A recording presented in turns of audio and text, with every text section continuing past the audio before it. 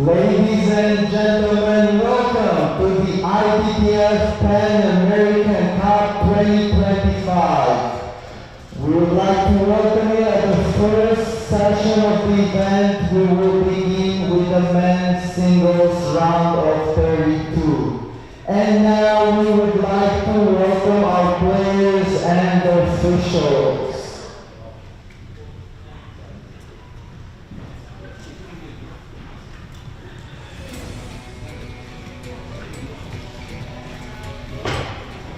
At table number 1, representing Canada, Eugene Wong. And representing US.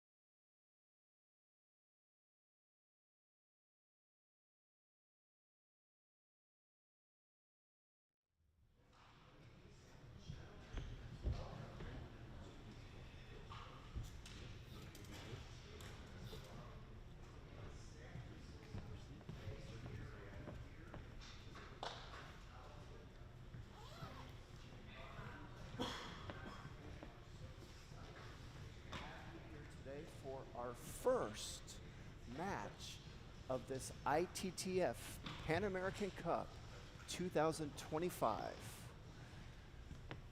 The players have just come out in the court, and we are about to watch Eugene Wong from Canada, currently ranked number 167 in the world. He will be facing Jiangjing Zheng, better known as Sean. He goes by Sean here in the United States. He is currently not world ranked due to the fact that he has not played world ranking tournaments in order to get that world ranking. But you can be sure he is a stellar player and easily would be a top 200 player in the world. So this is a great way to start off this ITTF Pan American Cup. Two great players out there, and I love to watch both of these athletes. I've seen them play a lot throughout the years. Think about Eugene Wong. He's been one of the best in Canada for well over a decade now.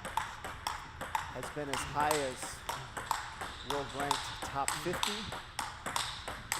And he's definitely better than his current 167 world ranking. That's just due to the fact that he hasn't played a lot of world ranking tournaments in order to get that ranking a little fatter. So in my opinion, he's definitely a world top 100 level player. And let's talk about Sean. Over there in the black shirt, he is an exciting player to watch.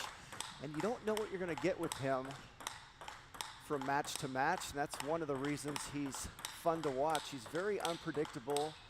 He's very hot cold. There'll be moments when he just makes incredible shots and runs off a bunch of points. And then the next moment, he might blow a lot of balls around the room because he's a fiery player, a risky player, and he has shot-making ability.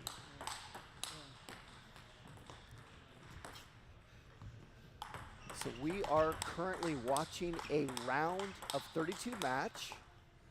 There has been several days of preliminary matches for a number of players in order to get to this point of the tournament. The top players were automatically seeded into this round.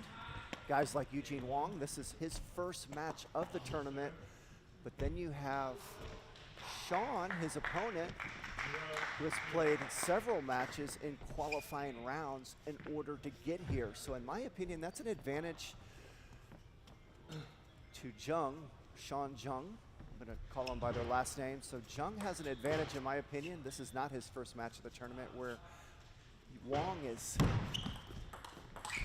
playing his first match of the tournament, so he's going to have to kind of dust some of the cobwebs off. One thing to know about any tournament, the most uncomfortable all players generally feel is that first match of the tournament. All athletes feel uncomfortable the first match. It's a new facility. It's your first match. You don't really have any rhythm. And those tend to be the most difficult to get into a good rhythm.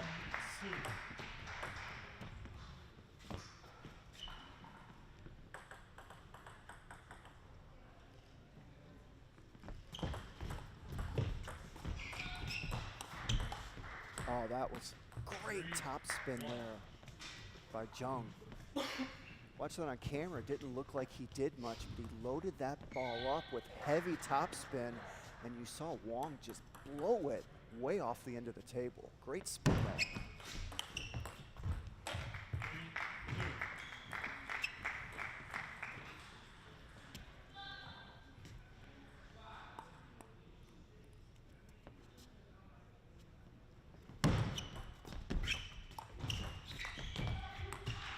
Another great slow opening shot there by Jung.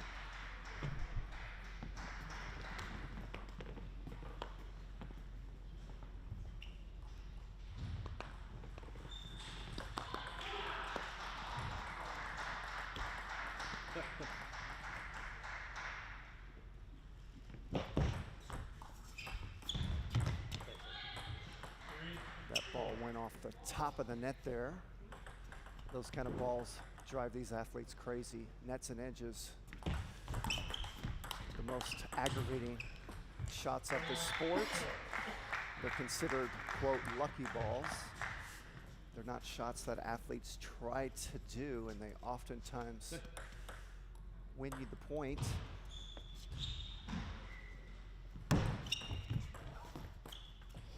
There's a nice receive there by Wong.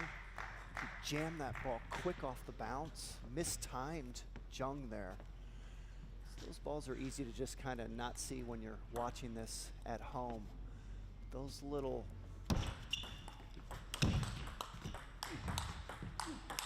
oh, how good was that backhand right there by Jung? That's the best point of this match so far. And that's what he can do. He's very unpredictable. He'll play slow and safe at times, and then he'll just put in a zinger like you just saw right there.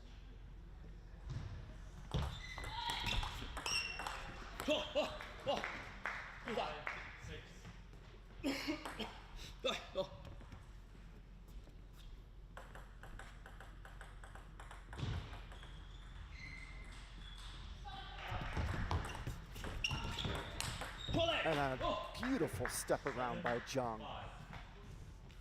Wong stepped around, wasn't able to really get much force on that opening loop, so he kind of spun it up high, and Jung punished it. So Jung very quick on his feet. And he will punish you if you don't pressure him.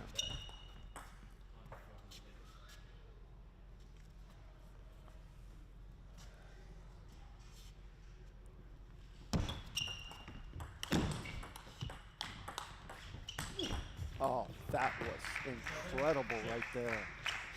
What a step around. And finish to the wide corner of Jung there. And Jung just kind of shook his head and gave Wong credit there.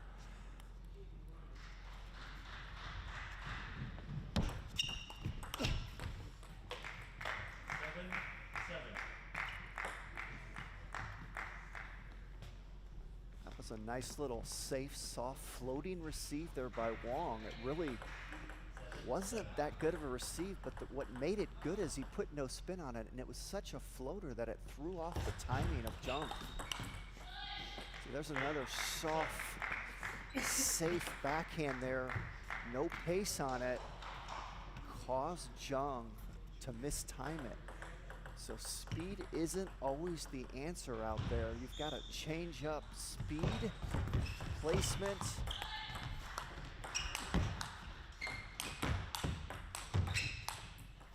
Nice rally there by both athletes. And just like that, Wong has run off 4 points in a row. He was down 7-5 this game. 7-9.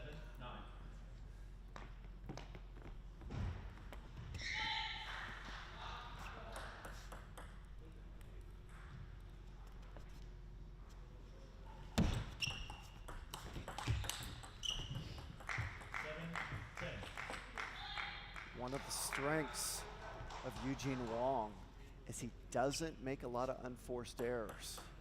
And that's what really good athletes do. They just don't go out there and give you many mistakes. And Wong's just right now putting that ball on the table, point after point. Sometimes he plays safe, sometimes he puts a little extra juice on it. But more importantly, notice that he's not making any mistakes.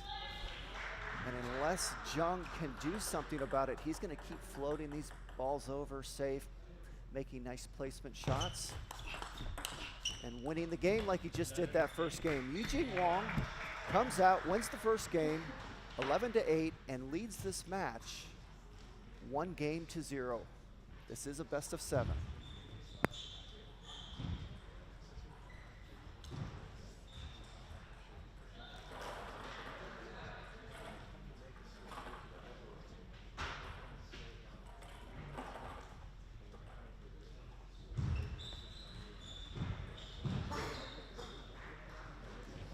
Get a chance to look at a couple replays there. Let's look at the shot placement chart for that first game.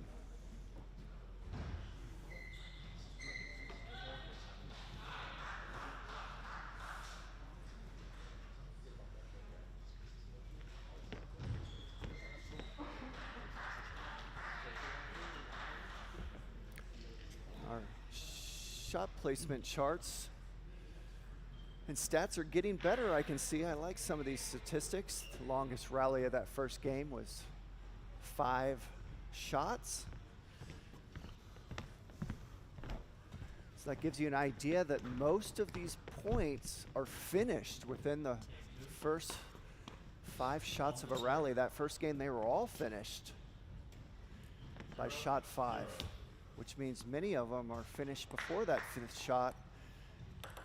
So that tells you you better be very good at the serve, the receive, the opening, and the first block or re-attack off your opponent's opening, because that's where almost all of the points are started and finished.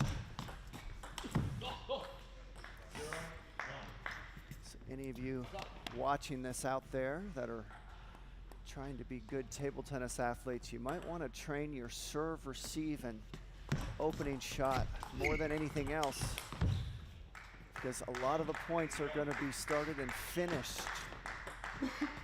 within those aspects of the game. Oftentimes when I'm at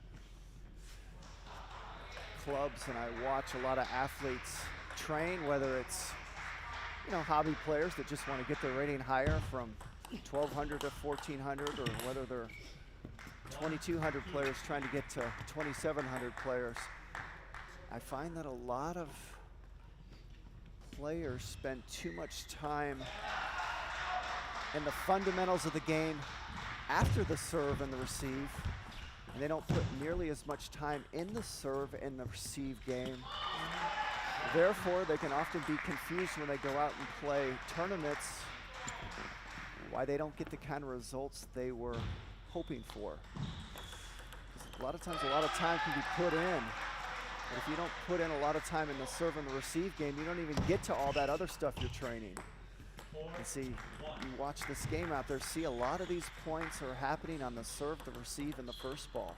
You saw there, Jung just blew that serve off the end of the table.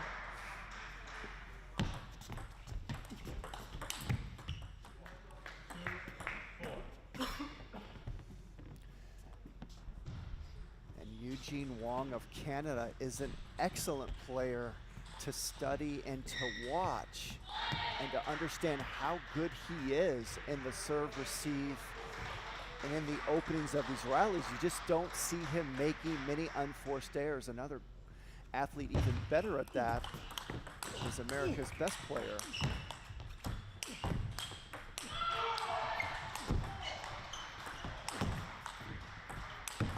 What a rally.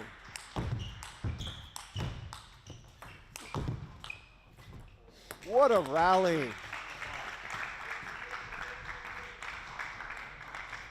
And there's a rare instance where you see a rally go many times over that net. But once again, look what you have to do to score a point on Wong. Look how steady he is. He just keeps bringing that ball back.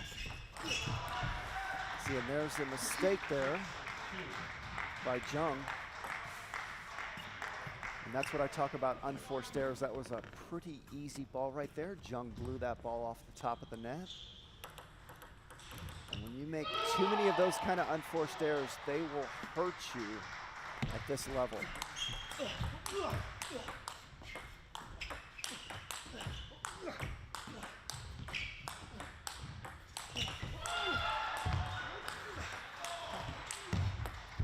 That is just fantastic table tennis right there. This time, Jung able to win a long rally. And Jung had a fantastic save. There was a net in there that Wong looped. Jung was able to get his legs low, get it back, and got rewarded by winning that point. Some great table tennis going on right now.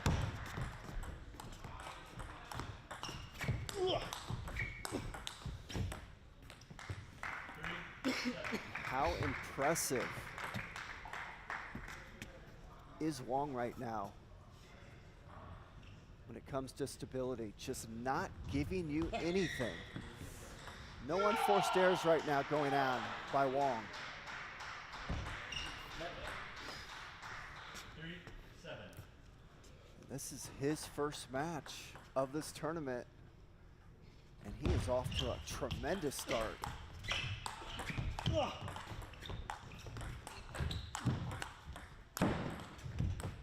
Oh, that was a great backhand by Wong. He had a little stumble there and smiled. Let's watch that again. Watch this backhand right there, and then he kind of loses his footing.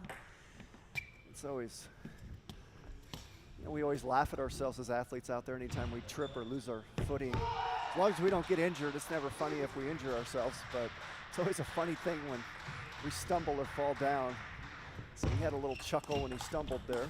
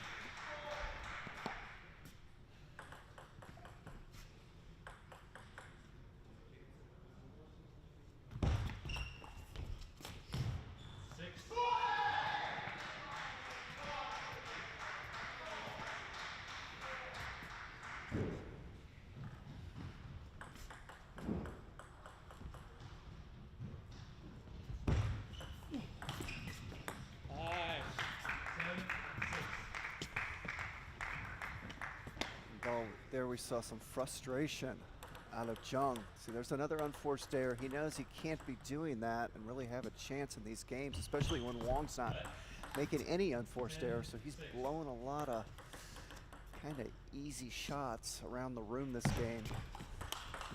10-7.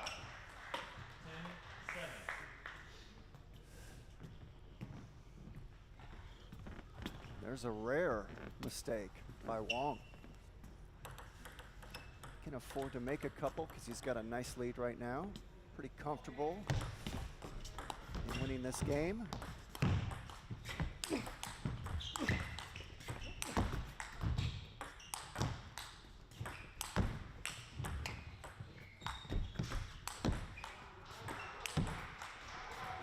Great point and a great finish to the second game for Eugene Wong as he leads this match 2-0. Let's watch some replays from that second game. With that ball, he saw hit the end of the table there.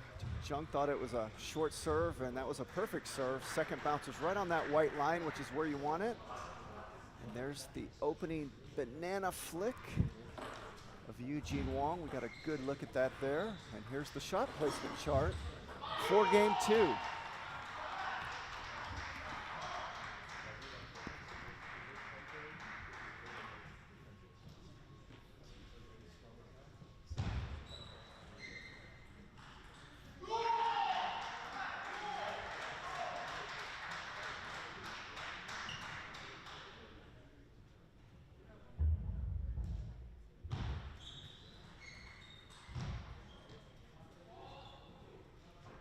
Time.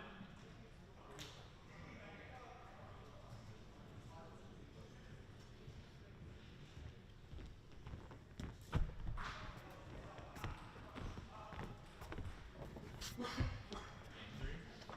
Serve. 0-0.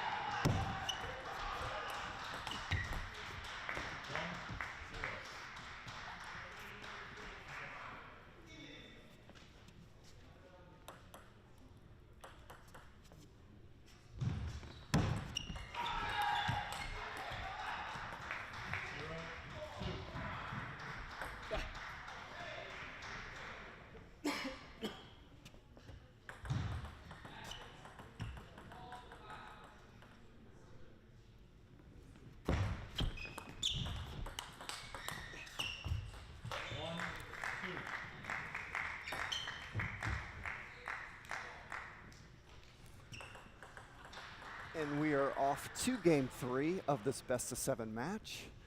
Eugene Wong of Canada leading 2-0. Jung led that first game 7-5, and it's been all downhill from that point for him thus far in this match. Really has gotten dominated from that point in this match. And it goes without saying in a best-of-7 match, if you're down 2-0, it is extremely important to win that third game. It's very rare that athletes come back from a 3-0 game deficit.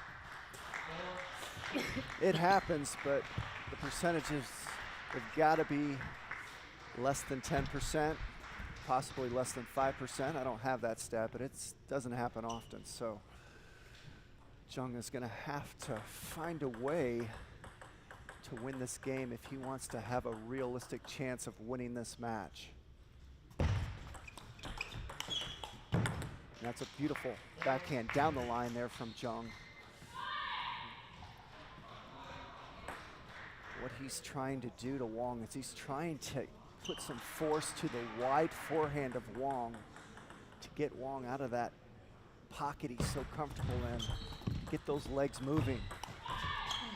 Wong is pushing 40 years old.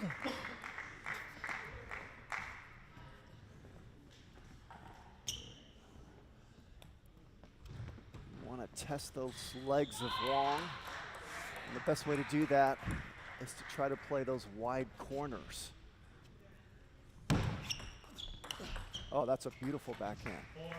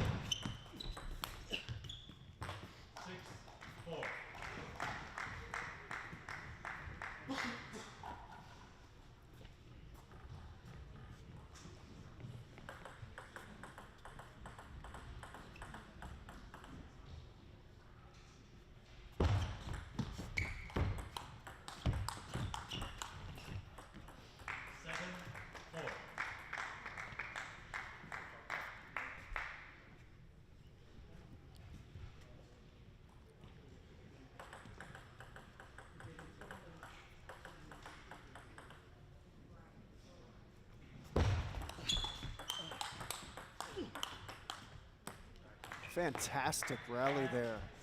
Backhand to backhand, both athletes. Jung won that point and kind of gave a look to Wong. That was interesting. Looked right into Wong's face when he won that rally. He's still got a ways to go to get back into this game. That's a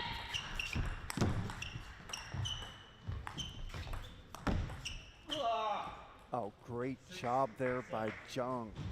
Wong was expecting some force on that shot, expecting Jung to kind of hit that pretty hard.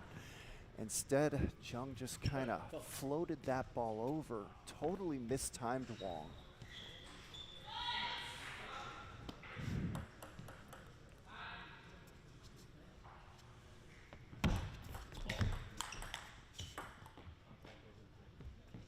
And that is painful if you're Jung. You've come down 1 point and you get your serve faulted. You're down 2-0. You're struggling in the third. Just get a little momentum going. You're down 7-6 and then you get your serve faulted. That's brutal. I'm not close enough to hear exactly why he got faulted, and I'm not saying it wasn't the right call. But as an athlete, that's brutal. You don't expect that to happen. 9-6.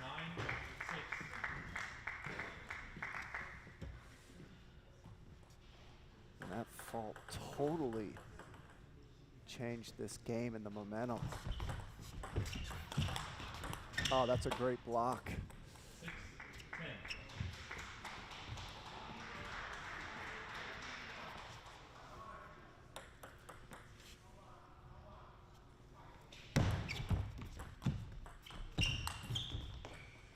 Eugene Wong wins the third game, 11-6, and leads this match 3-0. Let's look at some replays from that third game. There's some frustration there by Jung.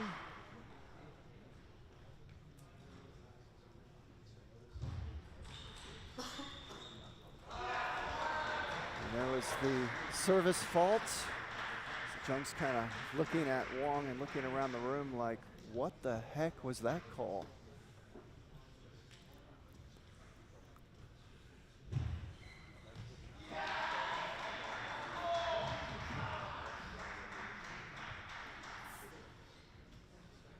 They were the longest point streak, 4 shots. So that goes back to what we discussed earlier in this match.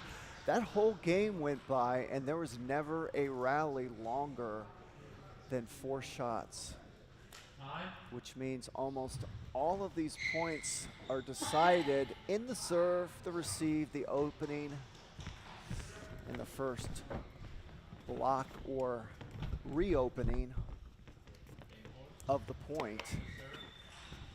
So everyone watching out there, that's where you want to put, in my opinion, most of your time. Obviously, if you're brand new, you got to learn the fundamentals of the game and learn how to stroke a forehand and a backhand. But once you get past that phase, you better be putting most of your time in the serve, the receive, and the opening aspect of every point, because we just watched that last game where there was never a rally more than 4 shots. That was a nice backhand opening banana flick there by Jung. See, that's what you want to be training, is how to punish your opponent's serve with one of those flicks you just saw Jung do. That's a lot easier than playing a 15-shot rally. See if you can win a number of points going out there and just drilling your opponent's serve like Jung did. It takes a lot of practice, but that's where you want to put a lot of your time. Same can be said as the serve. The easiest way to win a point in table tennis, a good serve. Oh, that's just such a beautiful angle. Those are the angles that athletes aren't expecting. They can cover a lot of that table, but that angle Wong just got was outside of that right corner of his forehand, and Jung just watched it go by.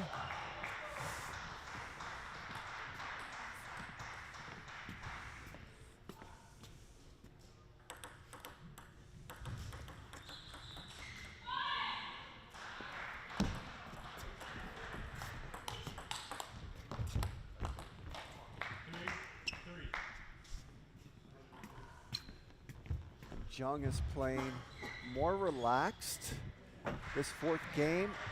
That tends to happen when you're down 3-0.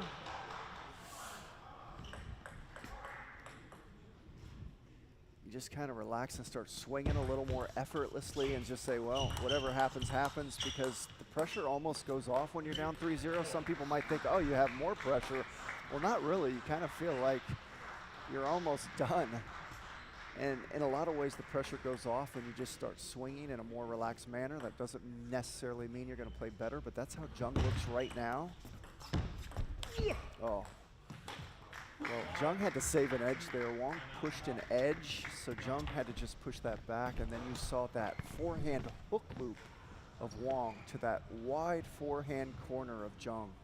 Wong so good at that shot.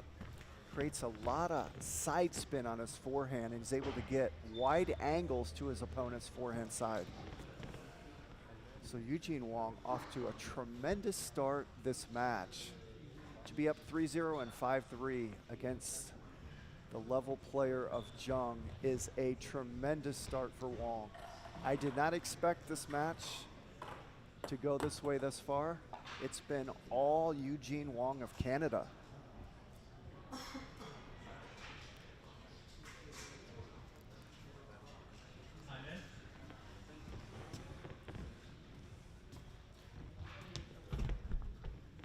I'm very impressed with the play of Wong.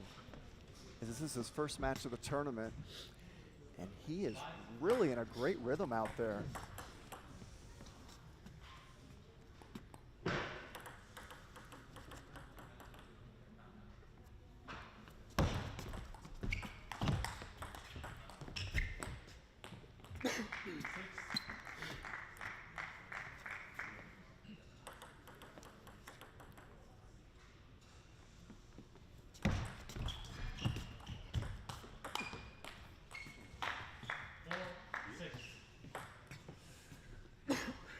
You can see Wong's face when he does make an unforced error, which you saw him do that last point. You see how frustrated he gets. So he is really locked in to that unforced error-free play. See that shot right there, that's not considered an unforced error. He actually went for it there, took a risk. Right here, see, he goes for it. So we don't consider that an unforced error. That was just a shot within a nice rally where he wasn't able to make a big backhand there. See, watch his face there. He's frustrated because he does not like to make those kind of mistakes in the beginning of the rallies, and I like that mindset. And I was gonna say earlier, you know, one of the best at doing that in this tournament, and it's our best player in this country, Kanak Ja, currently ranked 42 in the world, was as high as 18 in the world before he had a 15-month absence from the game.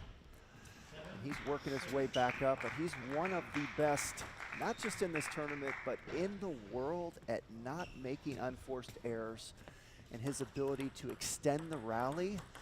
And Eugene Wong of Canada reminds me a lot of Kanak Ja and his ability to do that. Oh, there's that beautiful forehand hook loop to the wide forehand of Jung. Wong is so good at that shot. That is his bread and butter.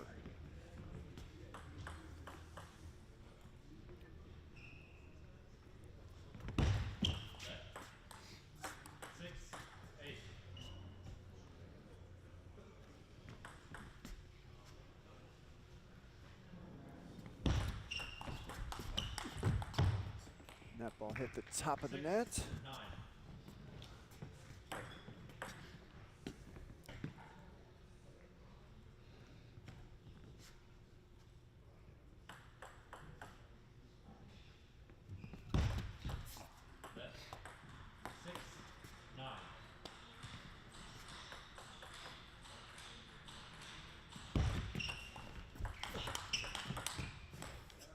That's a nice backhand there by Jung.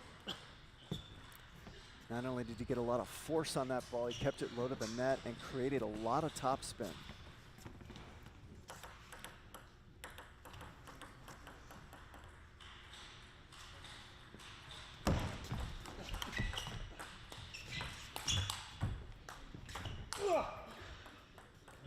nice rally. And Jung hanging in this game.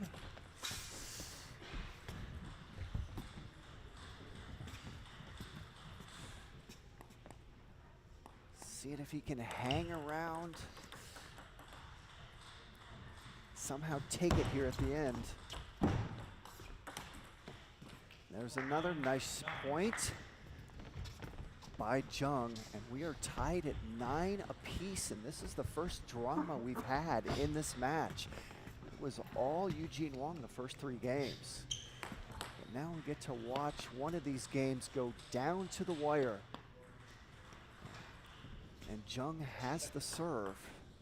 So he's in a position to take a game here. And that's just so nicely played there by Wong. He played so safe and steady in the beginning of that rally and then added a little extra juice on that last backhand. But he played so safe on that receive and that following ball.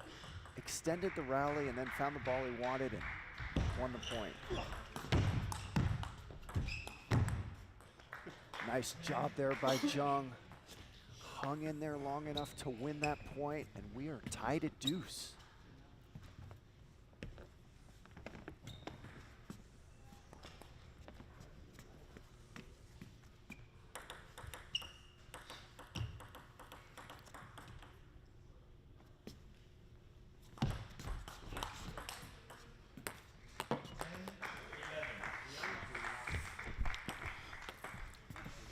And there's a mistake there by Jung early in the rally, and that's what you're trying to avoid out there.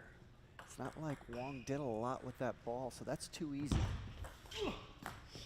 And see now, Wong makes an uncharacteristic mistake early in a rally, blowing that receive. So that's what you're trying to avoid out there. You're always trying to avoid that, but especially these deuce games, don't give your opponent anything easy early in the rally. Get that ball on the table like that.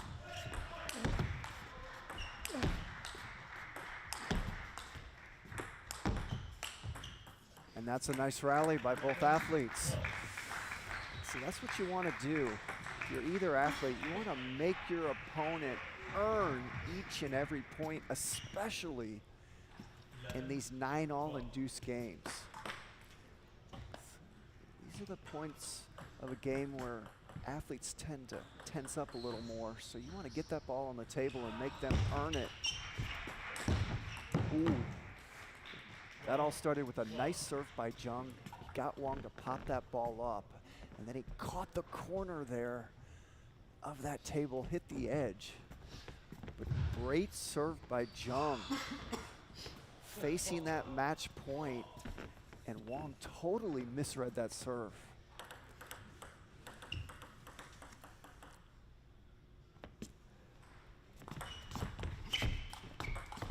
And there's a nice rally. I like what Jung did there. He didn't win that point, but at least he put that ball on the table, extended the rally, and gave himself a chance. So now Wong has another match point.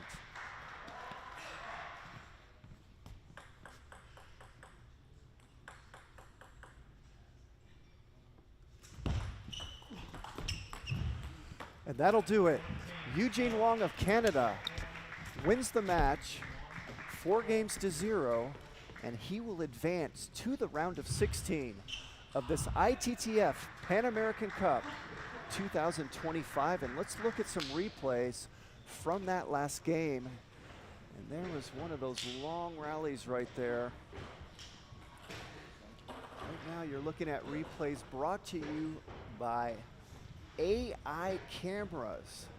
So sometimes you'll notice a rally will be shown and cut off and then go to the next rally. Well, those are the AI cameras deciding all of that.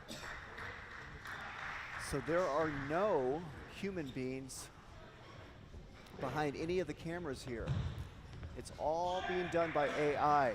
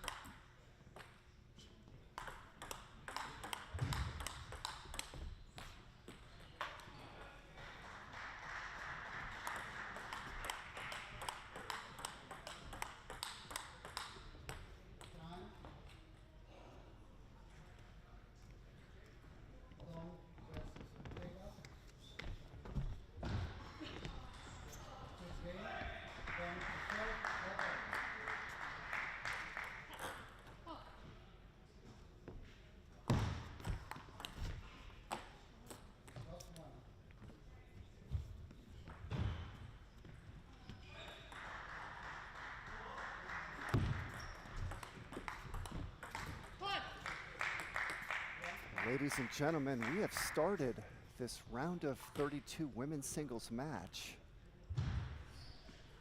This will be a best of 7.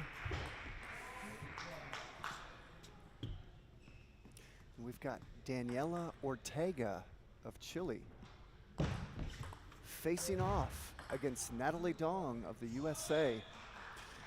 Natalie Dong has a USATT rating of 1960. And I will give you the stats on Daniela Ortega. I just saw the screen there said she was world number 80. I'm seeing something else on the WTT rankings, so I'll double check that. We'll see if we can give you some more stats on her.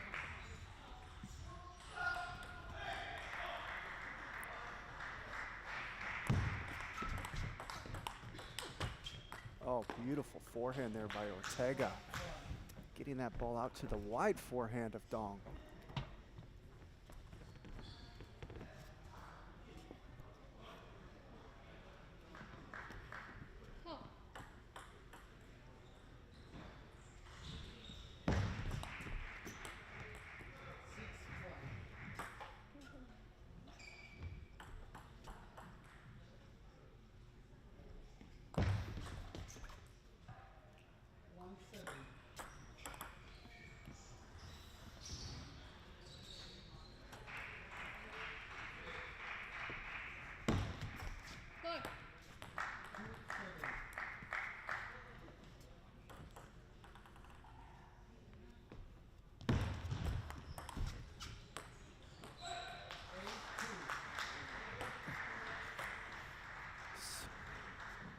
So as I figure out Ortega's world ranking, here's what I can tell you.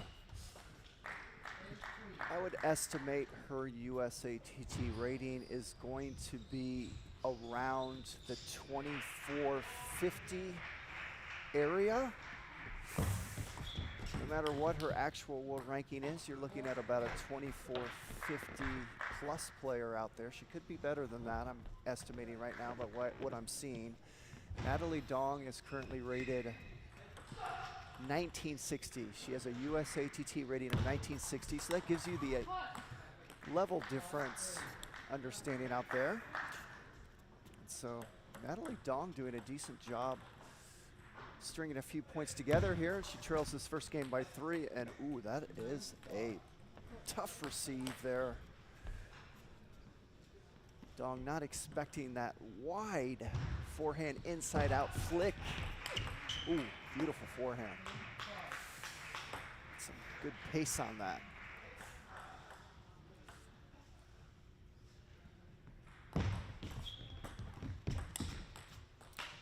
And the first game goes to Ortega, 11-5, and she leads this match 1-0.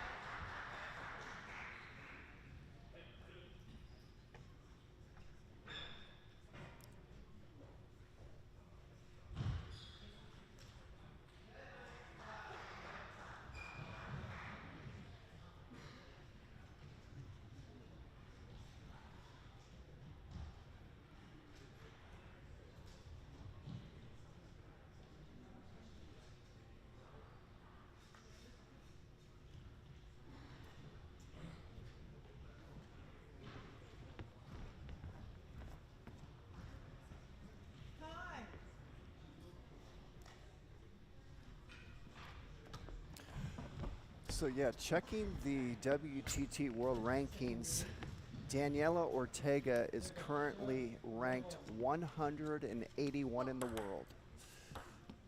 Natalie Dong does not have a world ranking. She has not played WTT World Ranking events.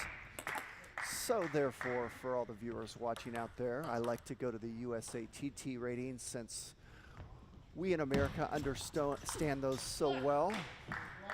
So once again, Natalie Dong, USATT rated 1960, and I am estimating Daniela Ortega to be about a 2450 plus player. And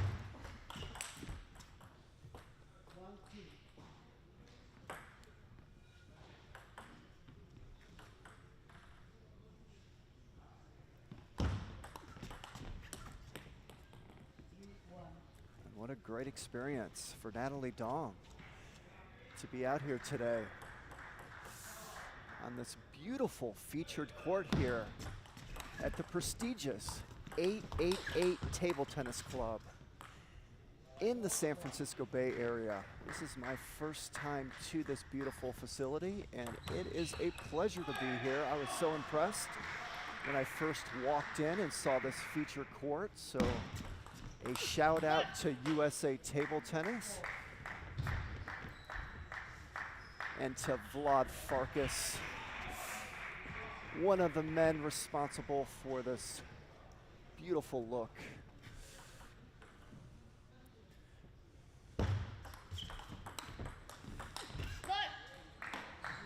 Let's talk a little bit about why this court looks so beautiful to me. You see those barriers behind the table in red? It says ITTF Continental Cup, Pan America San Francisco 2025. Those are LED barriers. So those are lighted barriers. And those are the thing to have in this day and age of table tennis. If you really want to look the part, you need to have LED barriers out there. So we have those here today. We've got AI cameras, so there's no human being behind any of the cameras filming these matches. They are all being done by AI. So that's some impressive technology going on this featured court. Now we get a good look at the scoreboard there. You see that scoreboard behind there?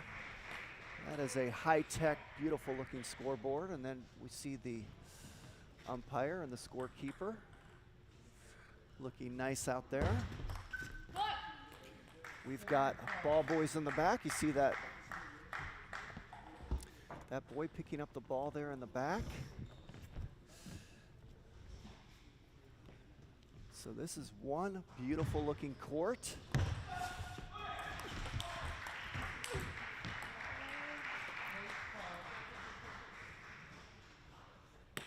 And in order to keep moving up, as far as business models are concerned for the sport of table tennis, we need to look the part, and this court certainly looks the part out there right now. So once again, credit to USA Table Tennis, to their staff, and to the 888 Table Tennis Center for creating such a beautiful feature court. We've got also some nice spectator seating surrounding this court. The camera's not showing that right now, but they've got some really nice VIP seats directly behind the table where you see those black 8-8 barriers to the left of your screen. And then behind the side of Daniela Ortega, who wins that second game, runs away with it. So now she's flipping sides. So the opposite side of where those athletes are right now, you have more seating for spectators. We've got bleachers over there. So this club will really fill up as the day goes on and as the tournament goes on. We've got some spectators here right now, but this place will be full. Especially when you get players like Lily Jung, Kanak Jha, Amy Wong. Some of the tournament favorites, and when I say favorites, not just favorites to win the tournament, but favorites because they're three of our best American players, and we are in San Francisco, and everyone loves to watch their homegrown heroes play out there. And there's going to be a lot of other great matches as well. Lily Jung and Kanak Jha from California. So they will have a lot of the spectators on their side in this event. And we welcome all of you in the area. If you get the opportunity, please come out and join us here at the 888 Table Tennis Center.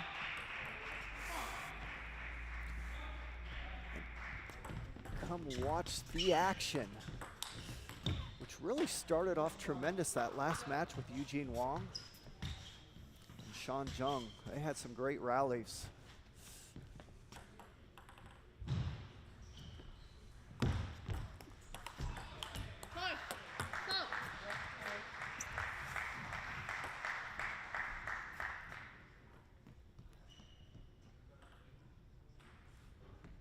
There's a good look there at Natalie Dung on that receive.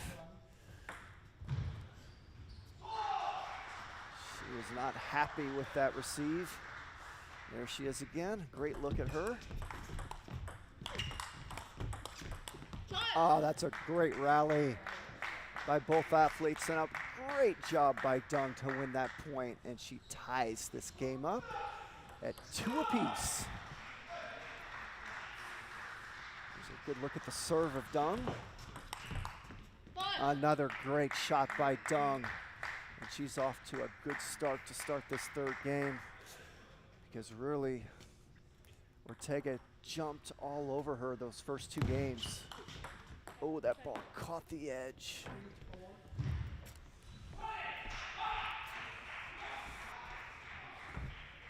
So once again, we have about a 500-point rating difference if you talk about USATT ratings in this match. So this is really a great experience for Dung to be out there, to be playing in this Pan American Cup, to experience what it's like to be out on one of these feature courts in a premier event in the North and South American hemisphere. 3 biggest events for those 2 hemispheres. You have the Pan American Games, so once every 4 years. That is the biggest. If you were to ask these athletes, which North and South American event would you like to win the most? They're all gonna say, well, I'd like to win the Pan Am Games, which is once every 4 years. Kind of like you had a choice of what title would you like to win in the world. You'd like to win the Olympics, which is only once every 4 years. And their second choice would be the Pan American Championships, which happens every year. And their third choice would be the Pan American Cup. It's kind of like the world stage. You have the Olympics and the World Championships and the World Cup. Those have traditionally been the 3 biggest titles you can win. And so most athletes would pick Olympic gold medal first, World Championship second, and World Cup third. So you are basically kind of watching the Olympics of North and South America. And when you watch these kind of events, almost all the best players are here. There's only one notable, very notable player not here, and that's Hugo Calderano of Brazil, a world top 10 player. He is not here for this tournament, but you've got pretty much almost all of the best players other than him.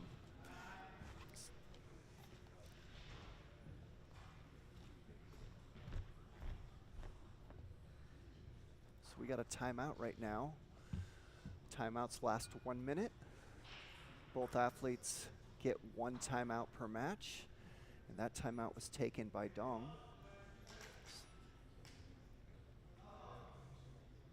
She led this game 3-2, but that lead quickly evaporated, and now she trails 4-7.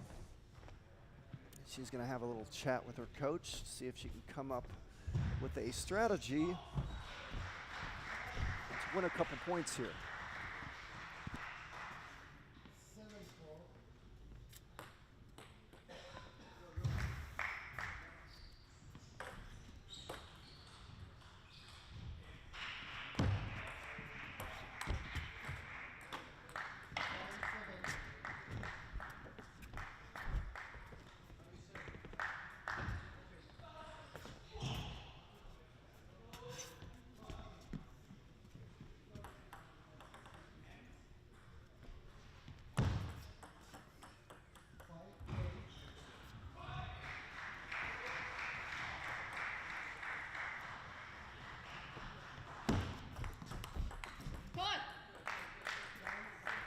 Nice job here by Dong, coming out of that timeout and stringing a couple points together.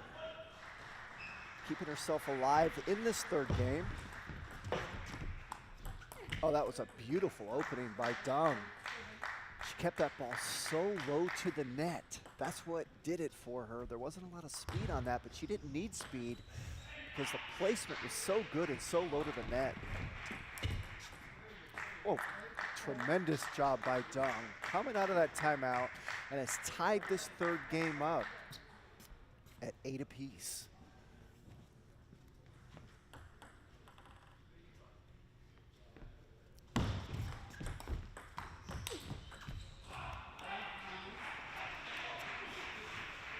The right idea there by Dong. She went for a little bit too much. Really forced that shot. Made an unforced error. Ortega just kind of put that ball on the table.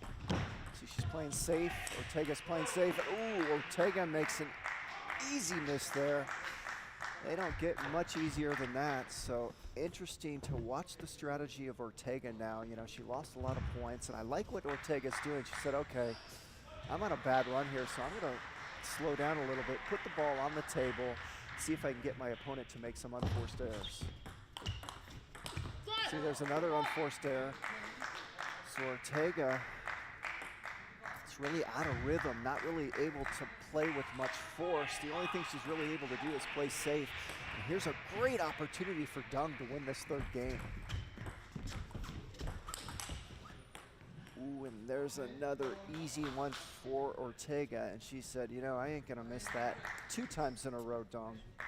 I missed that last one, but I'm not giving you another one. That's an easy put away for her, and we're at deuce.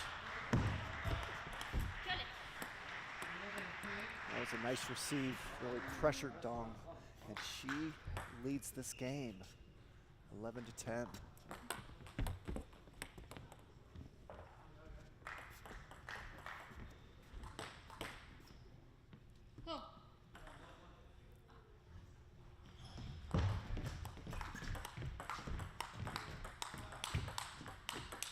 Oh, great rally and great finish for Daniela Ortega as she wins that third game 12-10 and leads this best-of-7 match 3-0. And now let's look at some replays from that last game. Here's the AI cameras at work. So the AI is choosing which replays to do. It chooses everything, so sometimes you'll see the camera kind of cut away from a rally. Other times you'll see the camera catch the rally in full. So that's something I'm sure the programmers are going to tweak as time goes on. And you know, I've been commentating the last several years for USA Table Tennis with these AI cameras. And I can say that they keep improving and getting better production by production. So the AI cameras are already getting better with the replays than they used to be. It's still not perfect. Like I said, you'll see them sometimes start in the middle of a point and cut out before the point's over. But as time goes on, I'm sure they're going to figure that out more and more. But as you can see, when the match starts and you see the camera angles, and the points themselves, these AI cameras do a tremendous job. So technology really advancing, and USA Table Tennis taking advantage of that technology.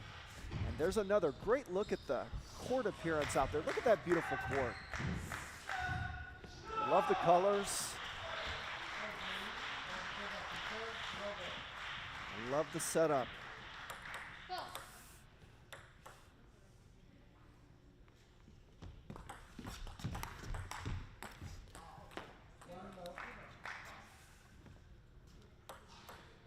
Another thing that's interesting, notice the camera angle that is being used here by USA Table Tennis at this ITTF Pan American Cup 2025. This is the favorite camera angle by far of spectators. See this camera angle right there? They like that camera angle behind the table. You'll notice on WTT Productions, which is World Table Tennis, they like to do the camera angle from the front of the table. They don't go to this camera angle very often. That's frustrated a number of people. You'll see in the comment sections. I myself, I prefer this camera angle here. You can really see all the angles of this sport and of each point a lot better when you get this kind of camera angle. So there's differences of opinions out there on what kind of camera angle to use between WTT and organizations like USA Table Tennis. I love these camera angles. There's a good look at the spectator seating there on one side of the court. And that was the side behind Ortega that you just witnessed there.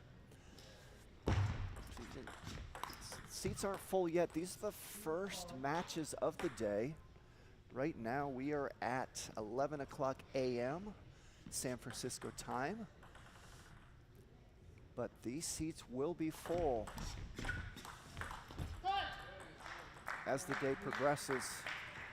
And you get some of the star names out there. Names like Kanak Jha of the USA, Lily Jung of the USA, Amy Wong of the USA.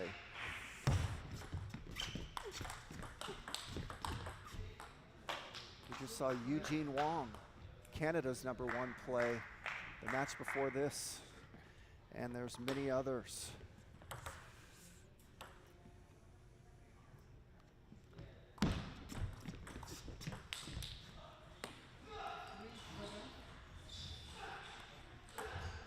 So Ortega off to a quick start this fourth game.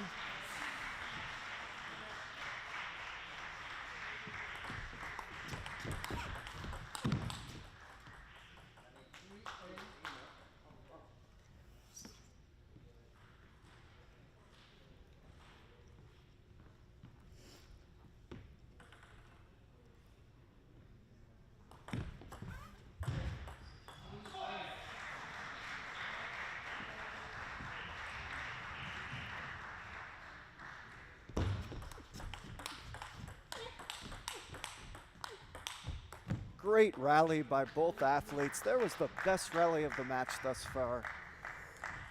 A lot of speed on that rally.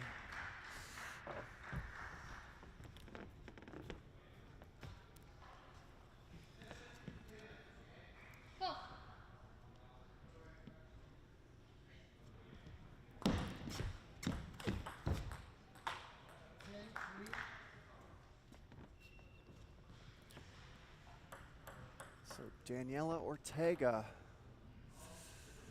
with mini match points, 7 to be exact. And she does it the first one.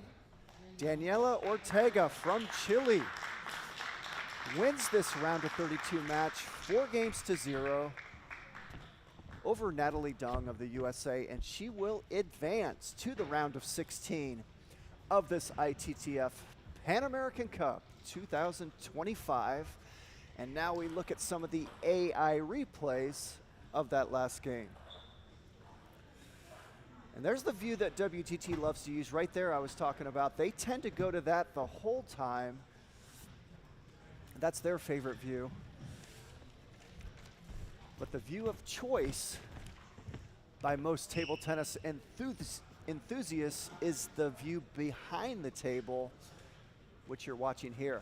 And I like both views. I like to go to that front view that we just saw. See, there's the view of choice right there, and that's the view that most table tennis spectators like to watch throughout the match. And then you can do an occasional view to the front, like that right there. See, I like to see that occasionally, but that right there is the view that people like to watch for the bulk of the match.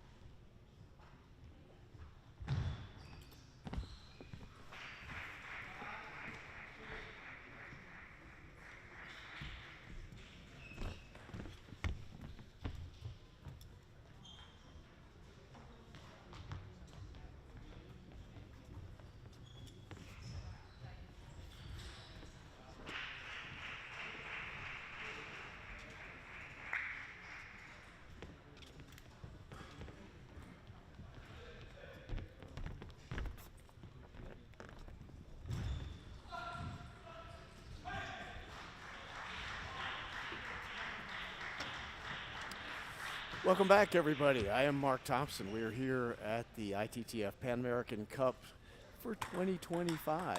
888 Table Tennis Center, Burlingame, California. Settling in for what should be a great tournament already underway. We've got a very good early match here. This is the round of 32, and it is the favorite from the United States of America. I think fan favorite at least. Sid Naresh taking on the very talented Brian Afanador of Puerto Rico. Here, I want to thank everybody who has had such a big part in the presentation of these matches, including all of our sponsors. Brought to you by JP Morgan here locally. Of course, Butterfly tables that we're playing on and using Butterfly equipment in this tournament. Pixel Scope, our good friends, providing the live stream. I'm very happy to be a part of it, along with Jimmy Butler, the expert. We're going to kind of be switching off matches to matches here. There's a lot going on here at 888 Table Tennis Center today in beautiful Burlingame, California, right on the Bay of San Francisco. And we've got a round of 32 match here that I know the people in the United States of America are looking forward to, and I'm sure the people in Puerto Rico are as well as throughout the world. Sid Naresh, a 21-year-old from Lisle, Illinois, world ranking right now at 151 for Sid. You've seen Sid really, the quality of his play on the rise, to be sure.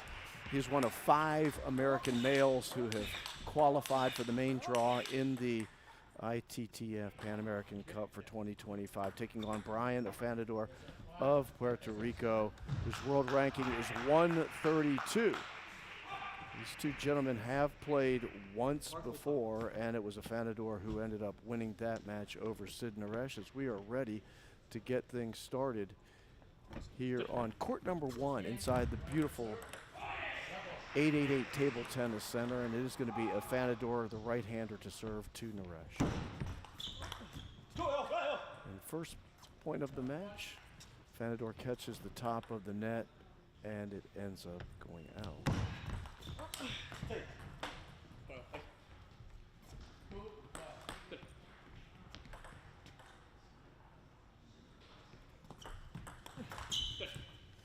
First serve for Naresh, but first point for Afanador here.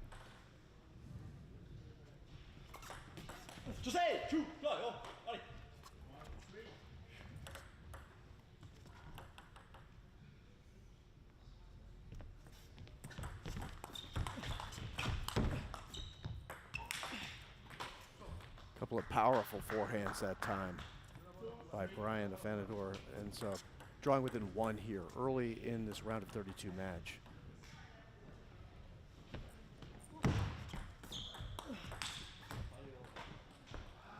Sid unable to bring that one down onto the table. Tied at 3. Game 1 of what is a best of 7 here in this round of 32 matchup. Big swing that time by Sid, but it caught the bottom of the racket, and he trails for the first time in the match.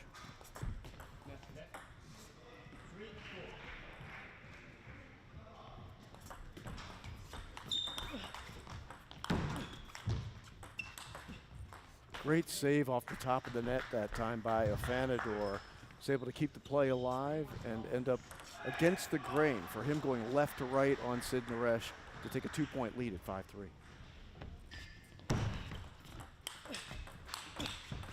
This blocks that time by Sid Naresh. And Afanador went long. Back within 1 is Naresh to serve, or excuse me, to receive serve here.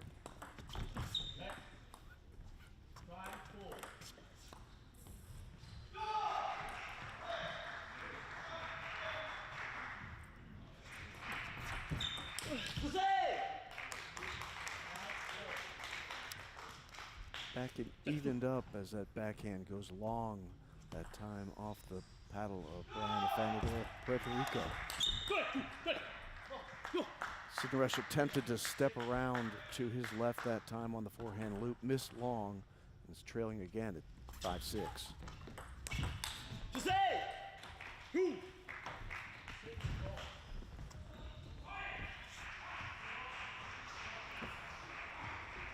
Sid Naresh, who just turned 21 years of age about a week ago. Congratulate him on that.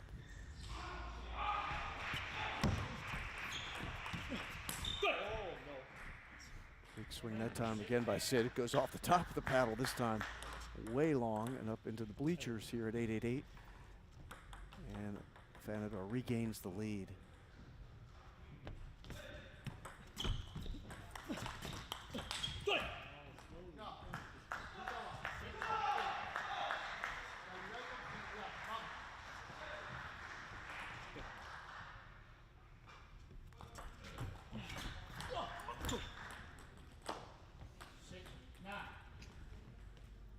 His largest lead of the match, Fanador to receive a backhand serve from Sid Naresh.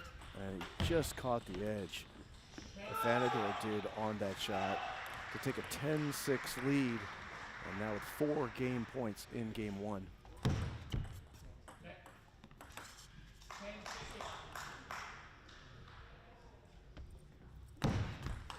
And the backhand by Naresh ends up catching the table, draws within 3.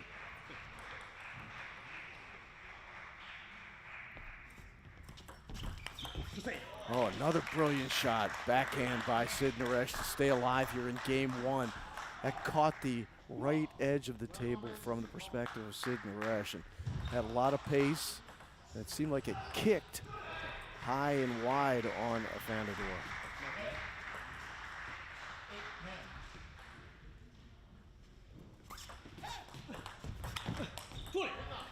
Nice backhand that time by Brian. Fanador takes game 1 of this round of 32 matchup, a best of 7. As Fanador get a couple looks at the replays here. There's that backhand slice serve that looked like it fooled Fanador. It went off his paddle way long. That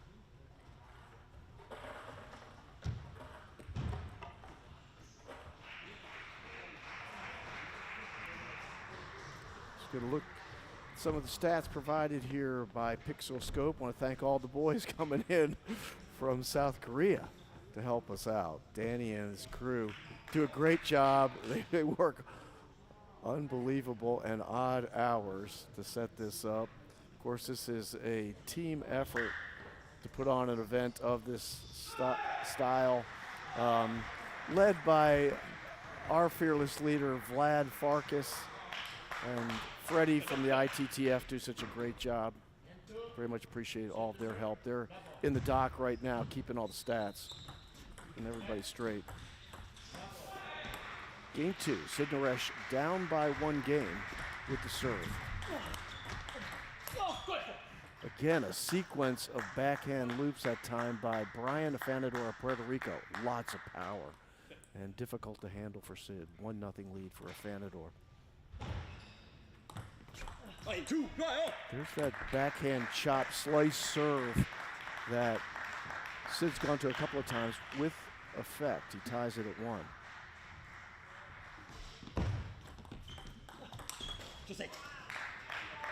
Powerful backhand loop that time by Sid Naresh. Blew by Fanador, and first lead in a while for Sid Naresh at 2-1.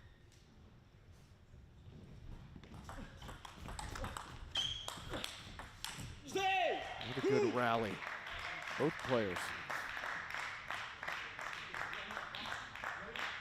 Ball was up high that time for Sid Naresh and was able to handle it back onto the table and Fanador into the net.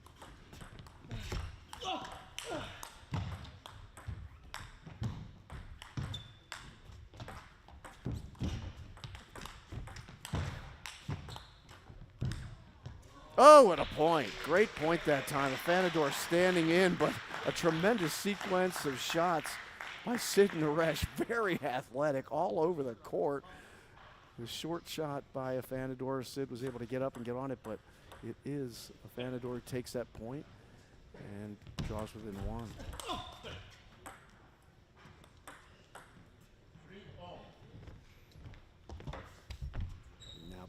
tie here at the 888 Table Tennis Center in beautiful Burlingame, California. Got round of 32 action going on here in Table 1. There are actually 2 competition tables going on in this first day of the main draw. Lots of action today. Of course, this is pure knockout right here. It's win or go home. So a lot on the line for all these players.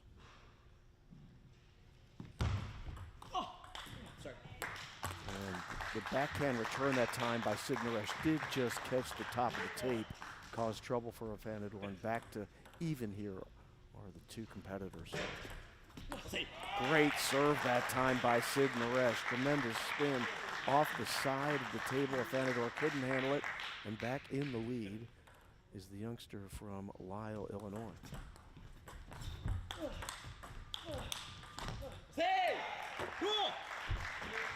Extends that lead to 2 here in game 2 at 6-4.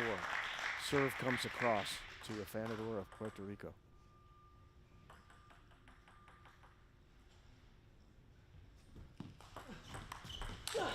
Oh, great, powerful forehand loop that time.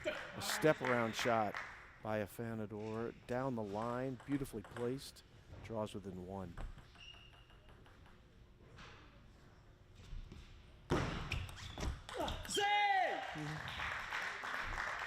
Afanador couldn't handle the 3rd ball that time. Into the net it goes, and back with a 2-point lead.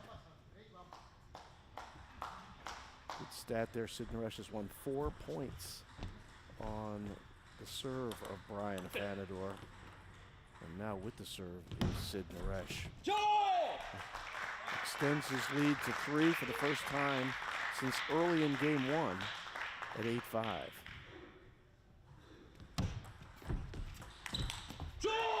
Tremendous, powerful forehand that time by Sid Naresh. Deep to his left corner from Afanador, unable to return it. The lead is 4.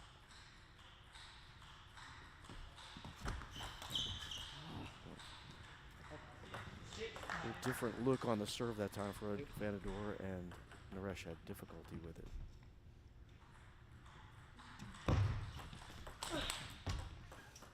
That time Naresh was able to handle the serve, but responding on the 3rd ball, Afanador draws back within 2 here. Serve goes across to Sid Naresh now, leading by 2 at 9-7.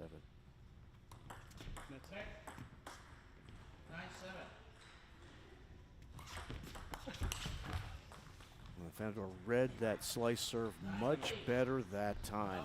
You could tell by his footwork, for him moving left to right, put himself into position for that return, and Sid difficulty with the 3rd ball, and now finds himself leading by just 1. So wisely, he and his coach decide to take time out here.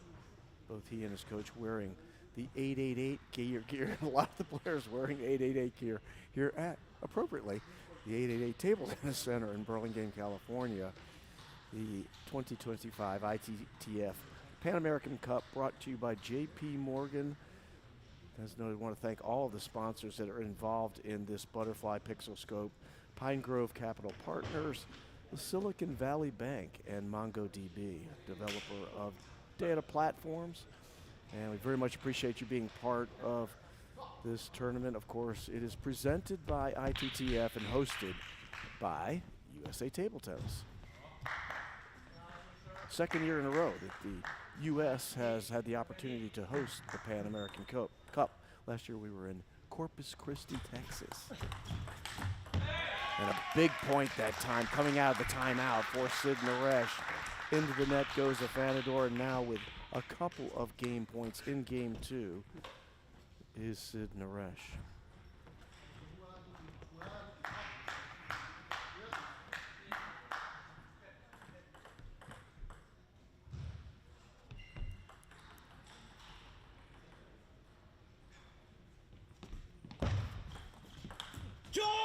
And he ends up capitalizing on the first game point for Sid Naresh and evening things up at 1 game apiece with an 11-8 victory here in game 2.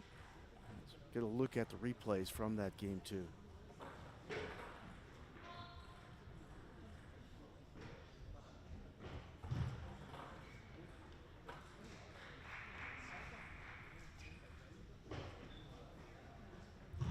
Shot placement, you can see Afanador very deep on the table there, and Sid Naresh working the upper right corner.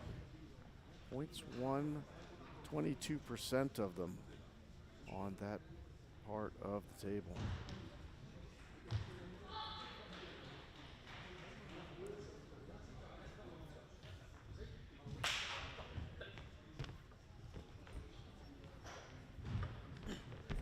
Pretty cool stats there from Pixel Scope. Little different addition to what we've seen in the past.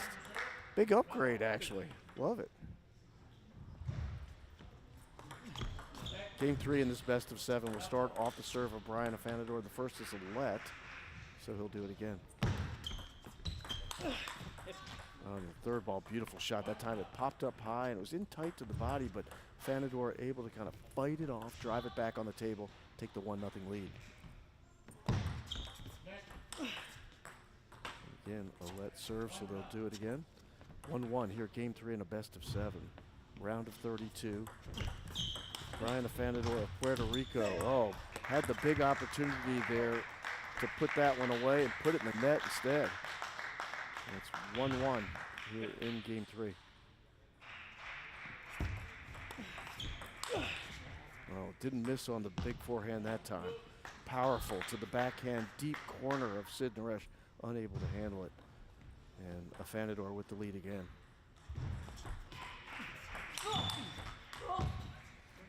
Great block back onto the table that time by Afanador off a powerful forehand by Sid Naresh. And Naresh goes into the net. Trails by 2 here early in game 3.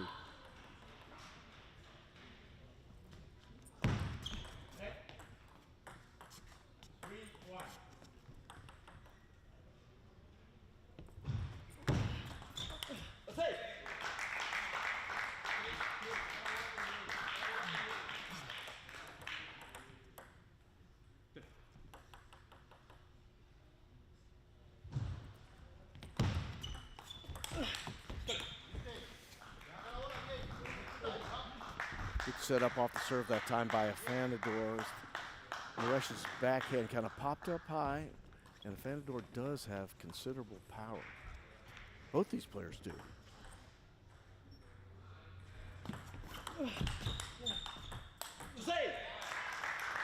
Exchanged backhands and coming out on top, Sid Naresh that time, trailing by 1 with the serve, 3-4.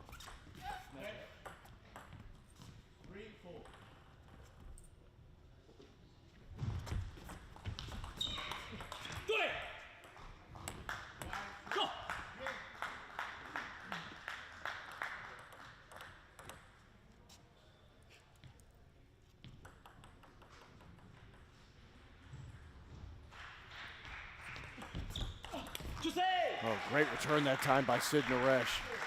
Deep onto what would be his right-hand side. Steep exit angle off the top of the paddle of Afanador. And back within 1 is Naresh.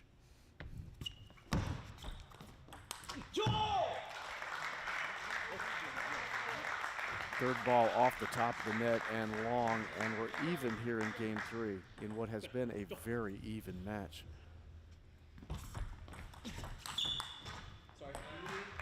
Powerful forehand. You heard Sid Naresh say sorry, so it must have caught the top of the net. Afanador had trouble with it, and the lead for the first time in this game goes to Sid Naresh. Quickly gets back to even here at 6-6. It's the backhand for Naresh. Way off and out.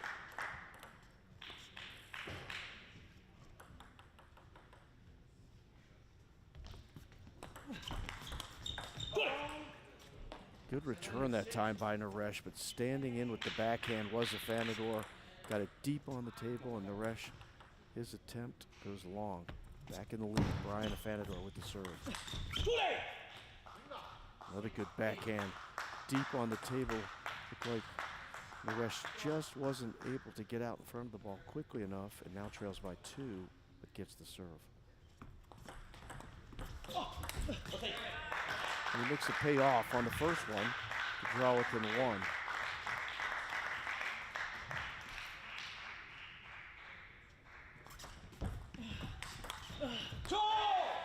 There's that slice serve short on the forehand side by Naresh. And Fanador is, you can see him adjusting to it, his footwork, but not successfully that time. 8-8, game 3.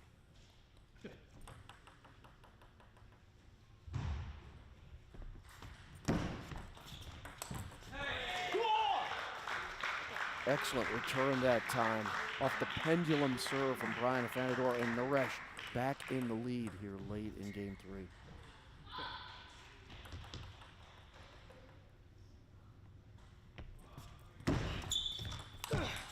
Oh, beautiful forehand that time by Fanador. Lots of power, deep on the table.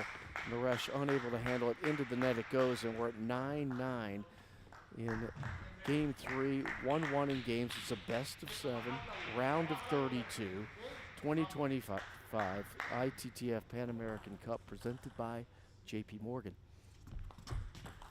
And a beautiful slice serve that time, short. And Fanador has had difficulty with that. Now with game point and the serve, this is the 21-year-old Sid Naresh. Oh, really nice return that time, but it caught the edge of the table. Fanador acknowledged it, but either way, he's at 10-10 here with the serve.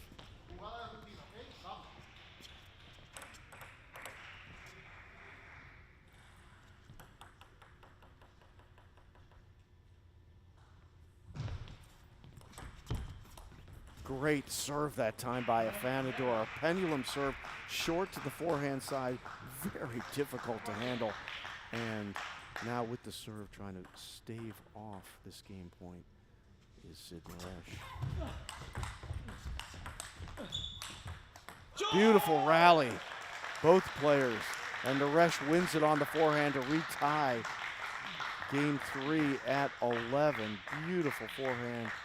And hit the bottom of the paddle of Fanador. And now Fanador with the serve, all even at 11.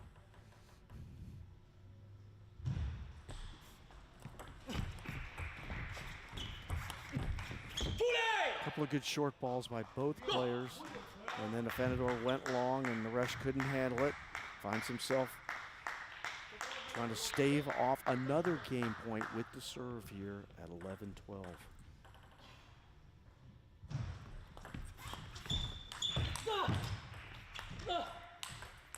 Oh, a couple of good forehands by Sid Naresh under pressure that time. Reties this game at 12. Deep on the table. The last one, a very powerful loop. That Fanador reached down low on the towards the ground, but was unable to dig it out. And now 12-12, the serve back to the Puerto Rican Brian Fanador, playing a really powerful, good match. Both players very even.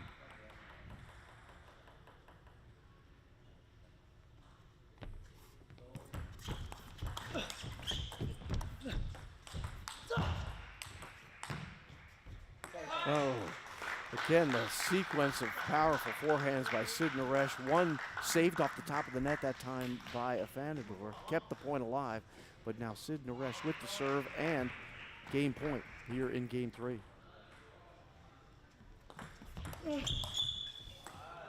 Naresh went with a long backhand slice serve that time. Fanador seemed ready for it. Got it right back on the table and reties this at 13 here in game 3.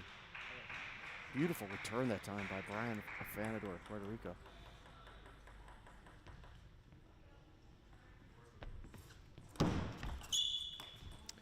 And an equally good serve by Fanador retakes the lead. This is his 3rd game point for Brian Fanador, and Sid Naresh has served on all 3 of them.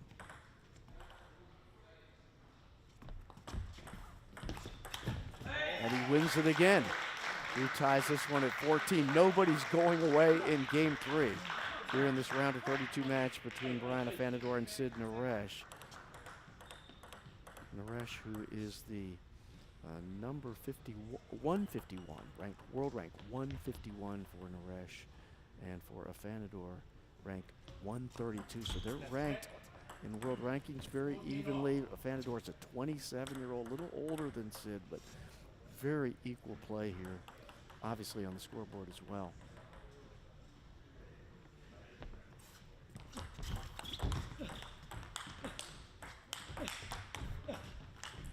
Tremendous rally that time, and the forehand by Naresh goes off the top of the net and out. And for the 4th time in this game, Sid Naresh faces a game point against with the serve. Looks like he'll go for that backhand slice serve again.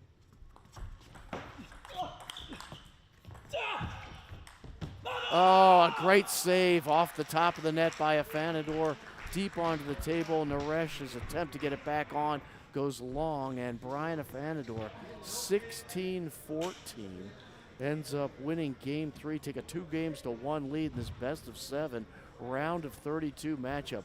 What a game that was.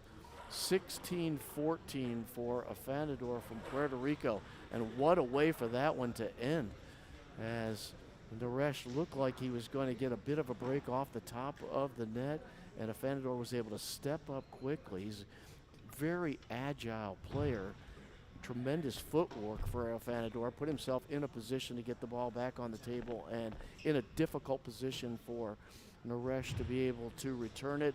Looked like it was a bit behind him as he tried to loop it back on. It went long, and the 2-1 lead in games now for Brian Afanador of Puerto Rico here on table 1 of the 2025 ITTF Pan American Cup presented by JP Morgan, the 888 Table Tennis Center. This has probably been the best match we've seen of the morning. It's still morning, isn't it? Or is it? I'm not even sure. Yeah, we're still morning here in California. Feels like morning.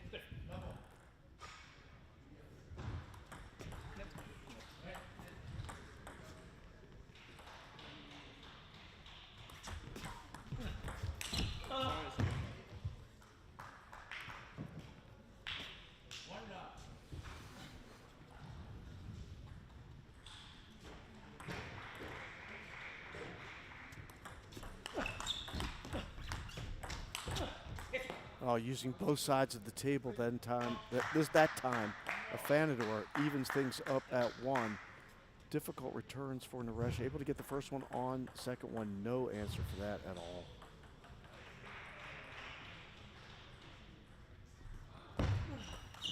Great return that time by Sid Naresh. Backhand loop with power, snap, and right on the edge of the table. And he takes a 2-1 lead, second lead of this game 4 for young Sid Naresh.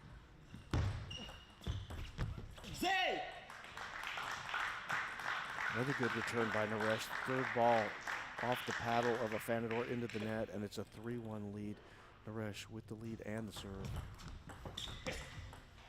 Excellent return that time by Brian Afanador, as again, Naresh went to that slice backhand short on the forehand side, and Afanador had an answer that time. You could tell really based off the footwork how he anticipated that.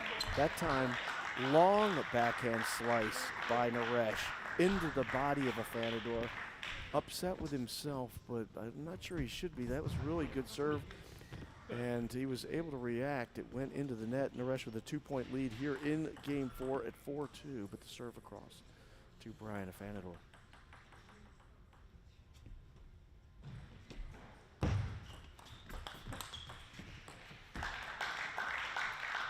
Naresh's backhand hit right on the tape of the end of the table. Difficult ball to handle. 3-point lead for Sid Naresh in game 4.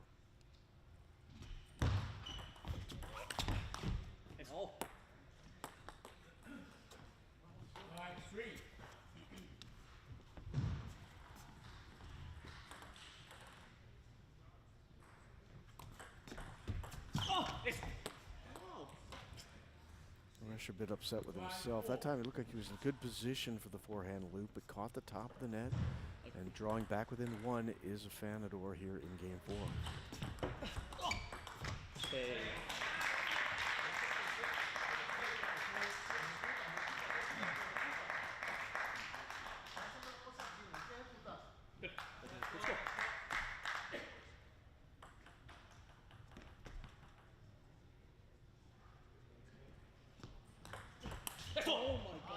powerful long serve explodes off the paddle, Sid Naresh.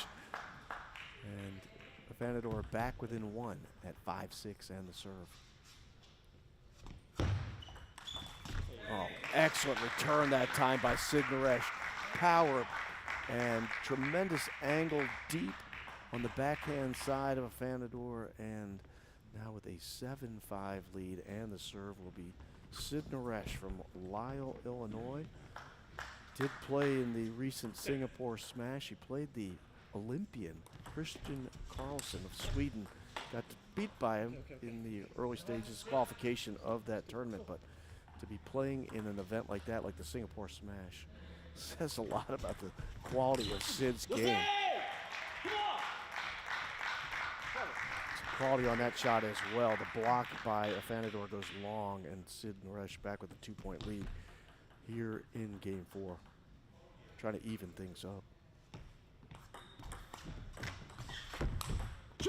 Nice brush forehand by Afanador, but the response by Naresh read it perfectly, drove it right down the middle of the table as a 3-point lead at now 9-6. 6-9 is the serve to Afanador.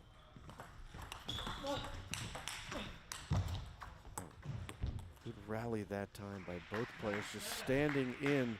Afanador well positioned. Naresh a little bit more motion on his side of the table. A couple of good shots, but ends up driving it in the net. Now leads by 2 with the serve. Backhand down the line that time by Afanador. Looked like it fooled Naresh just a bit, and Afanador draws within 1 once again.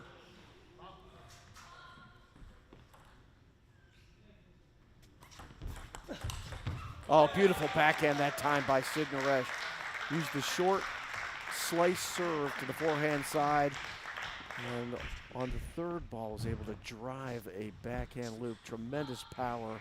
As my good friend Adam Barbara says, the exit angle was super steep. Just a very difficult ball to handle. And with now 2 game points is Sid Naresh here in game 4.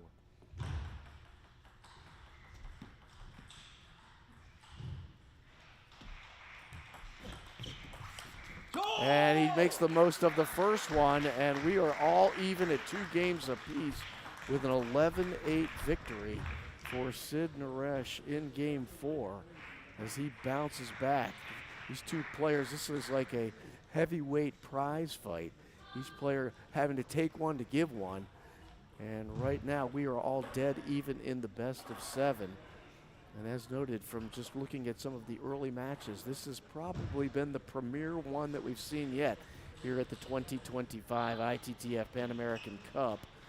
Of course, the U.S. has hosted this event twice in a row. And last time we were down in Corpus Christi, Texas, where we had a bunch of events going on. Not only the Pan American Cup, we had a WTT event, we had it was a Para US Open that went on there. I believe we also had a national team trials there. So we did just about everything in Corpus Christi, Texas. And we thank them for being there. And of course, we have tremendous thanks to the people here at 888 and our hostess, Huifeng Chen, who has just been so gracious to us all week long. We're very thankful to have this opportunity to be here in Burlingame for this tremendous event. Game 5, all tied at 2 games apiece here in Afanador's start with the serve of game 5. And he'll start it off with a big forehand, lots of power, and he takes the 1-0 lead.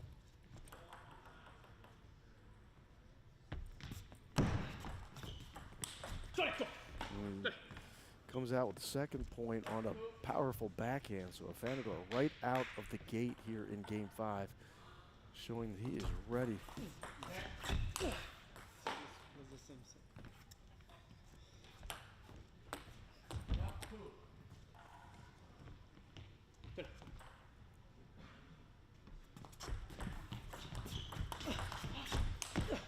Oh, and another one. And you can tell, coming out with lots of energy here is Brian Afanador of Puerto Rico. The 27-year-old takes an early 3-0 lead here in a critical game 5. And Naresh answering that time with a couple of big forehands. Lots of power jumping up into the air as he strikes that ball and getting on the scoreboard.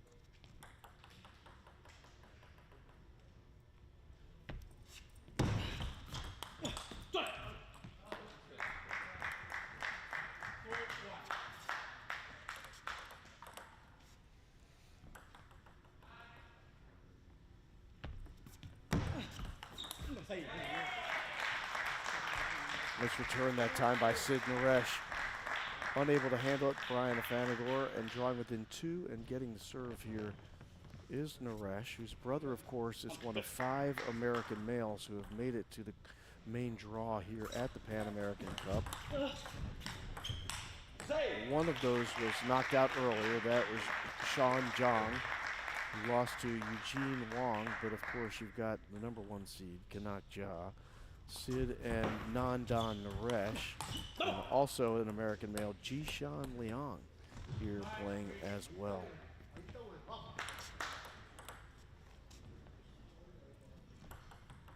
That's on the male side. There are 7 American females who made the main draw. And we'll see one of those in the next match here.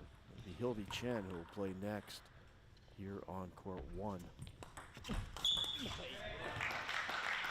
Great backhand that time by Naresh. Again drawing to within 2 at 4-6 and the serve here in game 5. And Afanador able to handle that short chop forehand serve that time by Naresh. Takes the 3-point lead again. So Naresh goes to the backhand serve again. Powerful sequence of backhands by Naresh into the body of Afanador and ultimately off the edge of the paddle, and in within 2 again is young Sid Naresh at 5-7.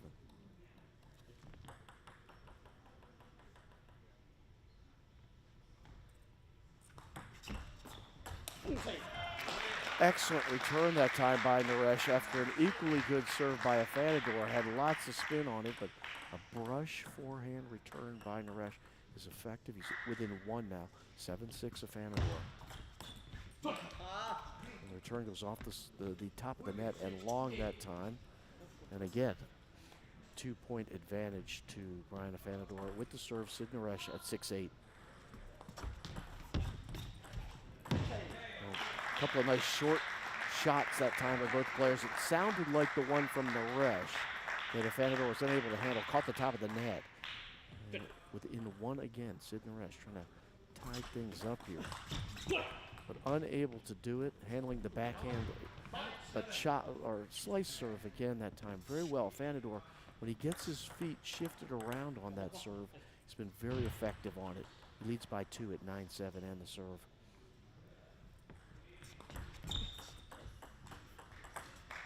And that serve is into the net.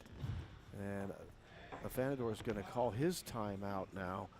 Very interesting, not what he wanted to do. He's trying to go with a short pendulum style serve. It caught the top of the tape, and instead of falling over as you might expect for a let serve, it fell onto Afanador's side of the table. And a giveaway point there brings Naresh within 1 here in game 5. It is best of 7 here. So both players come to the corner, get some advice from their respective coaches as they end up here playing in this international event that, of course, Sid, I talked about him playing in the Singapore Smash. So did Brian Afanador. He played there, and he played the guy that Kanak Jha played in the round of 32 in Paris in the Olympics. They call him like a chopper, defensive style, the big guy from Greece, Gionis. And Afanador lost to him at the Singapore Smash, but we were talking earlier this week about how good Gionis is and how good Kanak Jha was against him in Paris in the Olympics.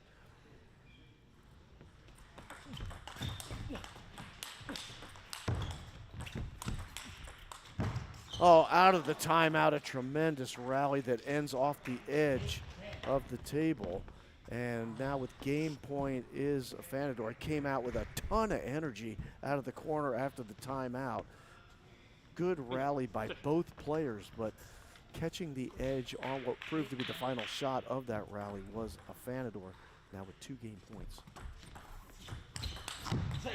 And Naresh staves off the first one, draws within 1 here in game 5.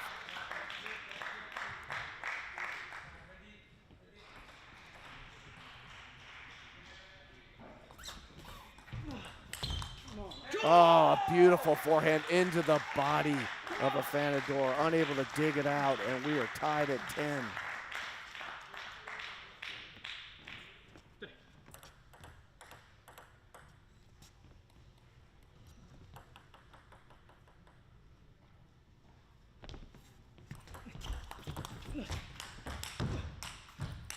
Oh, beautiful point that time. Naresh deep off the table. Dug it from below his waist, a powerful forehand loop back on in the rally. Into the net goes Afanador, and with game point now, his first lead of this game, Sid Naresh.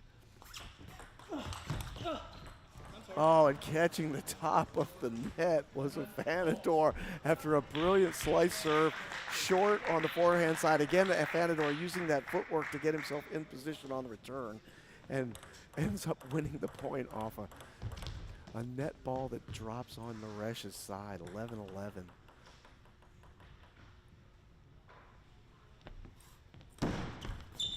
Oh, a good serve that time. Tons of spin from Afanador. You could tell he'd been holding on to that one for a while. And now with game point is Afanador. Naresh has already staved off 2 in this game 5. See if he can do it again. It's a let serve.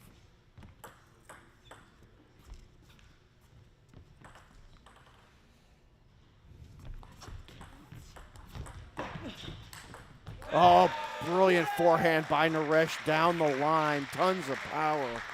As he stepped around the left side of the table, drills it home. 12-12. Second game of this, what is it now? Into the 5th. So in 2 of the 5 that have been played, we've gone to extra points. This one at 12-12.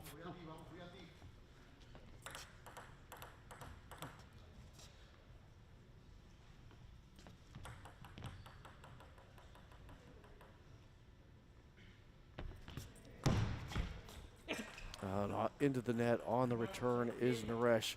And with what now will be, I believe this is game point 5 for Afanador in this match, or excuse me, in this game.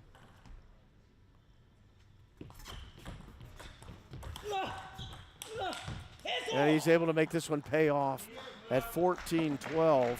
Brian Afanador of Puerto Rico has taken a 3-2 lead over Sid Naresh of the United States of America.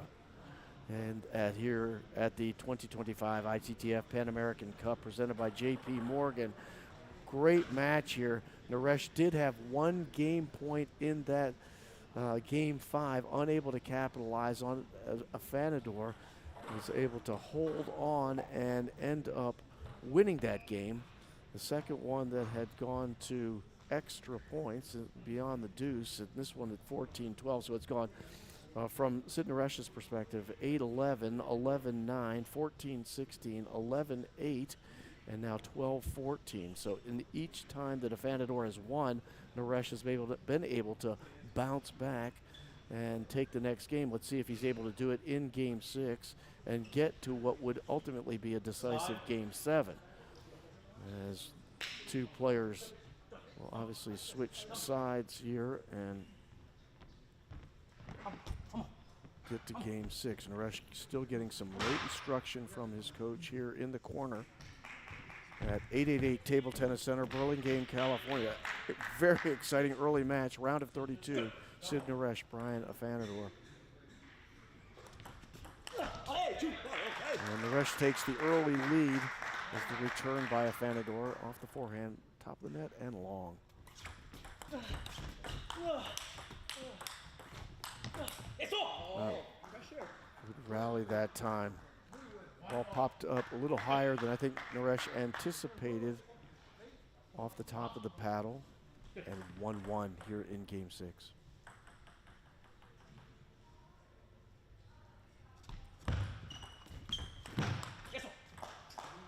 Good shot into the body that time by Brian Afanador. Naresh unable to handle it. And with his first lead of this game 6 is Afanador and the serve. This backhand loop goes off the top of the net and long, and back at tied at 2 is Sid Naresh.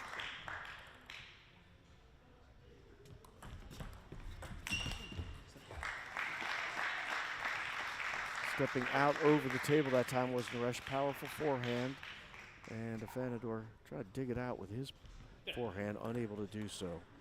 Naresh with the lead again here in game 6. And he extends it to 2 that time off the rally, which ends with a ball in the net from Afanador. And he'll take his towel break. Of course, at any point divisible by 6, the players have the option of taking a towel break, and Afanador slows things down a little bit here, down by 2, and the serve.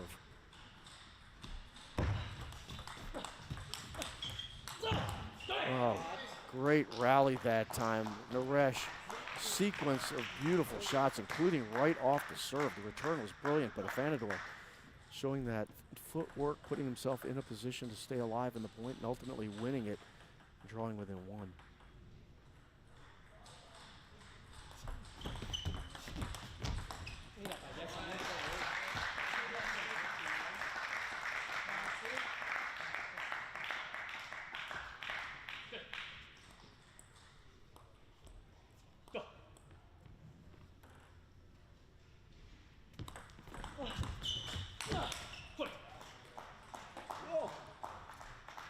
This rally that time started with the slice deep serve from Sid Naresh, but Afanador stepping around on the forehand winner. That time it is Naresh reaching out wide to his right side. Sid Naresh, tall, thin young man, lots of reach. He's very long. I think this is the term they use in sports. Nice backhand that time with power by Naresh into the body of Afanador off the top of the paddle. 3-point lead. Naresh has won 4 points on his serve in this match. Afanador takes that point on his serve, and at 7-5, the players will take the towel break, and now the serve will go back to Sid Naresh. Trying to stave off getting knocked out. This is a pure knockout event. There's no round robin element to it at all. It's win or go home here at the Pan American Cup. And Afanador leading 3-2 here in game 6, now draws within 1. At 7-6, Naresh with the serve. Again, Afanador using the footwork, stepping around the right side of the table on the short slice backhand serve. Able to handle it well into the body. We're back tied this time, now at 7.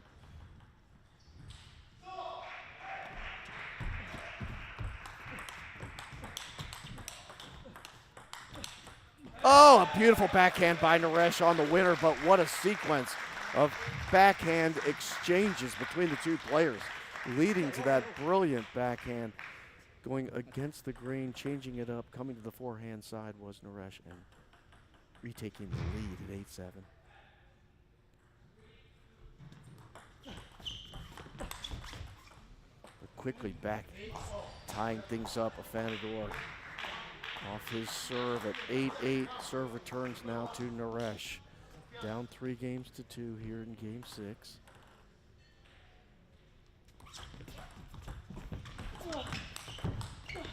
And a brilliant response off the forehand by Afanador, who takes his second lead of this game 6 very late in the game at 9-8. Naresh with the serve.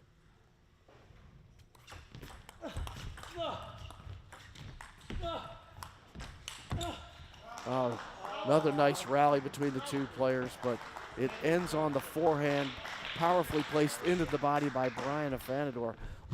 Lots of very interesting things on that point, including a net ball that was saved by Naresh. And now with 2 match points is Brian Afanador of Puerto Rico and the serve.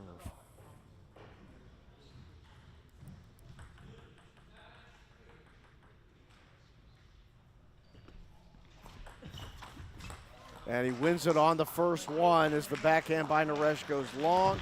And Brian Afanador of Puerto Rico is going to advance the round of 16 after winning this round of 32 match against the American Sid Naresh. A big battle, 6-game matchup here that ends up as an 11-8 victory for Brian Afanador of Puerto Rico, the number 132 ranked player in the world.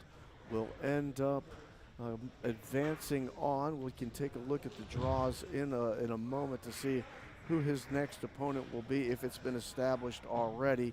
Sid Naresh, of course, is knocked out of the tournament, but not without playing a brilliant match here in the round of 32. Sid Naresh, who had just turned 21 years of age last week, basically, on February the 13th, ends up playing a very solid match. It is the 38th ITTF event of Sid Naresh's career.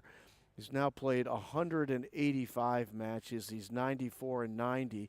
So he's got about a 50%, a little better than 50% win percentage in international play for Sid Naresh, whose play, in my opinion, continues to escalate and get better and better over time. And we wish him the best down the road. But nice battle on behalf of the 888 Table Tennis Center by Sid Naresh. Ended up winning by Brian Afanador. I talk about playing in international events. This is a guy that's played now in he's playing in his 156th ITTF event. Coming into today's match, he had played in 791 matches in ITTF play and had a 478-311 record. That's a 60% win percentage. Not too shabby, as we like to say, as we're getting ready for now the round of 32 matchup between a couple of young ladies. One from the United States of America, 15-year-old Hildy Chen out of Glen Head, New York. The right-hander taking on Marbella Aceves from Mexico. Here, Aceves is ranked, her world ranking is 231. She's just 22 years of age. She's from Mexico. She's played historically in 25 ITTF events, 139 total matches coming into this one against Hildy Chen of the United States of America. Historically, Marbella Aceves is 76 and 63, 76 wins, 63 losses. It's a 54.7% win ratio. Little less ITTF action, not surprisingly, for the 15-year-old Hildy Chen of Glen Head, New York. She's not ranked in the world ranking currently, but of course this event has all sorts of world ranking points associated with it, so it's not a terrible thing to come out and play regardless of result. Not that you're throwing things away before you start, but it's a really good idea for these youngsters to qualify and get into this main draw.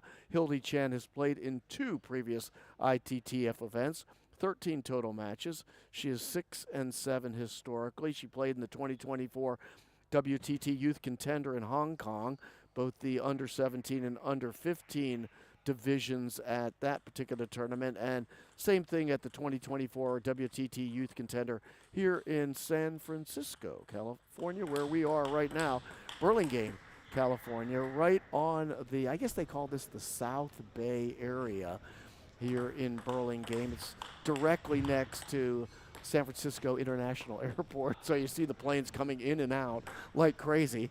I mean, the planes, honestly, it is like nothing you've ever seen. As much traffic is coming in flight-wise into this area.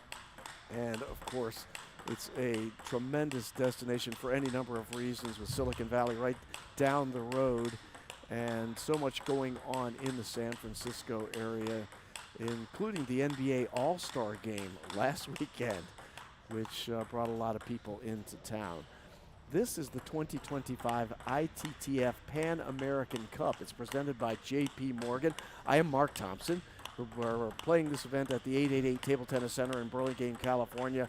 As noted, J.P. Morgan is the presenting sponsor, but we've also got a number of other people involved and organizations involved in the support here. I want to thank the good people at Butterfly.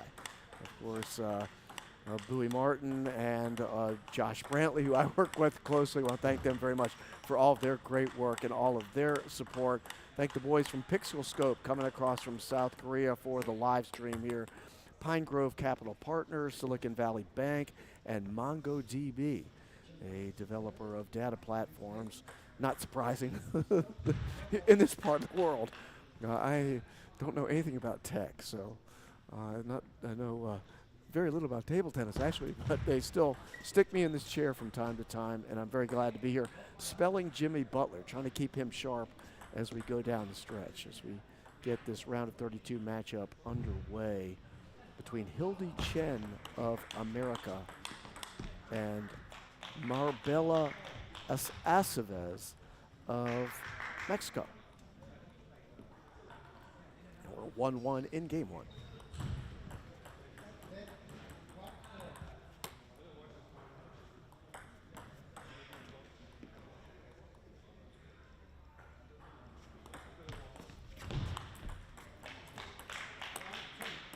Hildy Chen.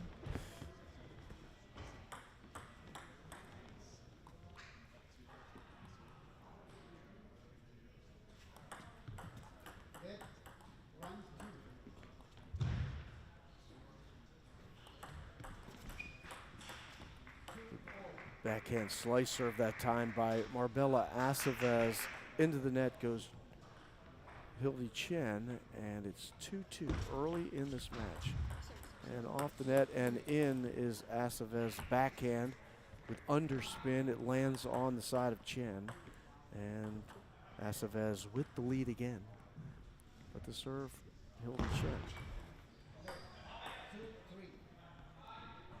With the hook serve that time, but it caught the top of the net. It's a let serve. That time a long hook serve by Chen. Nice return by Aceves. And she takes a 2-point lead, her first of this match.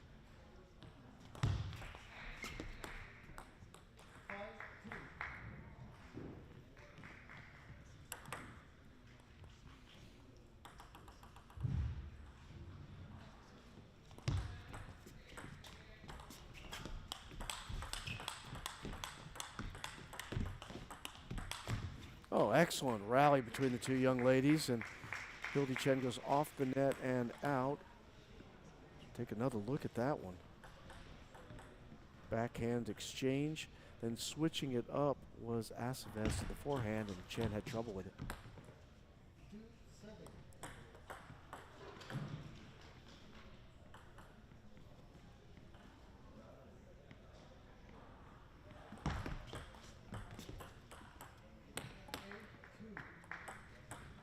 Marbella Aceves has opened up a 6-point lead here in game one at 8-2 with the serve. She'll go to the backhand slice.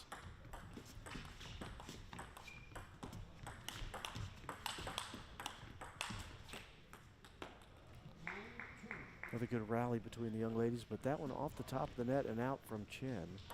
And now with a 9-2 lead on the serve is Aceves.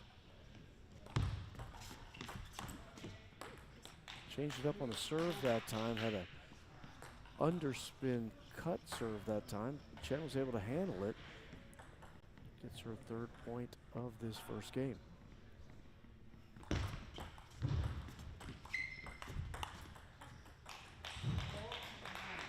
Backhand exchange ends favorably for Chen. Now within 5, 4-9 and the serve.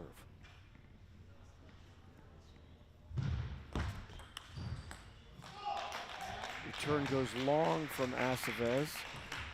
Tried the backhand loop. Now with a 4-point lead at 9-5. And the serve, she'll backhand, use the backhand slice. Lots of spin there. Boy, you could really tell when it hit on Chen's side of the table, just turned 90 degrees. And now with 5 game points is Aceves. Oh, nice rally that time by Hildy Chen to stave off the game point, first one at least. And now she gets the serve at 6-10.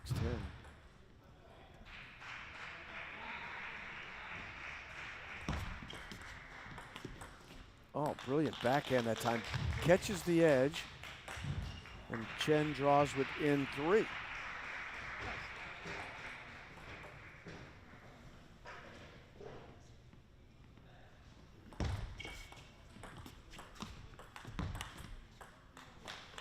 And now, Hildy Chen winning 3 consecutive points to draw within 2.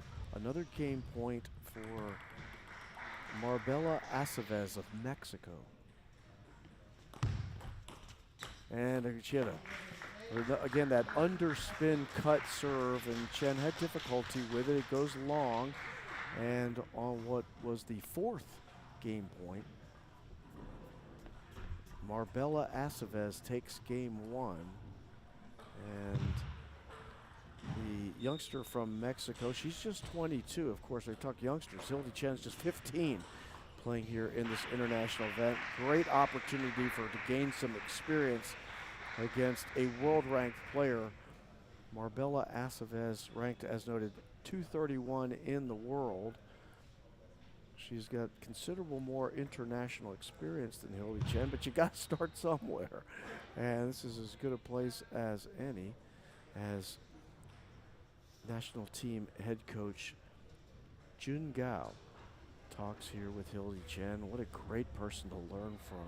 Coach Gao is just an awesome person to begin with, but knowledge of table tennis, her ability to communicate, and really to work with the players is something special. And I really enjoy working with her on a daily basis, and she's giving some instruction here to young Hildy Chen. Let's see how it lands as the players will change sides of the court here at 888 Table Tennis Center, the 2025 ITTF Pan American Cup, round of 32. This is the women's division. The number 1 ranked woman in this tournament is Bruna Takahashi.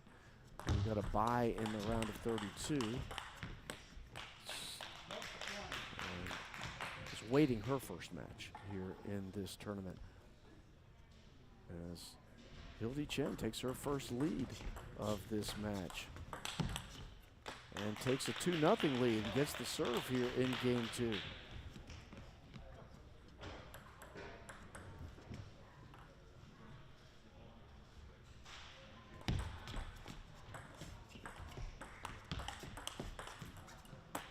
Backhand exchange ends up successfully for Chen, who now builds a 3-0 early lead in game 2 as Aceves' shot went into the net.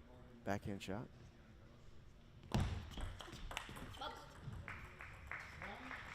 Another difficult serve that time from Hildy Chen, and Aceves dumps it into the net.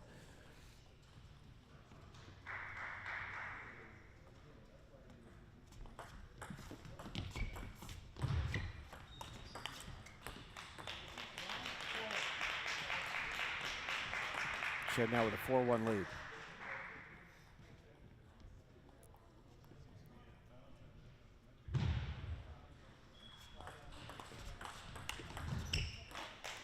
Chen handling that fast and long backhand slice serve very well that time, and now has extended her lead to 4 at 5-1 here in game 2.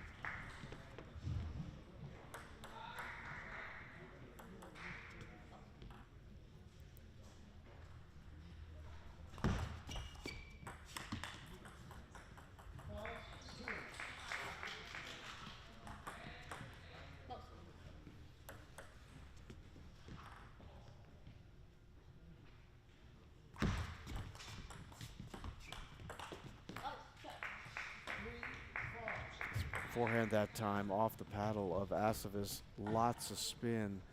Again, that kind of brush forehand loop that just has a ton of topspin on it.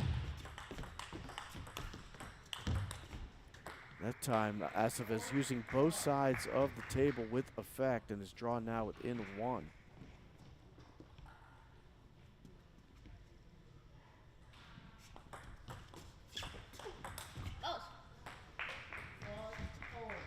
Coming back from the 4-point deficit is Marbella Aceves of Mexico, now at 5-5 in game 2. Trying to regroup here, young Hildy Chen of Glen Head, New York. And she does it off the first serve, a backhand slice serve to effect. The return goes long. Chen regains the lead.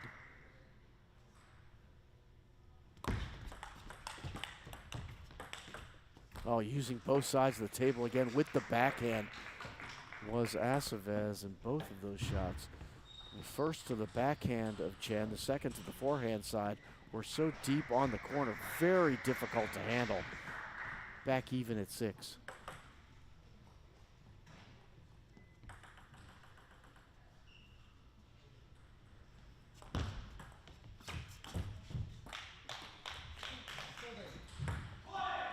Chen regains the lead off the top of the net and out that time from Acevez. Oh, great response on a powerful backhand from Acevez. Chen comes back to the forehand side successfully and takes a 2-point lead here late in game 2 at 8-6.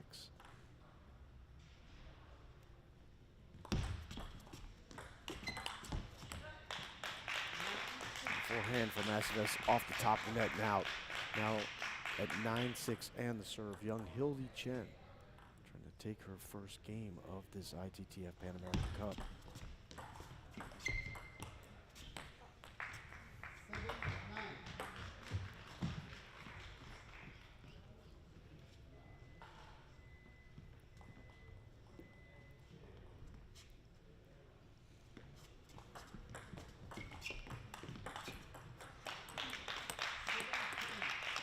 Backhand exchange ends favorably for Chen, who now has 3 game points.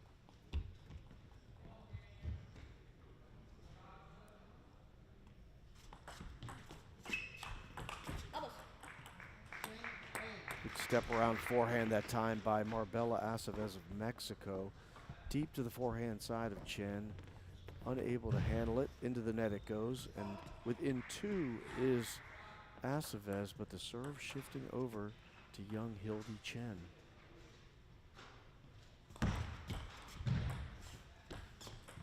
Very good hook serve to start things, and Hildy Chen ends up tying things at 1. I think we can say with some certainty that that's the first game in an open international event that Hildy Chen has won. We might want to mark that moment.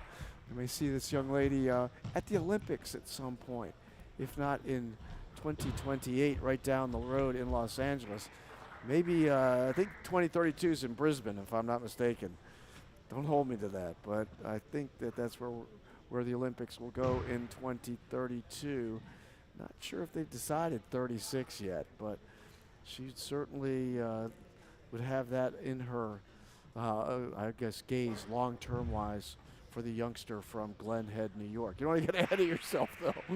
But we are looking forward, I say we, but the United States of America is certainly looking forward to hosting the Olympics down the road in Los Angeles in 2028. If the energy is anything close to what it was like in Paris at the table tennis event, you want to get tickets now.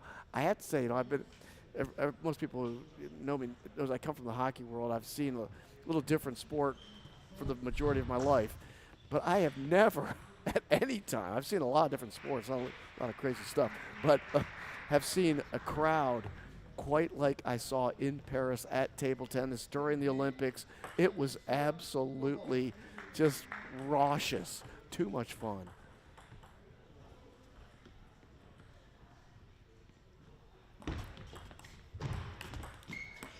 Starting off game 2 here, Hildy Chen, the way she ended game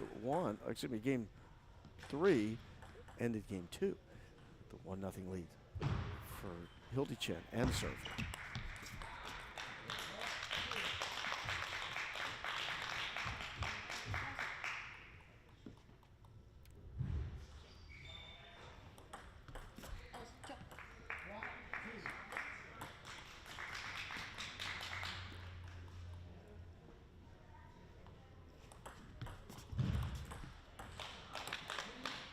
Serve that time, and taking a 3-1 lead is Hildy Chen, and the serve coming across to her.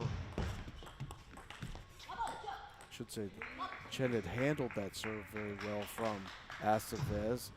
This time Acevez returns the favor, now draws within 1.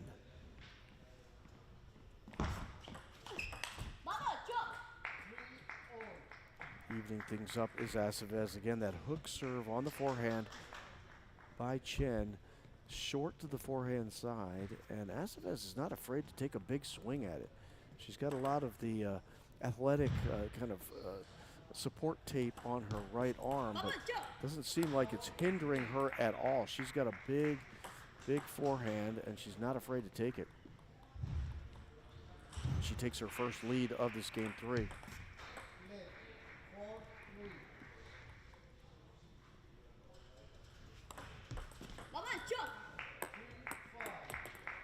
Trouble on that backhand slice serve was Chen off the edge of her paddle, and now she trails by 2, but she gets the serve here early in game 3. Best of 7 matchup.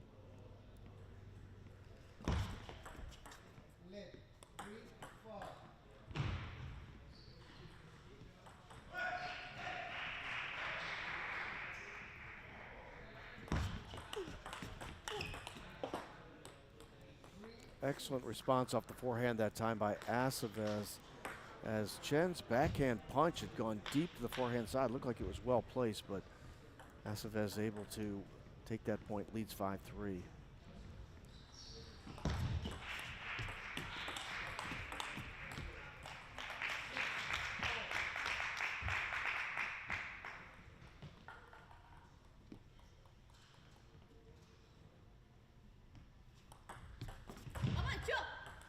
Backhand slice serve, very difficult to handle for Chen. Into the net it goes, and with a 7-4 lead and the serve, I think that Acevez is going to try that one again.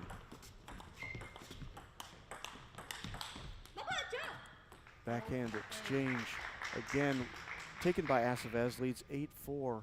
Acevez is not afraid to stay right tight with the end of the table. She doesn't back up very much, and she's not afraid to square up and hit the ball hard. She's shown that in this match against Hildy Chen.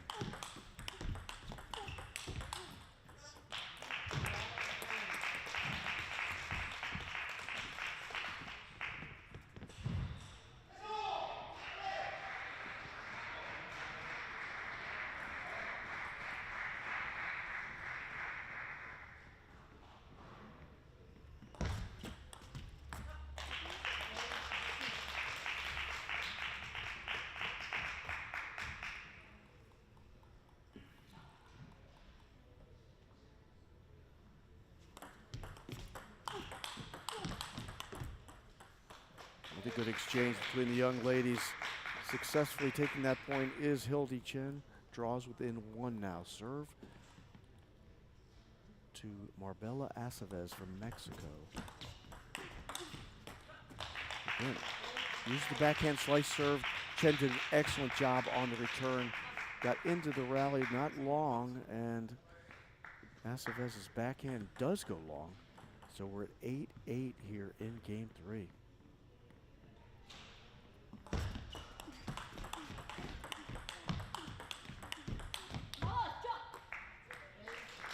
It was Chen that time trying to use both sides of the table.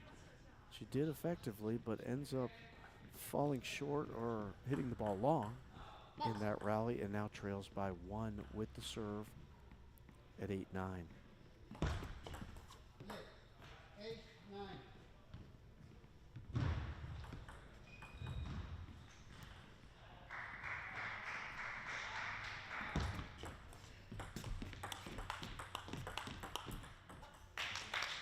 Backhand exchange ends in the net off the paddle of Acevez, and now at 9-9, 1-1 in games. The way this one started out, you had to feel that Chen might have had a little bit of early game jitters, because she is settling in right now very nicely, thank you, at 9-9.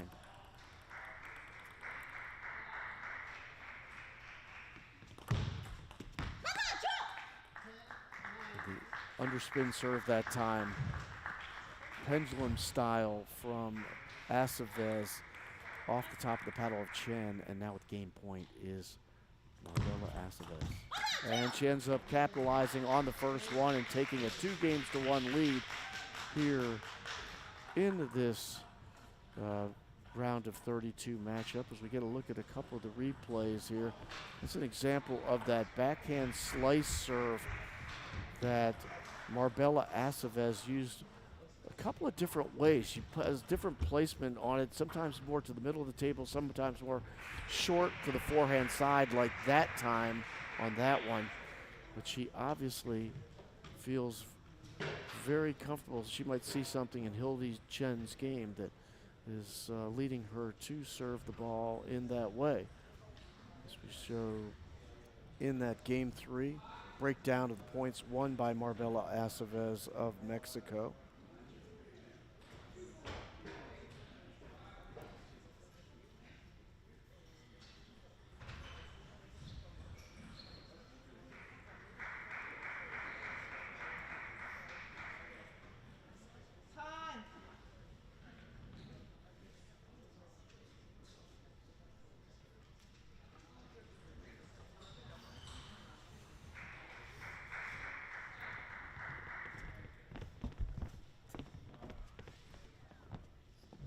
You know, I talk about Hildy Chen perhaps being a little bit nervous. Who wouldn't be, you know, playing in an international event, knockout round of 32 here after having qualified to get in for Hildy Chen. But she also is giving, as this match has progressed, the air of poise for a 15-year-old you don't usually see, which is very promising for the young player from Glen Head, New York. She leads 1-0 here in game 4.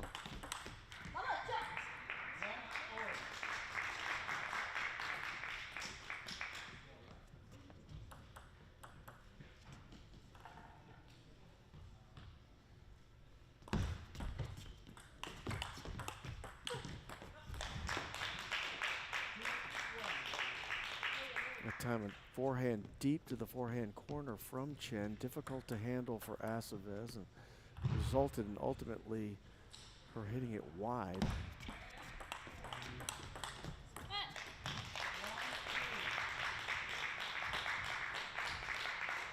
Now Hildy Chen has opened up a 2-point lead here early in game 4. It's a best of 7. Aceves with the serve. She's shown the propensity and the ability to come back. She's down again now.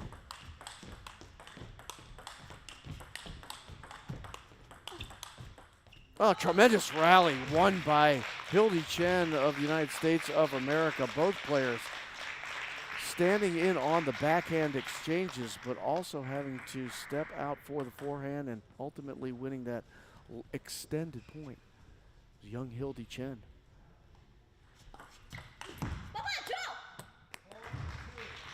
Big swing on the service return that time from Chen, but into the net it goes, and back within 2 is Aceves, who will take advantage of the towel break here in game 4, up 2-1 at the 2025 ITTF Pan American Cup presented by JP Morgan 888 Table Tennis Center. We're in Burlingame, California. I think we might even be in the afternoon now. We are. I do love being on Pacific time, though, I tell you.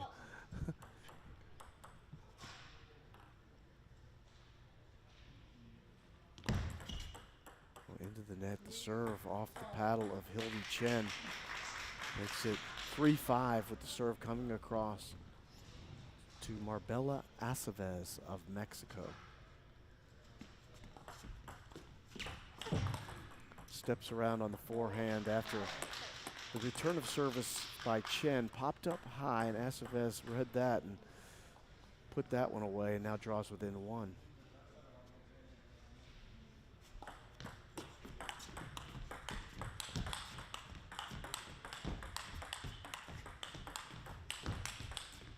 Oh, another extended rally won by Hildy Chen of the United States of America. It started on the return of service, which sounded like Chen might have hit the edge of the table with the paddle almost. It was trying to brush the serve by Aceves. And the extended rally, Chen stands in again. Oh, nice backhand that time by Aceves. Down the forehand line of Hildy Chen, had tons of spin on it. Caught the edge of the paddle of Chen, goes out, and Aceves back within 1.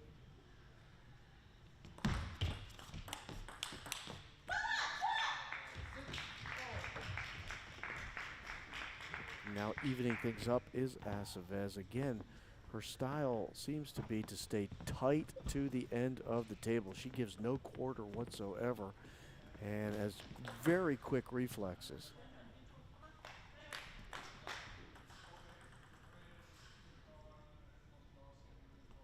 And she missed a big high forehand opportunity that time. Return of service popped up and Acevez hit it long.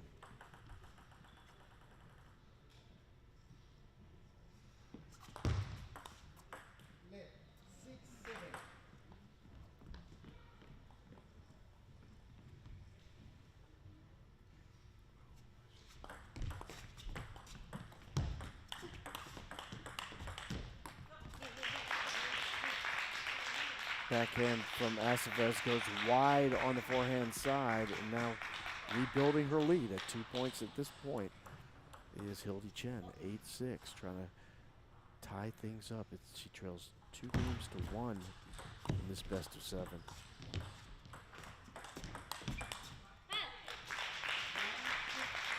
That time, Chen was able to open up onto the forehand side,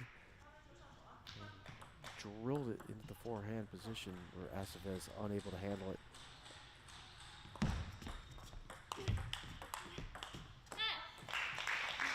Similar result on that point, and Hildy Chen with 4 game points here in game 4. Acevez with the serve.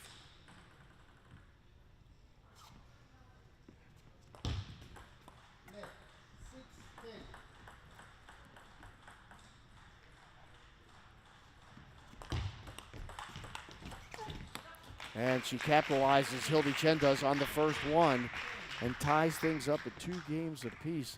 Very nice fast and long serve that time off the paddle of Marbella Acevez, but able to handle it was young Hildy Chen. I talk about the reflexes of Acevez, of Marbella Acevez of Mexico, but Hildy Chen's equally quick on the other side for a 15-year-old. As noted, I think you could tell early on coming into this match that Hildy Chen was probably feeling nervous just a little bit, but she's proving the moment is not too big for her. She evens it up at 2 games apiece in this round of 32 match. She comes over and talks with the Olympic medalist Coach Gao Jun from the United States of America, getting some instruction here. And just by the hand signals I'm watching Coach Gao use with Hildy Chen, it does look like they feel comfortable with that hook serve that Hildy Chen has used throughout this match with effect. And right now finds herself tied at 2 here.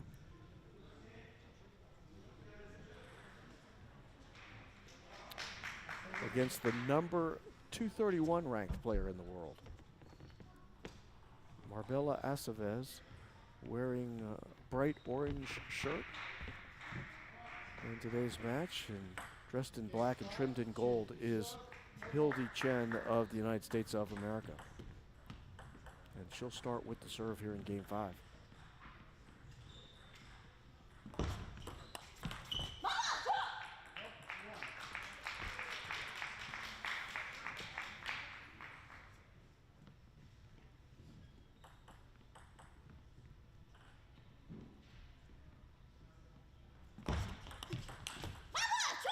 Good job that time by Acevez handling that fast and long serve on the backhand side. And Chen unable to handle the third ball, and now finds herself down. Chen does 0-2. 2-0 lead, Marbella Acevez of Mexico. Took the big swing at the forehand that time, but it was deep off the deep end of the table and then off the edge of her paddle, way long.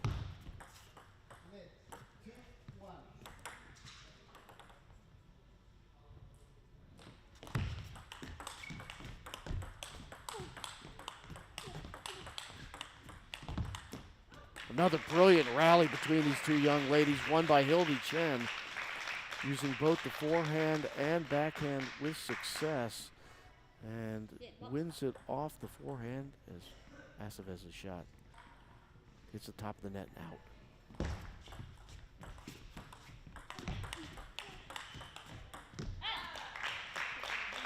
Again, Chen standing in on these long rallies, using both sides, forehand and backhand.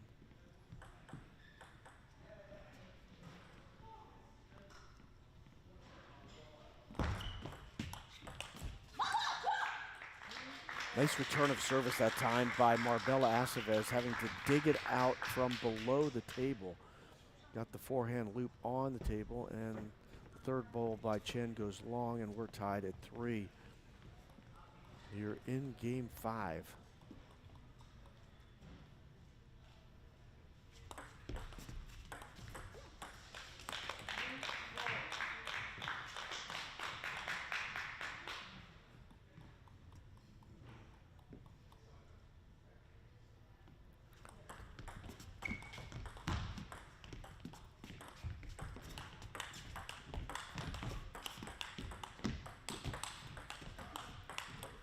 Oh, great backhand by Chen down the line, off the edge and out after an extended series of backhands.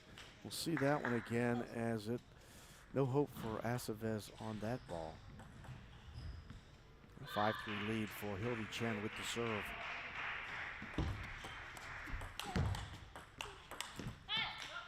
Couple of big forehands from Chen, and into the net goes Aceves.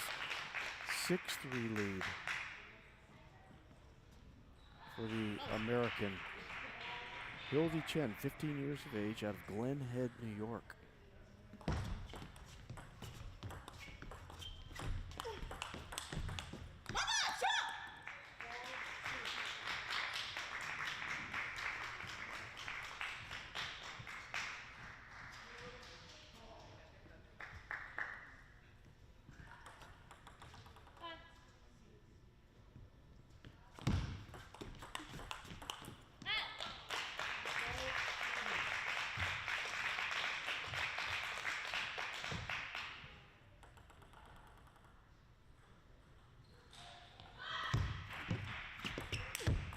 Oh, ball popped up for Aceves. She missed on the forehand after a brilliant serve. It was kind of an underspin pendulum style serve.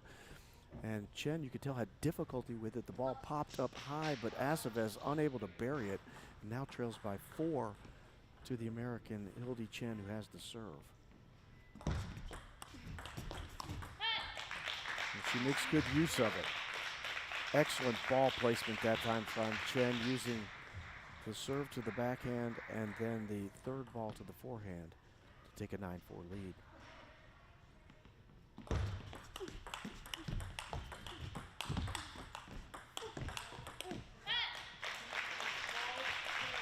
Another long exchange from Chen, using backhand and forehand, and ultimately winning the point, and with game point is Hildy Chen. And she makes the most of the first opportunity off the top of the net and the edge. She got both ends of the luck scale on that one. Hit the top of the net and the edge on the game point, wins 11-4 here in game 5 for young Hildy Chen of the United States of America, as she has now come back from a 2-1 deficit to lead in this round of 32 match, 3-2 over the somewhat more experienced and a little bit older, not old, certainly at 22 years of age, Marbella Aceves of Mexico. And I swear, although people I'm sure are going to hold me to this, there is orange in Aceves' shirt. People keep telling me I'm colorblind, because I always see, we have flooring that I call blue and everybody else calls purple. This flooring here at ITTF, at the 888 Table Tennis Center, now this is purple, ours is blue, but people argue with me that all the time, but maybe I'm colorblind. But I swear there's some orange in her shirt. There is a lot of pink as well, and she's going to have to find some color in her game here, down 3-2 to young Hildy Chen of the United States of America, who's going Pittsburgh Steelers colors out there. I don't know if she's a Steelers fan or not. Maybe that's a post-game interview question for Josh Dyke, whoever's handling that end of the spectrum of our media presentation here at the 2025 ITTF Pan American Cup.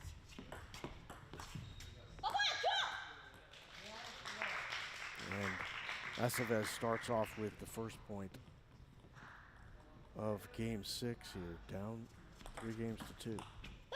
Oh, she uses a tomahawk serve that time with effect. And Marbella Acevez of Mexico leads 2-0 early here in game 6.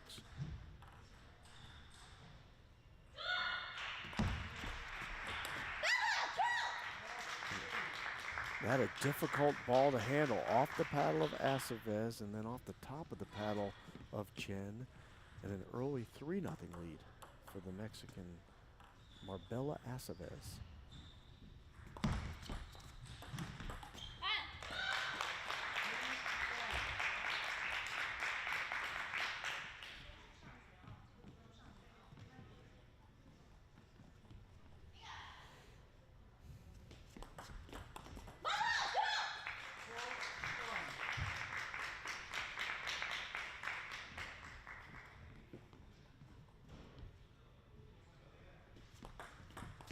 Very interesting serve that time.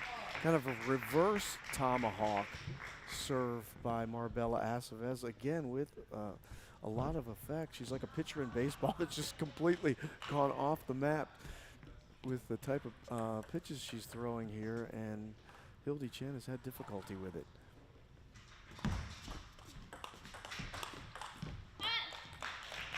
That's more to Hildy Chen's liking, kind of standing in on the longer rallies. She's had success there all match long, and she does on that point as well.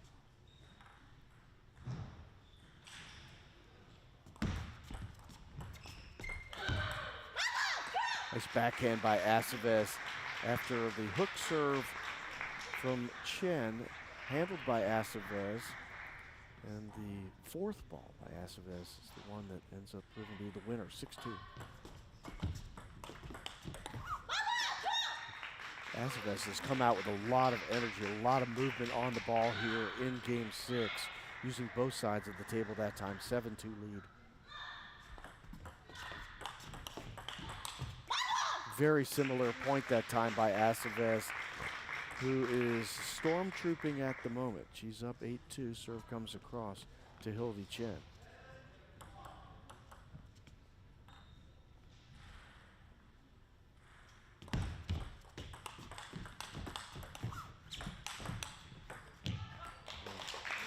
Excellent exchange by both young ladies that time. Chen standing in. Looked like it was going to be an easy slam for Acevez, but she missed it. And now with a 3-8 deficit, Chen with the serve.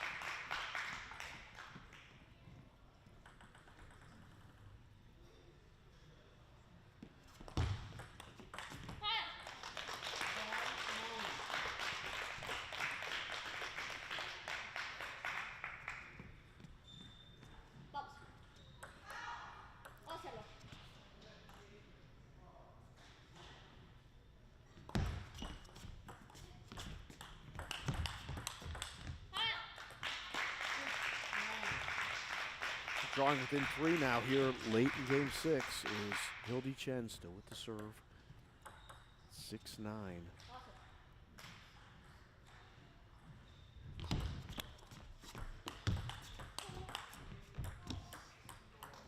Good brush forehand loop that time by Chen. Tons of topspin on that ball. Difficult for Acevez to handle. And Chen now within 2.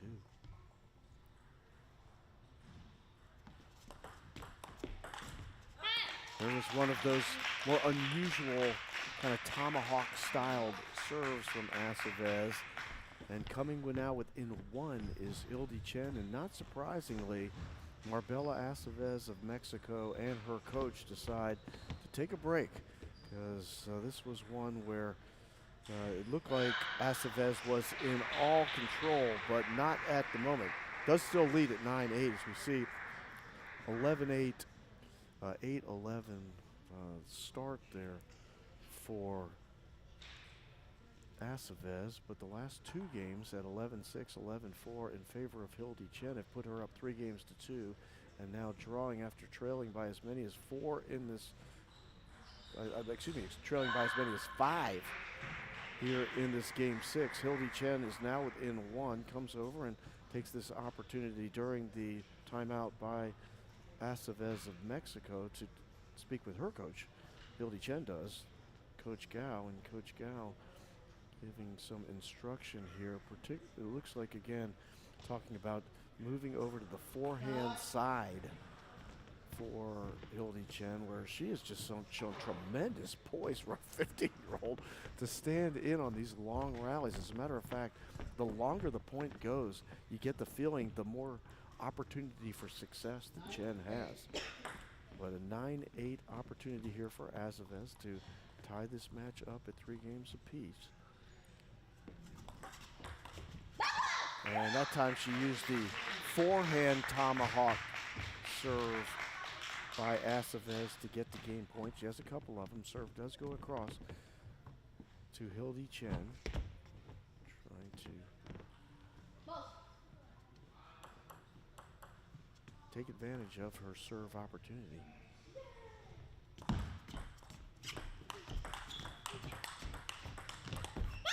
But the point is won by Aceves of Mexico, who now has evened this up. We're going to game 7 here at the 2025 ITTF Pan American Cup at the 888 Table Tennis Center in Burlingame, California. Great backhand that time by Aceves right off the line, and ending up with the game point and an 11-9 victory, taking us to a game 7. I don't know about table 2. There are 2 competition tables being played here at 88 Table Tennis Center during the ITTF Pan American Cup, but this is the first game 7 that we've had here at table 1. I would expect that we'll see several more. The early matches looked to me to be what Jimmy was doing. Jimmy Butler was broadcasting, commentating on earlier, looked to be somewhat lopsided. We had a great match of 2 young gentlemen played in the round of 32 before this one. Sid Naresh of the United States of America, and Brian Afanador of Puerto Rico, that ended up going 6 games, and that was an extended battle between those 2, and we've got an even longer extended battle between these 2 young ladies in this one. Marbella Aceves of Mexico and Hildy Chen of the United States of America. Don't want to make too much of it, but I've noted that Chen is just 15 years of age. This is just the 3rd time she has played in international competition. And to be at this point against a world-ranked player in Game 7 of the Pan American Cup, pretty darn decent.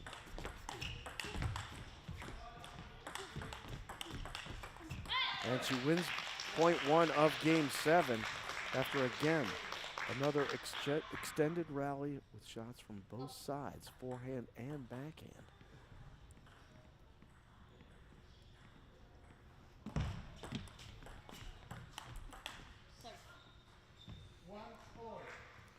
Backhand by Aceves goes off the top of the net. You heard her say sorry, but she does win the point.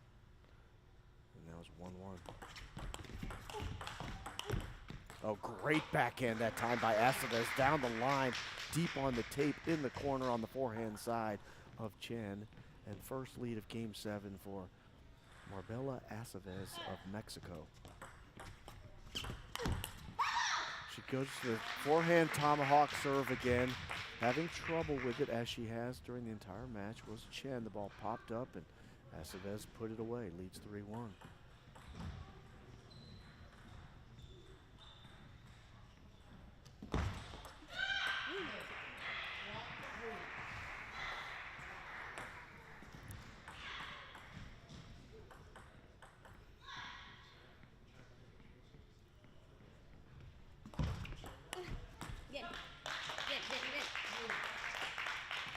Serve by Chen that time. Difficult service return, goes long. Chen within 1, 2, 3.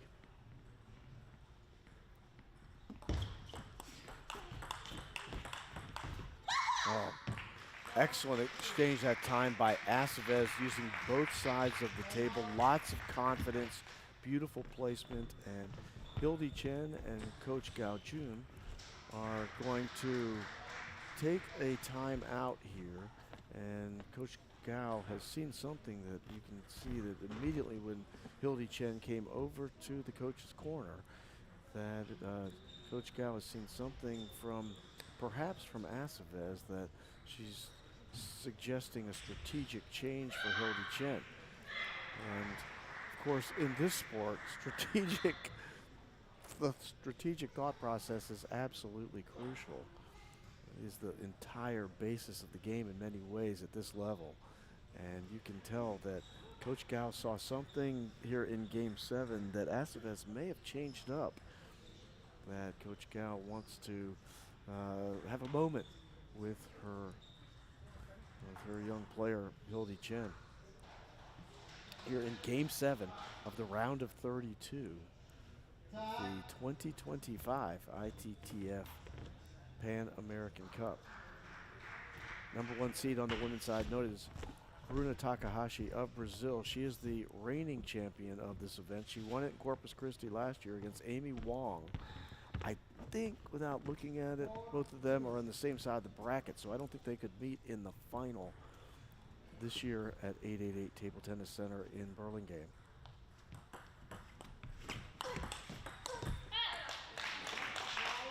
Going right back to the tomahawk serve was Aceves. Having an answer this time was Chen. She ends up winning the point, draws within 1 here in Game 7.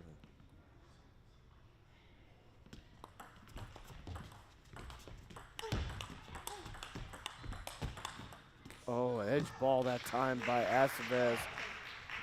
Ends up winning the point. And kind of that different reverse tomahawk serve that time from Aceves. Chen again able to handle it, got into the rally, but off the edge and out. And now leading by 2 is Aceves, with the serve coming to Hildy Chen.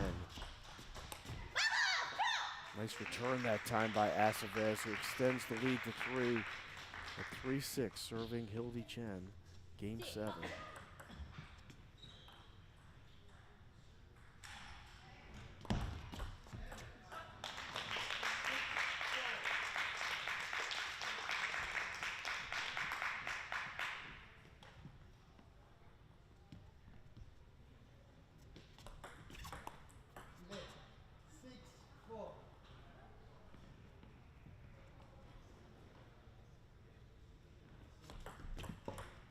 Oh, again, going to that reverse kind of swipe, forehand tomahawk styled serve. This time it double bounced on Chen's side as she caught the end of the table. Chen with the answer. We've seen that here in Game 7. In the previous games, Chen had real difficulty with those variations of the tomahawk serve used by Aceves, but this time, looks like here in Game 7, whatever Coach Gao told her, she's had an answer for it and is now drawn within 2 and a serve here in Game 7.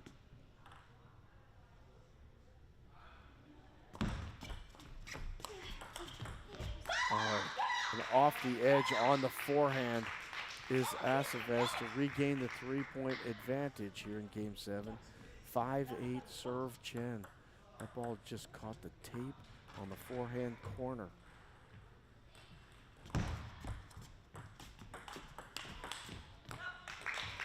That one caught the top of the tape of the net and goes out, and it is now a 6-8-6 lead, for Marbella Aceves of Mexico.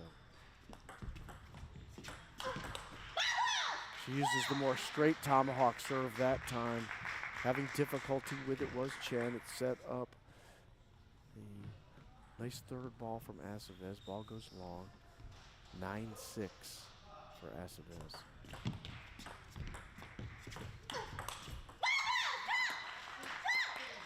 And into the net that time, Hildy Chen, after starting it off with that swipe tomahawk styled serve that she's used here later in the match. Aceves now with 4 match points.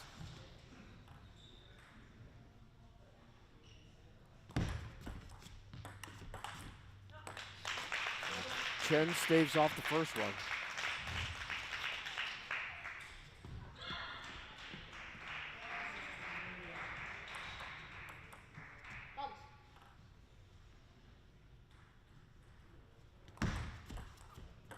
Left, 7-10.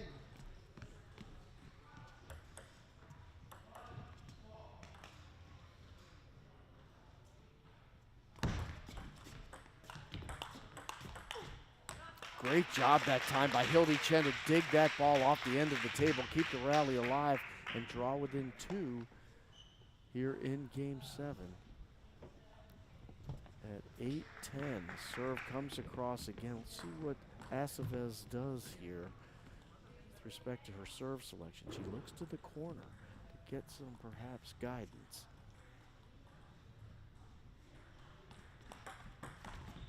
And she uses the forehand tomahawk, and with effect again. It goes off the paddle of Hildy Chen and long, and Marbella Aceves of Mexico will advance to the round of 16. They're defeating 15-year-old Hildy Chen of the United States of America, who has something to be proud of here in this match, ending up leading at 1.3 games to 2. And Hildy Chen, the 15-year-old from Glen Head, New York, played a very excellent match.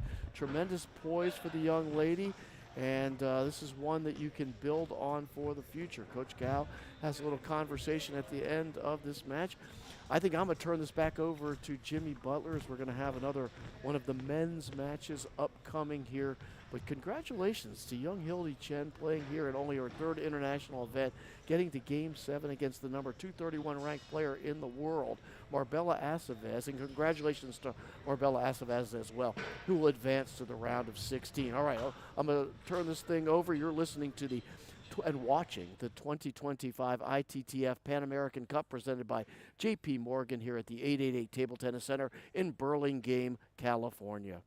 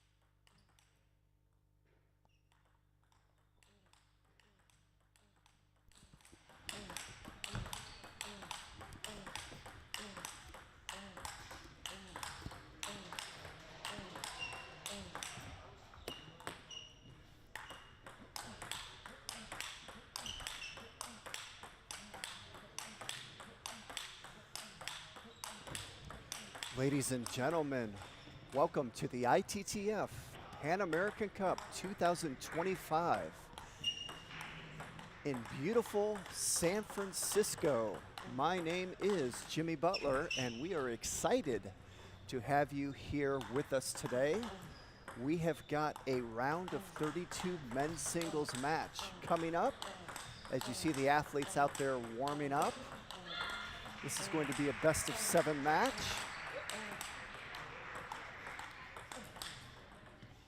And this is an evenly matched matchup out there. And let's talk about Jishan Liang of the USA, currently ranked 181 in the world. The red shirt right there you see on the screen. Has a USATT rating of 2763, the highest USATT rating he has ever had in his career. So he is right now playing peak level table tennis. And his opponent, Guilherme Teodoro from Brazil, ranked 122 in the world. And here we go.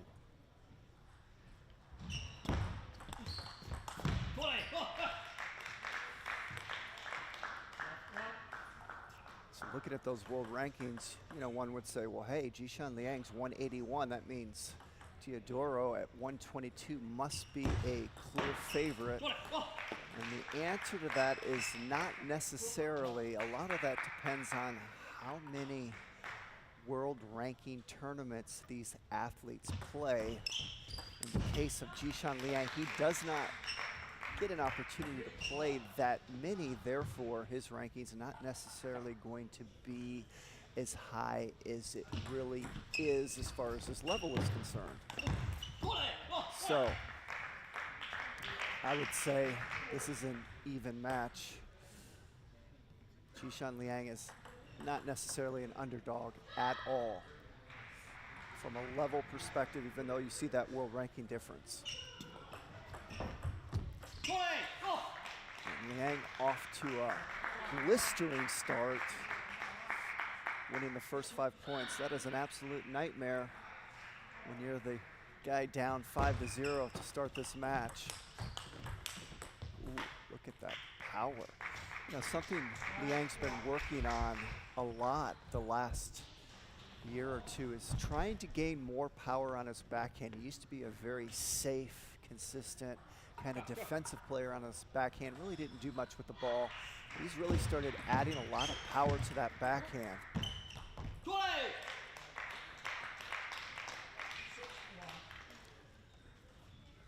So he used to be able to kind of lock Liang up in his backhand side, and you knew he was only going to play safe.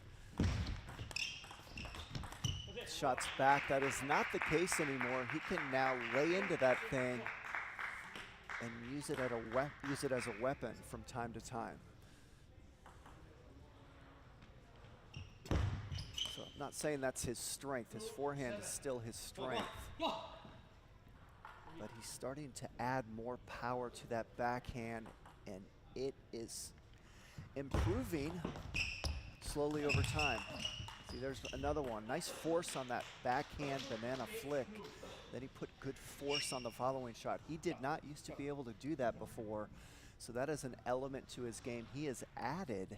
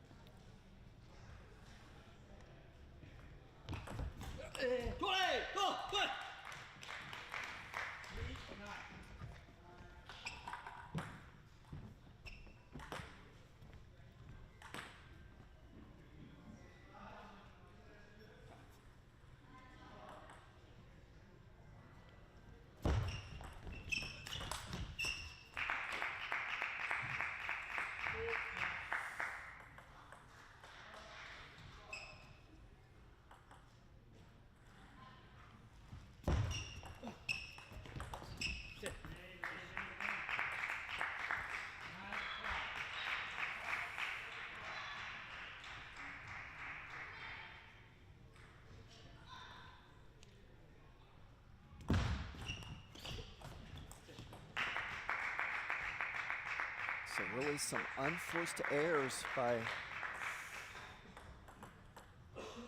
Liang here. His last couple points, but not too big of a deal yet. Still has a big lead at 9-6. Very rare an athlete ever comes back from a 9-2, 9-3 deficit, which Guilherme was facing. So even though Liang made those unforced errors, he could afford them.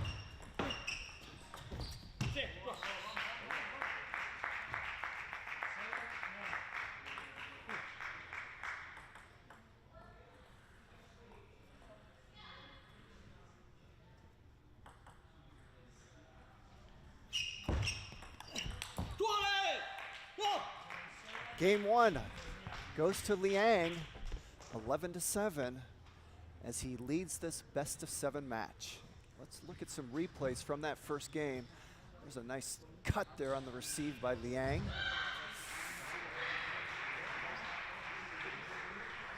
Watch how important the receive game is. There was another receive that neutralized the opponent of Liang.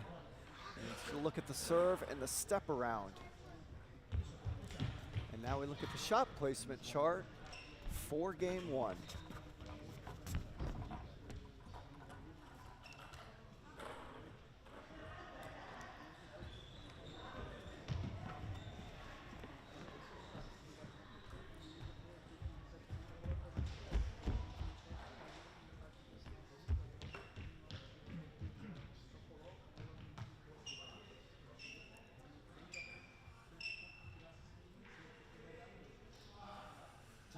There's a nice, beautiful look at the featured court here at the 888 Table Tennis Center here in San Francisco, which is the Bay Area. This is one of the premier table tennis clubs in the country. This is my first visit to this club, and I am super impressed the moment I walked in the door.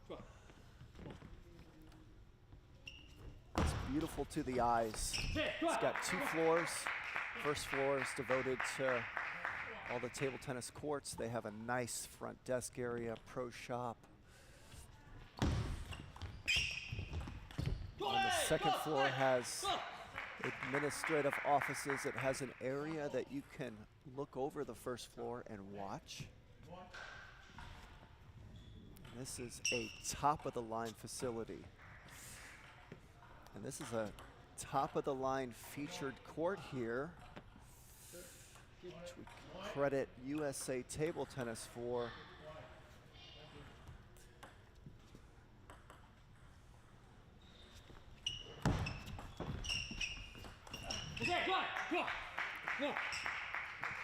Take a look at those barriers in the background. Right now they're blue. It says ITTF Men's and Women's World Cup Macao. So those are LED barriers. That means those are lighted barriers. You see how they can change and do change throughout the match. And these camera views you're looking at, this beautiful camera view right here. Well, all your camera views and all the camera work is done by AI cameras, brought to you by Pixel Scope. So we've got some high technology going on this featured court. And this beautiful event brought to you by JB Morgan.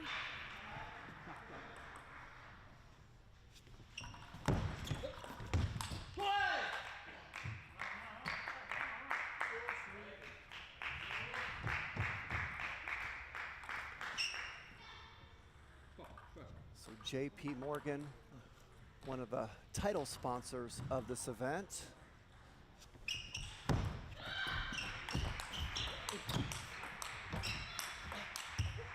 Oh, that was a great point by both rallies. Some frustration there by Liang because that ball caught the net.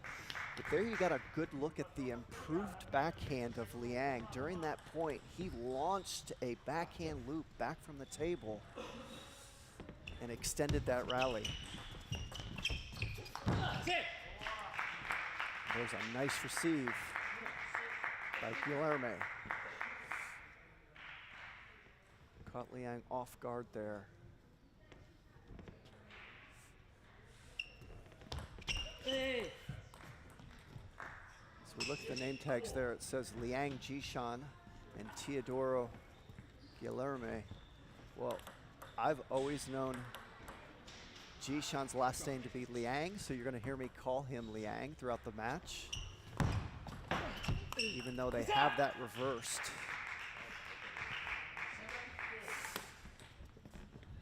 As far as Guilherme's last name, that's easy because they just gave us a T and a period, so I'm going with his last name based on the screen.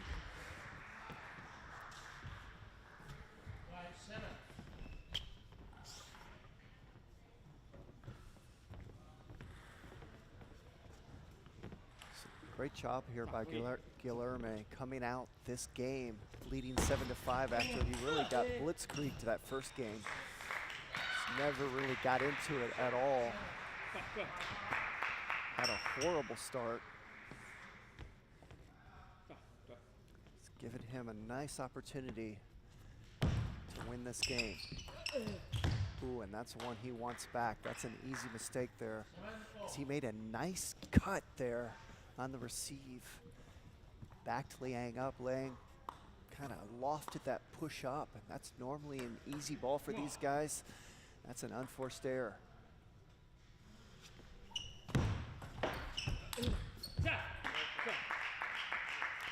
That all happened because of the really good serve there from Guilherme.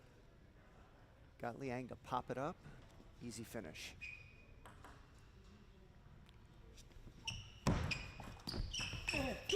Oh, there's another unforced error. That receive popped up. It's not a good receive at all. So Guilherme struggling right now to find his rhythm. Disastrous first game and making a lot of unforced errors this game. There's a nice serve by Liang, getting Guilherme to pop that up. So a lot of points out there, and all these matches decided on the serve, receive, and first ball. You're seeing that right now.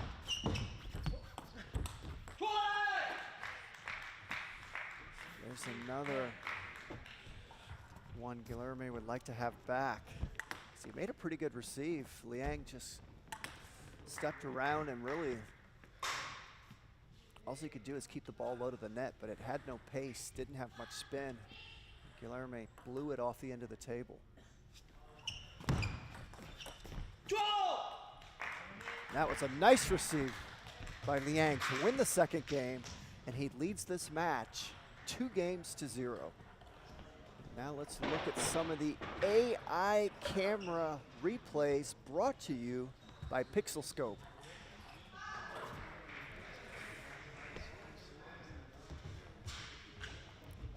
See, there's that right there. See, those are the balls that Guilherme can't miss if he's going to have an opportunity to win that match, and he's made a lot of unforced errors these first 2 games. Credit Liang for putting that ball on the table and keeping his unforced errors to a minimum. And there's the shot placement chart for game 2.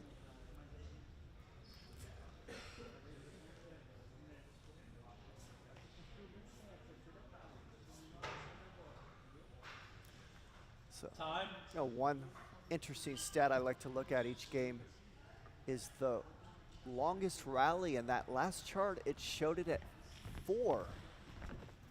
No rallies went more than 4 shots. So I talked about this earlier to start this tournament. For everyone watching out there, if these games are basically going where you rarely have a rally more than 4 shots, that means you might want to put most of your attention in practice on the serve, receive, and opening aspects of this game of table tennis, because that's where most of the points are decided. Long rallies are rare at this level. So you better be really good at the serve and receive game, and then the first 2 shots from there, because you're never going to get to the long rally shots that most people spend most of their time on.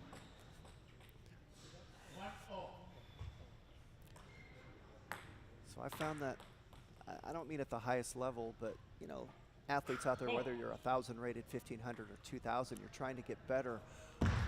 More often than not, the serve and the receive game gets the least amount of attention compared to all the stuff after that in your practices. So one thing I did when I was a professional athlete is I spent as much or more time on the serve and receive game than most of my teammates, and I was hanging around teammates that were top 5 in the world. To name a couple, Peter Carlson from Sweden, he was a world top 5 player. Eric Lind of Sweden, he was a world top 5 player.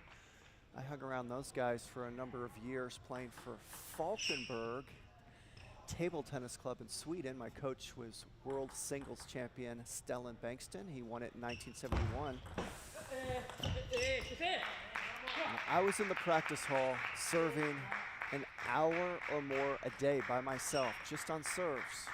I would also go to the practice hall and I would have people serve me a bucket of balls, and I would receive 45 minutes to an hour, many days.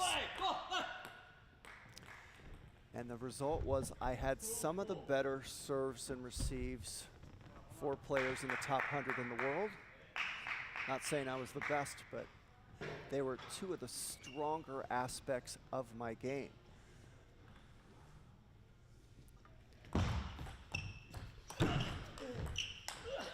Oh, that was a great loop there by Liang. He got so low to the ground. Was able to drive that ball forward. And Guilherme is taking a timeout right now. He wants to talk about things before this 4-2 lead slips away. Now we're at 4-3 because he knows he has to win this game. This is a best of 7 match, but it is so rare any athlete comes back from a 0-3 deficit in games.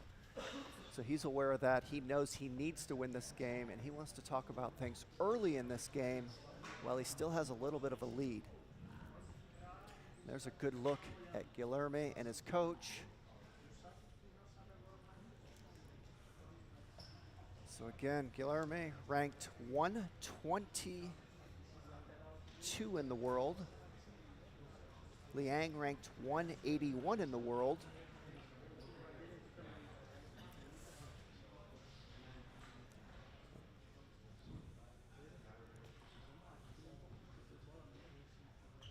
You see that timeout ticker there? The athletes get 1 minute for their timeout. The athlete that takes the timeout's welcome to come back earlier. If he does, his opponent must follow. In this case, Guilherme is going to take the full timeout. And I don't know why they haven't been asked to come back, because that ticker was done many seconds ago. Maybe we're off on the ticker. Maybe our screen's a little bit off. Because the umpire just called time now, so we were probably a little ahead of the game on our screen ticker.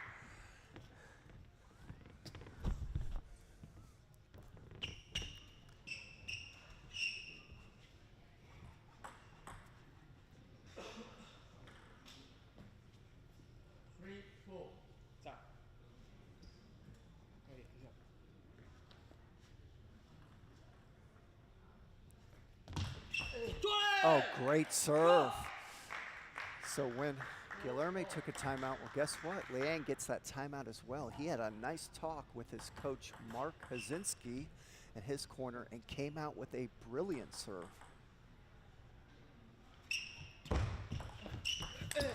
Oh, and I love that play by Guilherme. You know what he said?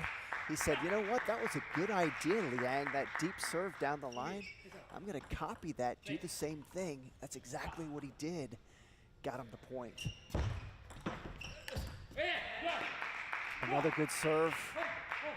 Got Liang to pop it up. And there's a relatively easy finish that Guilherme was not making the first 2 games. He made a lot of unforced errors on those kind of gimme balls.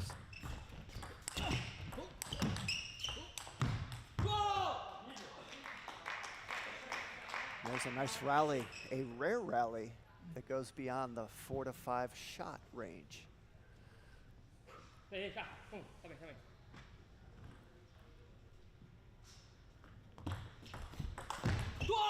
And there's that improved backhand by Liang. That was a great example right there. It all started with a good serve. Got Guilherme to pop that ball up a little bit on the receive, but the receive wasn't that bad, but it was just a really strong backhand by Liang, driving that ball forward, something he couldn't do previously 2 years ago. Oh, there's another one. How good was that? That was Mr. Big from the backhand side by Liang. And I've been calling these matches for USA Table Tennis the last few years, and each time I see Liang, his backhand keeps getting better and better. Every 3 to 6 months, depending on the calendar, get a good look at all these guys. And each time I see Liang, that backhand continues to improve.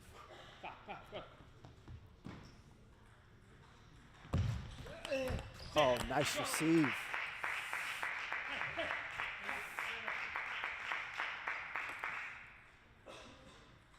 There's a good example of why the receive game is so important. If you can go in there and drill a receive like Guilherme just did, boy, that's an easy way to win a point. You don't have to deal with all that rally stuff. Just go in there and drill it, get yourself a point. So we got a timeout by Liang. He doesn't want to see his lead evaporate any further, so he's going to talk it over with his coach, Mark Hazinski, in his corner. There's a good look at both of them right there. Hazinski, former U.S. Olympic team member. Great talent in the game, had such great feeling.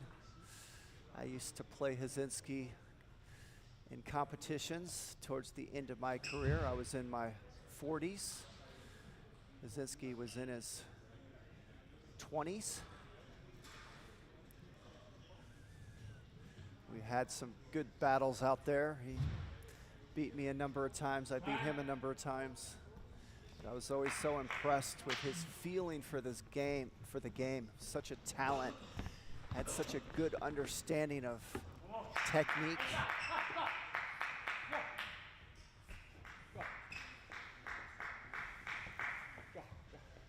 And we are back in action. This is a game Guilherme has to have. This is a best of 7, but he does not want to go down 0-3 in games. Oh, nice receive coming out of the timeout.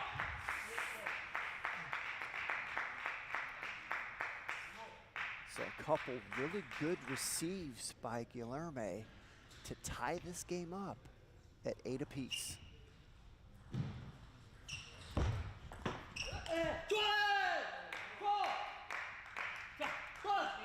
That receive popped up a little bit by Liang, but he jammed it really quick off the bounce.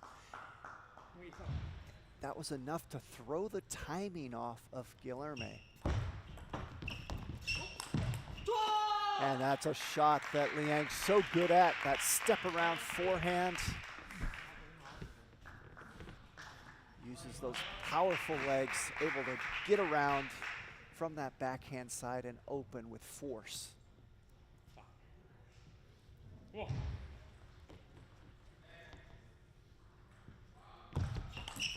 Oh, great serve to win the 3rd game. Jishan Liang leads this match 3-0. What a great finish for Liang. Called the timeout, talked it over with his coach, and came out and just came up with the stuff. There's some replays of that last game. So once again, these replays are brought to you by AI cameras from Pixel Scope, and they keep upping their game as I've been doing these productions. So you'll see sometimes the camera will cut off a point too soon or might cut into a point too soon. So these AI cameras are being programmed by the human beings that run them at Pixel Scope, and they keep upping their game, and we're starting to get better and better replays between each game. And that will continue to improve as time goes on. And there's a beautiful look at this featured court at the 888 Table Tennis Center here in the Bay Area in San Francisco. And that is one beautiful looking featured court. You see the USA Table Tennis barriers in the back. Those are LED barriers, or barriers with lights, to put it in simple terms. And then if we've got to look at the sponsors there on that red wall behind the umpire there, the chair umpire.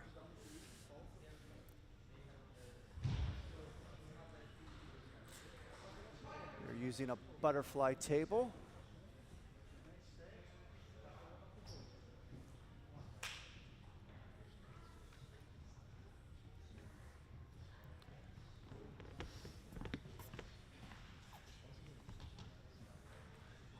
And we'd like to thank J.P. Morgan, one of the title sponsors of this event.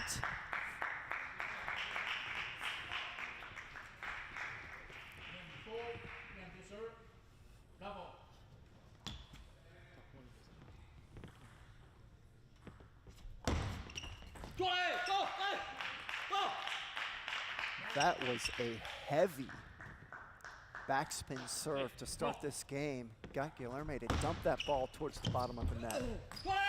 Right now, Liang is sharp and in rhythm.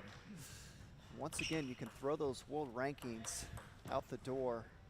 Like I mentioned earlier, Liang ranked 181 in the world. Guilherme ranked 122. And right now, Liang is putting a beat down to that world number 122 ranking. This match is not over. But Liang is dominating.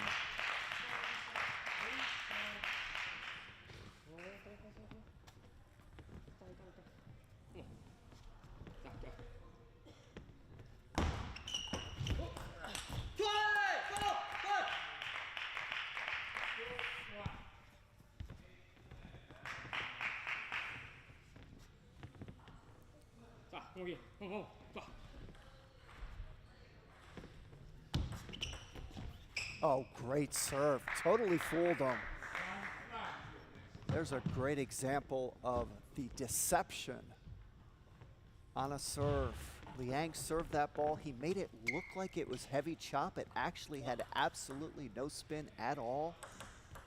Guilherme thought it was heavy chop, so he received it like it was a heavy chop, and that ball popped straight up. Right now, Liang can do no wrong. You're seeing no unforced errors from him out there, and on top of that, he's really making some good shot making out there.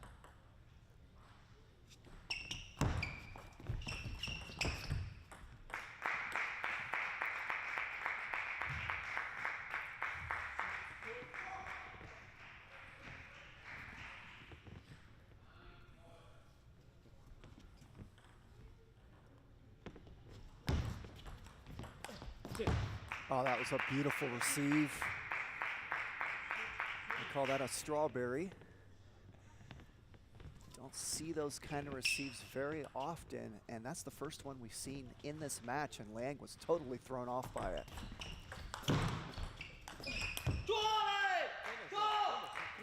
A great job there by Liang, just putting that ball on the table, nice and safe.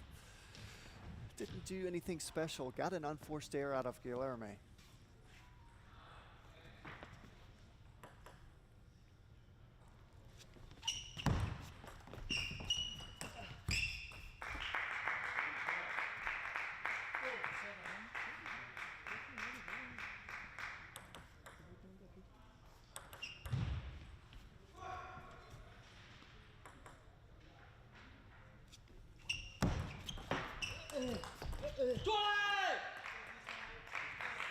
There's another unforced error by Guilherme. Liang just blocked that ball nice and safe on the table. Really wasn't anything special to it other than he put it on the table and that was enough. Sometimes just getting the ball on the table is enough out there when you see your opponent struggling.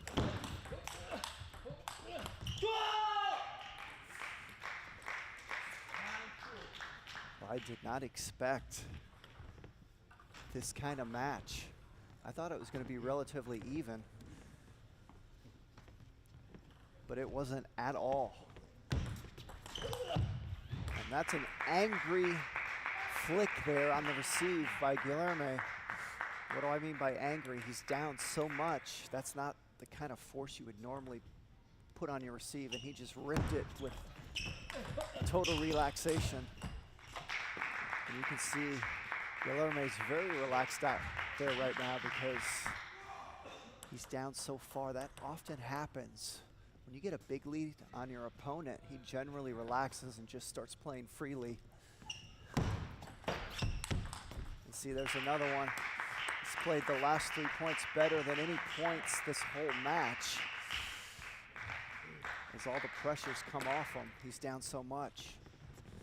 Well, he's not down that much anymore this game, but still a long ways to go.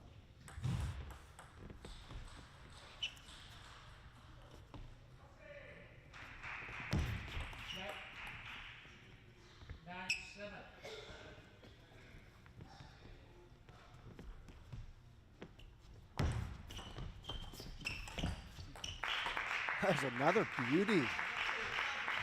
Just effortless effort. These last four or five points, once he relaxed, got down this far.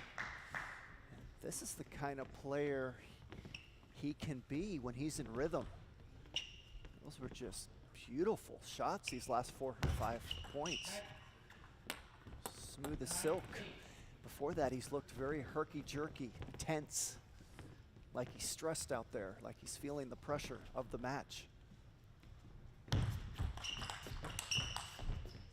Just like that, he has tied this game up at 9 apiece.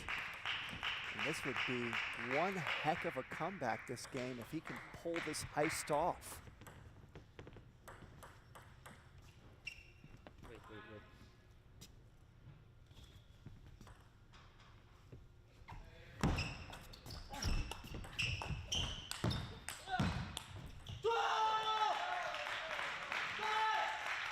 You can hear the vocal cords of Liang. He is thrilled to finally break that streak from his opponent, and he has his first match point. Oh, great serve, easy follow. It was the serve that tricked Liang. Served no spin, made it look like underspin. Liang thought it was underspin, popped it up. We are at deuce.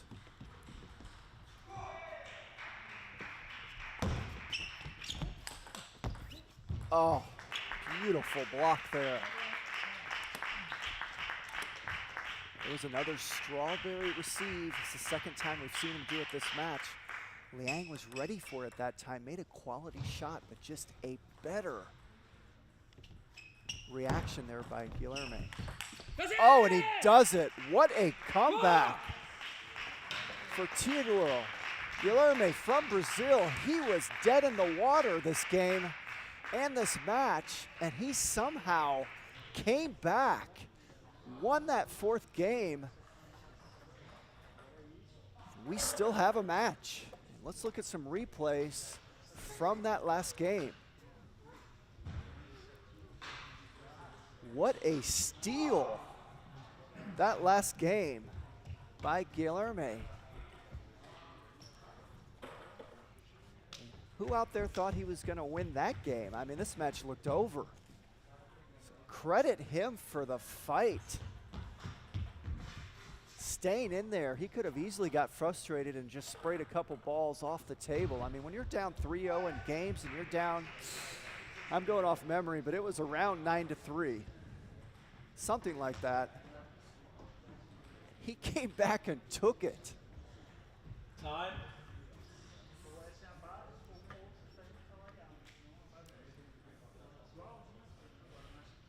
Now, if you're Liang, you're disgusted with yourself. You still got a big lead, so he's got to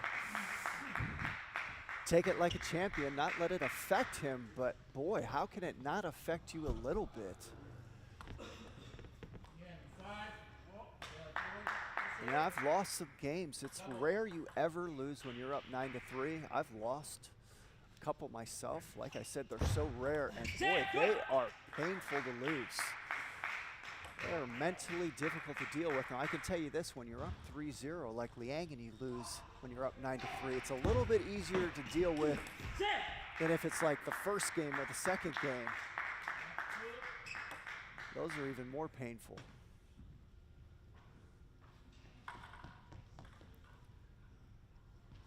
You can see Guillermo came out, won the first 2 points of the second game before losing that point. So he's on an incredible run right now. He's won 12 of the last 14 points, somewhere around that range. So these are the ebbs and flows of sport and of table tennis. 1 minute, you're on top of the world. And the next minute, you lose 12 out of 15 points. You can never relax mentally. You've got to always be on your guard, and you also have to be ready to accept these runs mentally because they happen, and you can't always do anything about it.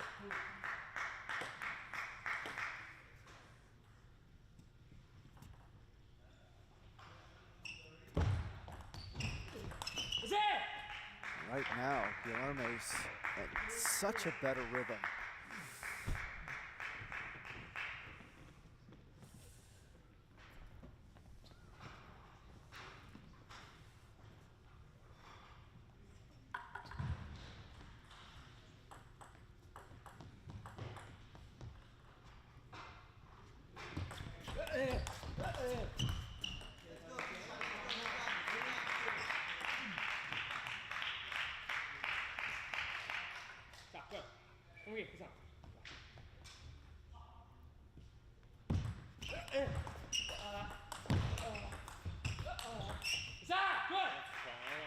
Well, that was a nice job by Guillermo.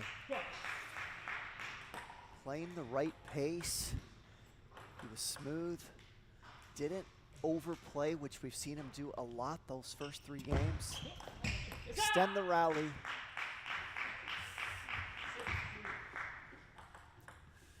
Try not to play more than 80% out there. Whatever your full force is, you generally don't ever want to play more than 80%. That's when those overplays happen. There's an overplay right there. That's a good example. I mean, just blew that ball off the end of the table. Wasn't even close. Went for too much. That's easier said than done, and that's a lot of what rhythm is about.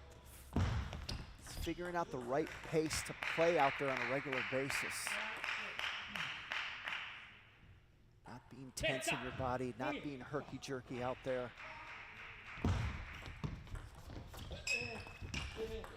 See, that was beautiful by Guillermo there.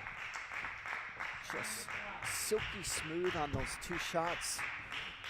Didn't overdo it. Sometimes just putting the ball on the table, medium speed or less, is enough to win the point. Can't do that all the time or your opponent's gonna get used to that speed and crunch you. But it's not all about speed. You've got to change things up. There's some nice speed there by Liang. Got to mix things up. You got to know when to play fast and when to play slow.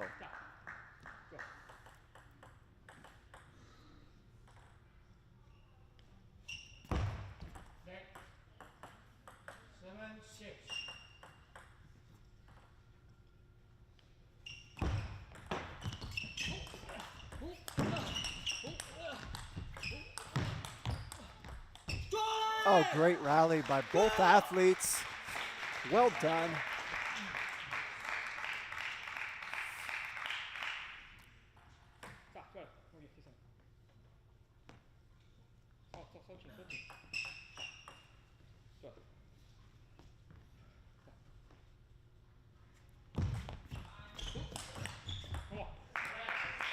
Oh, and those are always fun to watch.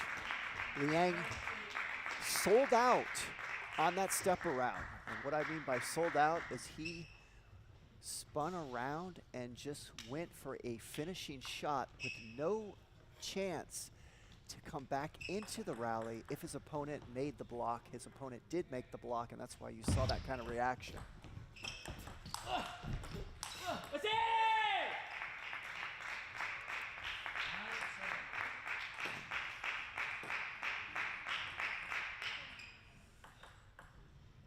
So if you just joined us, Liang led this match 3-0. He led right around the range of 9-3 in that fourth game. Lost it. That's it! And another good rally, and now Liang trails this game 7-10, and that's why it's so devastating to lose a game when you're leading that much. You give your opponent life, and now look. That's it! That game is in the books. And Liang's lead in this match is now 3-2 as we look at replays from that last game. And now suddenly, Guilherme's in a much better rhythm. He had literally no rhythm the first 3 games. And really, let's be honest, he didn't have much of a rhythm in that fourth game because he was down 9-3 and then made that comeback. And now he looks like a different player. So now Liang has his work cut out for him because he's gonna have to win one more game, and his opponent has now found his rhythm. So it's not going to be as easy as it was those first 3 games for Liang. Time. Still a long ways back for Guilherme, though. It is so difficult to come back when you're down 0-3 in games.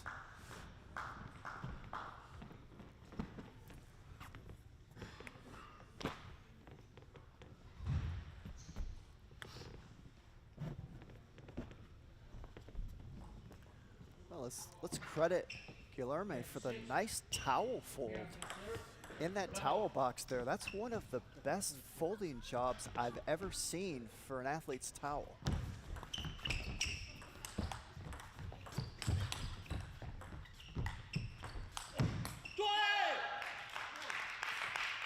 Nice rally to start this 6th game.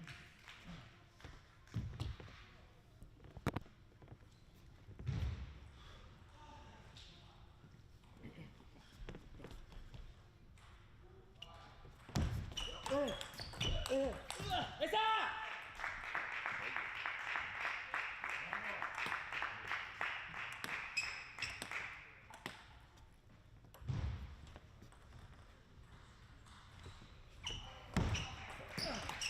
It's up!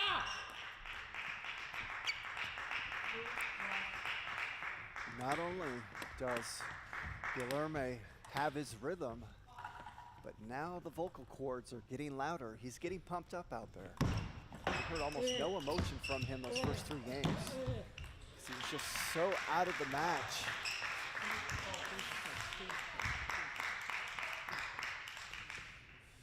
That is not the case anymore. This has really turned into a good match here.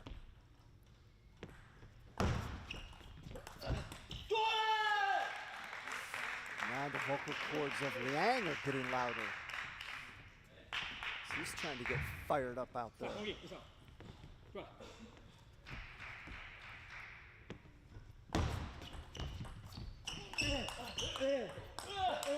Oh, beautiful finish.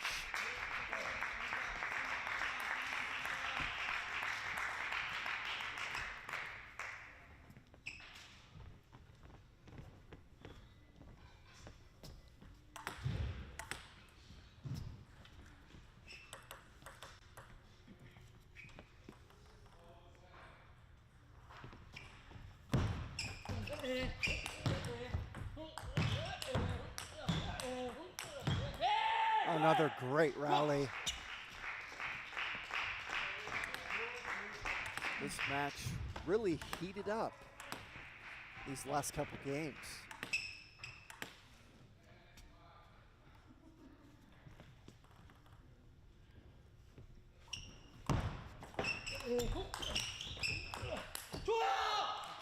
W.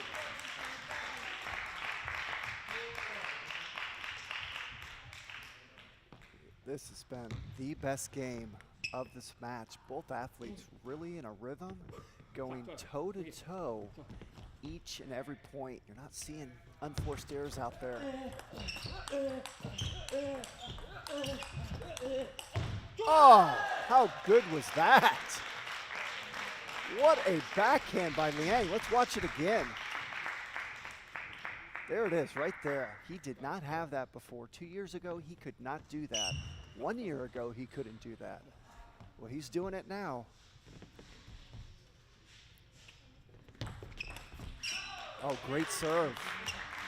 Great serve.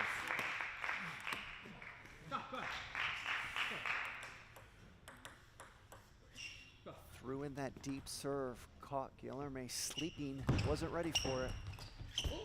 Oh, that receive was so good, and that's what gave Liang that relatively easy finish. Liang went in there and jammed that receive right off the bounce with force.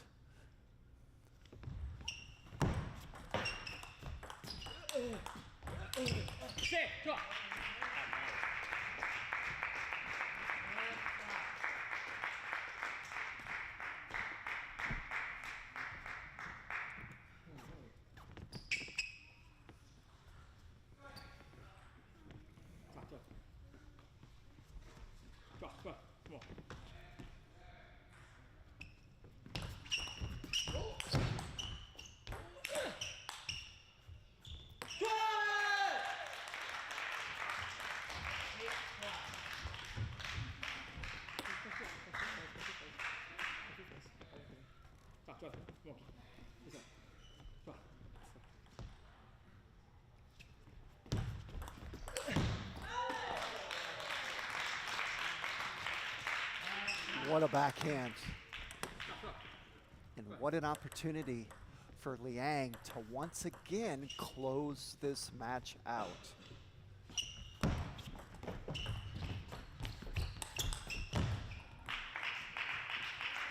I can tell you right now, Liang is not going to relax even 1% any of these points. And that's the one thing losing a lead will do to you. It's easy to say you're not going to relax when you get 9-3 leads. It's easy to just relax 1 or 2%. You see how pumped up he is to win that point. This is not like when he was up 9-3. You didn't hear those screams. He was up 9-3, 3-0 in this match. I'm going off memory. It was right around 9-3. It could have been 9-4. You didn't hear him screaming like that when he won point. There you have it. What a job by Jishan Liang of the USA to win this match 4-2 and able to recover from that disastrous fourth game. So at the end of the day, no harm done for Jishan Liang. In fact, I would argue that lost lead in that fourth game will help him as this tournament goes on, because he is no longer going to relax one bit when he has a lead. I'm not even making the claim he relaxed and that's why he lost, but generally whenever I lose a lead and I'm up 9-3, I'm thinking to myself after the match, there's no way I didn't relax a little bit to lose that kind of lead. So that's going to help him as this tournament goes on. As long as you win the match, it's no harm done. So great job. He will move on to the round of 16 at this ITTF Pan American Cup 2025.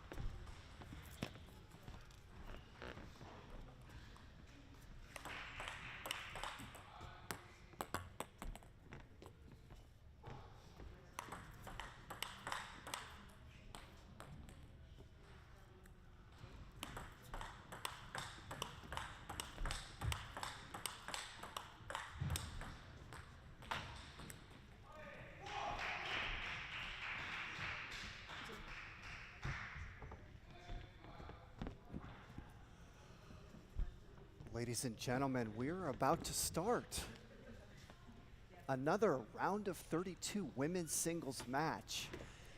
This is a fun match to watch as we have Irene Yo from the USA, 13 years old. With a nice serve to start this match. This will be my first look at her game. Has a USATT rating of 2335, so 13 years old, right around the 2350 range. That's a pretty good level for a 13-year-old.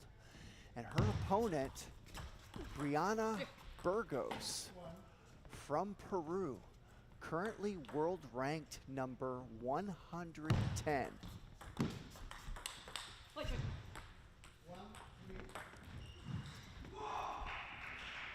I'm sorry, I said the wrong country.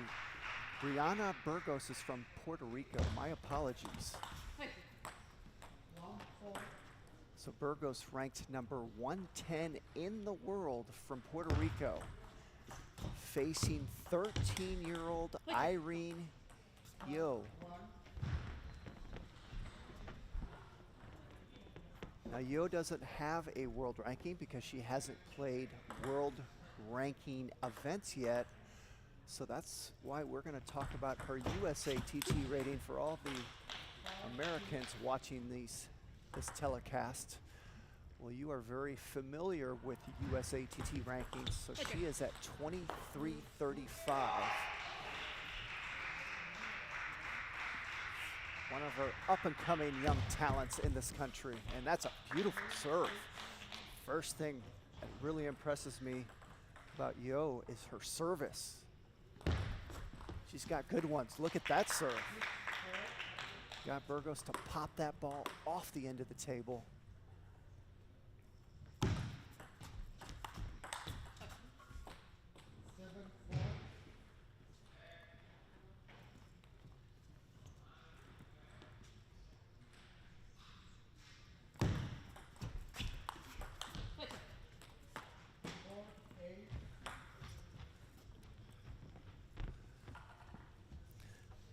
Start this game, Yo's having trouble with the top spin at Burgos. Burgos just kind of lofting that ball up, not too hard, but spinny, those kind of shots. Yo's making a lot of mistakes off those spinning, medium speed, slow loops. So she's gonna have to kind of adjust to those balls. Be careful not to get caught into playing one speed, which is a normal thing for a player of her age. You generally kind of train at one speed, and they're not usually very creative at playing different speeds. Whereas you see Burgos out there, she's changing the pace of the ball quite a bit. She's right around the 20-year-old mark. She's got 7 more years of experience.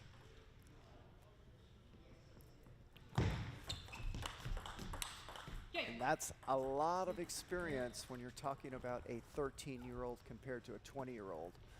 When you're talking about a 25-year-old and a 32-year-old, 7 years isn't necessarily a big difference. Game 1 goes to Burgos in this best-of-7 match. So when you're 13 years old, you have not had an opportunity to be in these kind of matches almost at all. It's very rare a 13-year-old gets these opportunities. So the experience factor isn't there like it's going to be for Burgos. So what a great opportunity for Yo out there to get this kind of match under her belt at the AAA Table Tennis Center here in San Francisco. We are in the Bay Area. This is the ITTF Pan American Cup 2025. We've got the premier athletes from North and South America at this event.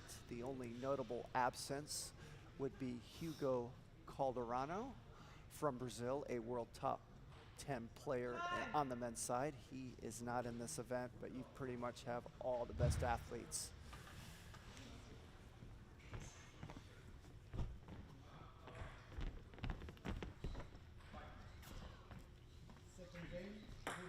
I'd like to thank one of our title sponsors, J.P. Morgan, for putting on this wonderful event. And this beautiful camera angle you see right now on the screen, brought to you by the AI cameras of Pixelscope. I love that serve of Yo. 13 years old, she's already got really good serves. Look at that serve. That time a nice receive by Burgos, but she creates a lot of spin, and I call kick on that serve. That ball kicks when it hits her opponent's side. That means she's creating a lot of spin.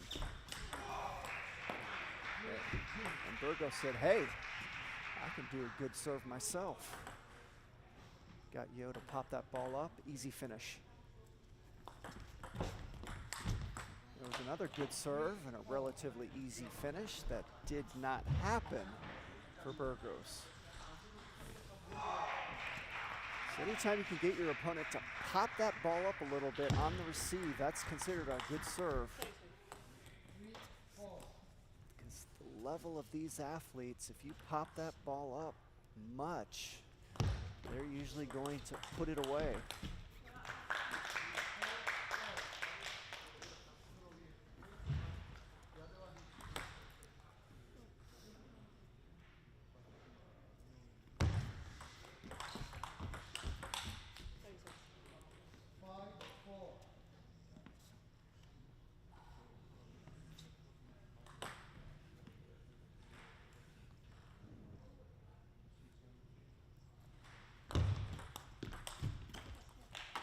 I love that receive by Yo.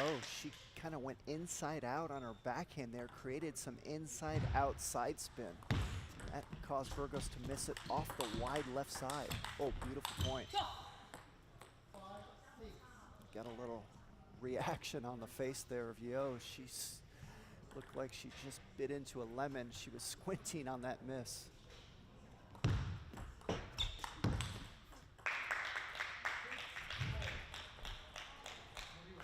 Very impressed with the technique of Yo. Not only does she have good serves, I love her short little strokes after the serve, which makes her quick. She does not take very long to complete her strokes. They're very short and compact, which gives her more time to react for the next shot.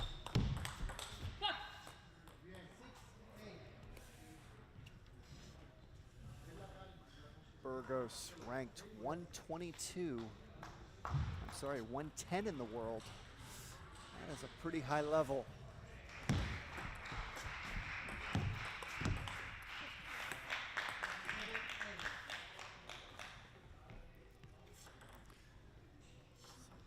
Great job here by Yo, hanging in this game. And a nice serve again. She has come up with a lot of great serves so far this match, getting outright winners from her opponent. Oh, that ball hit the top of the net, and Yo says, I'll take it because I've got a chance to win this game, and I could use a little help. Oh, good serve there by Burgos. Easy finish. So once again, many of these points are decided in the serve and receive game. When you pop the ball up, those are easy finishes for the opponent. So the serve and receive game, so important in table tennis.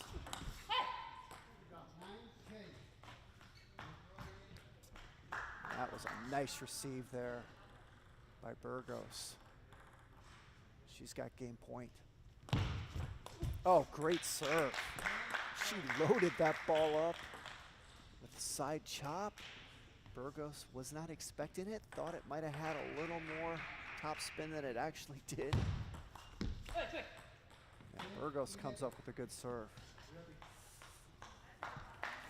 Easiest way to win a point in table tennis is off a good serve. You're seeing a lot of points won right now off the serve. Oh. I was going to say, great serve again by Yo, because I thought Burgos actually missed that receive. See, it hit almost the white line there, so that's why I made that sound. Great job to deuce this game up. Oh, another net. A little more help. And an opportunity now for Yo to win this game. She's got the serve, and she's come up with a lot of good serves this match. Oh, there's a great serve by Yo to win the second game. 13-11. What a brilliant decision and execution by 13-year-old Irene Yo of the USA. That serve kicked with heavy side topspin. And here's some replays from that last game. What a display of serves by Irene Yo, 13 years old, just coming out with zingers.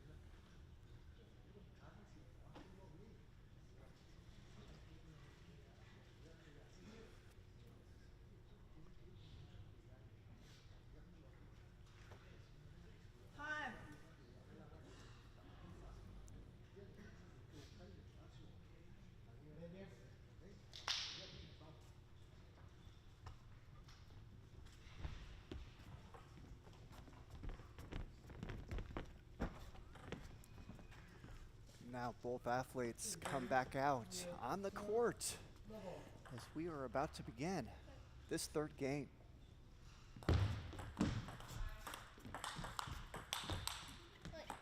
Oh, what a great start for Yo.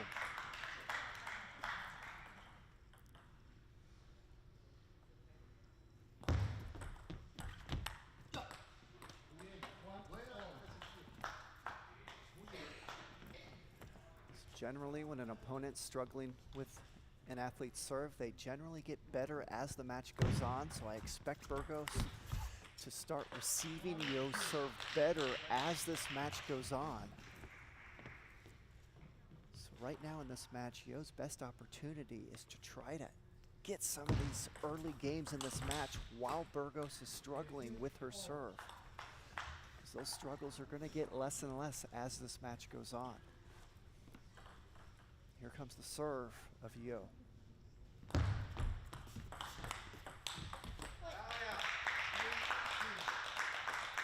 Yo puts a lot of pressure on you with that serve. Not only is it loaded with spin, she serves deep a lot into you. You're forced to make an attack. Oh, great job there by Yo, judging that slow spinny ball low to the net.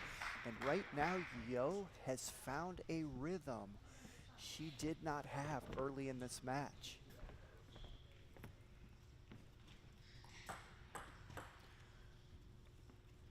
The serve here by Burgos has given Yo some problems.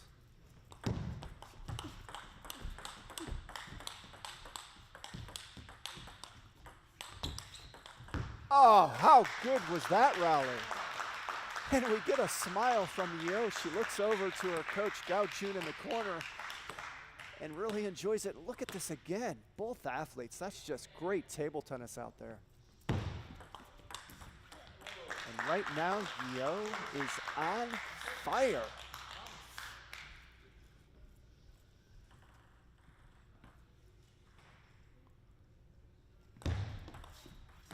Oh, that ball hit the edge. That ball hit the edge. That was a great serve. But this time, Burgos got a little help. Yo got a lot of help that second game, got a couple nets. So things evening out just a little bit.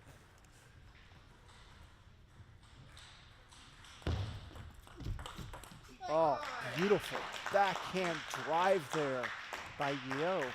because Burgos loaded up that receive, put a lot of topspin on it.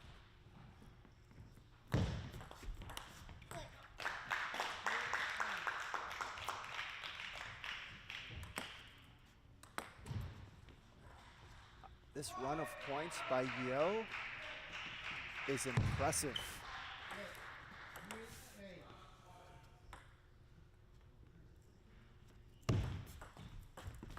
Oh, great receive. How about that? She went in there and just jammed that receive off the bounce. She wristed it, got all kinds of underspin on it.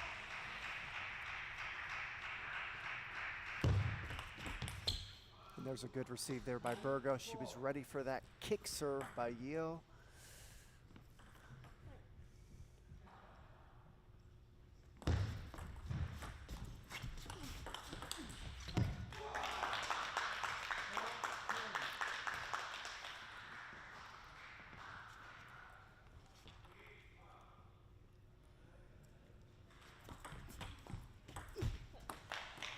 What a game and what a performance by Irene Yeo of the USA. She wins that third game and she leads this match 2-1 as we look at the replays brought to you by Pixelscope.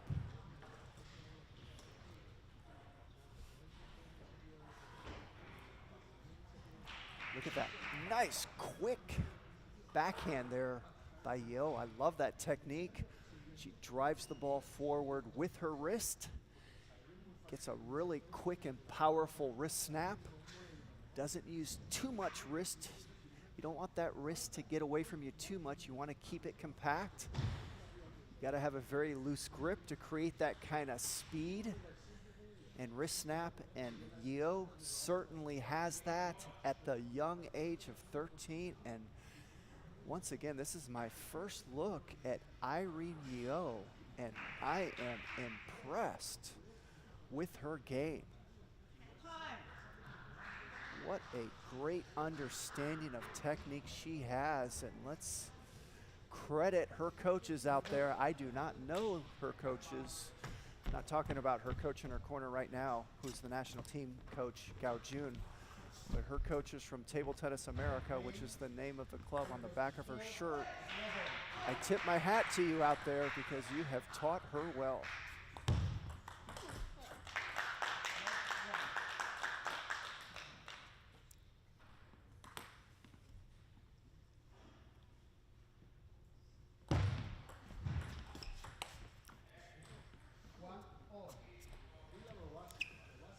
So I expect this game to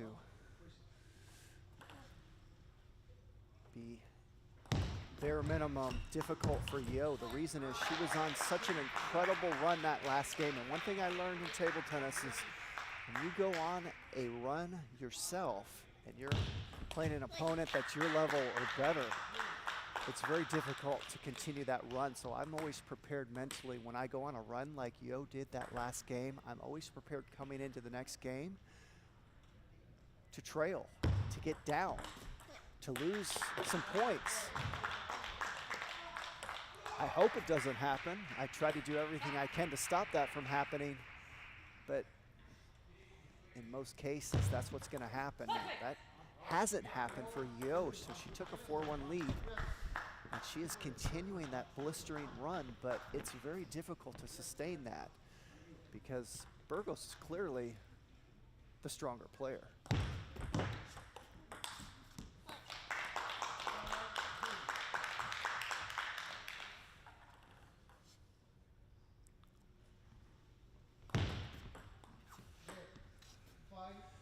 Going into the match, she's the stronger player now. We may change our minds once this match is over. Wow, great rally.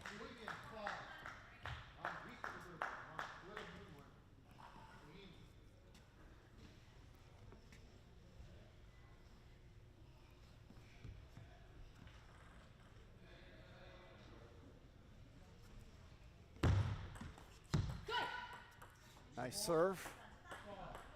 Loaded that ball up, heavy underspin, and right now Burgos has a stern look on her face.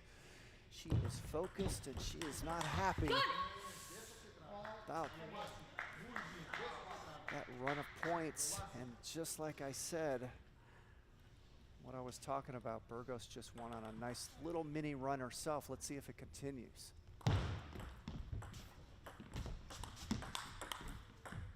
Oh, a lot of nets that point.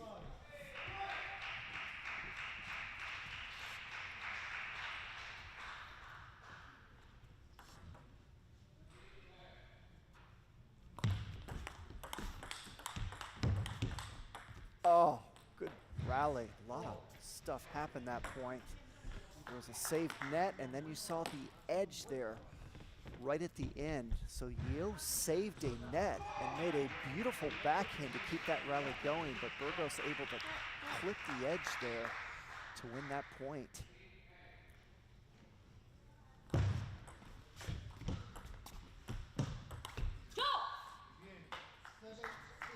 So this is what I expected. Expected Burgos to come out this game to be in it or have a lead based on that last game's run by Yeo. And there's another point one. So these are the kind of ebbs and flows that I now expect when I'm out there as a table tennis athlete. I didn't think about those when I was 13 years old, but now I'm much older than 13 years old, and this is very normal. So now Burgos on a big run.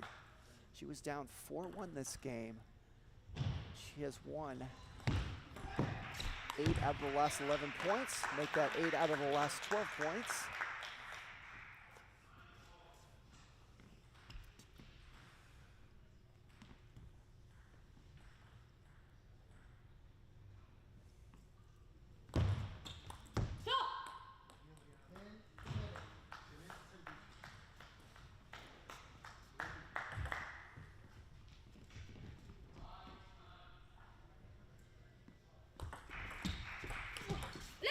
Well, great job by Burgos to win that game and to stop that run of Yeo. Got Yeo out of her rhythm. Yeo had that blistering previous game and then started off 4-1 this game. And then it was all Burgos from there. And you saw there Yeo looked out of rhythm towards the second half of that game as we look at the stats and the shot placement chart of that game 4.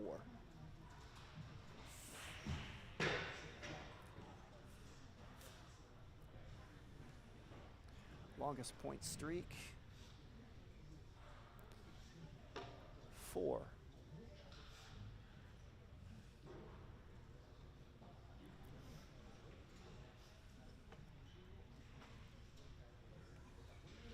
No rally that game went more than 4 shots across the net. So most of these points being decided in the serve and receive game. After that, receive within the first 2 shots of the rally.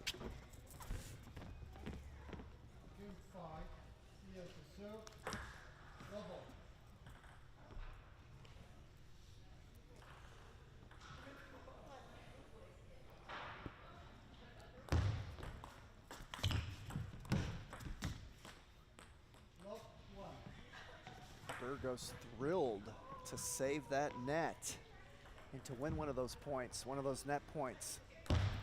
Oh, that's a great serve. That ball just kicked. And you know, it's not that Burgos didn't know that serve was topspin, because she's seen it how many times now this match? We've seen you do it a lot, but it kicked so much at the end that it still hit off the top of her racket.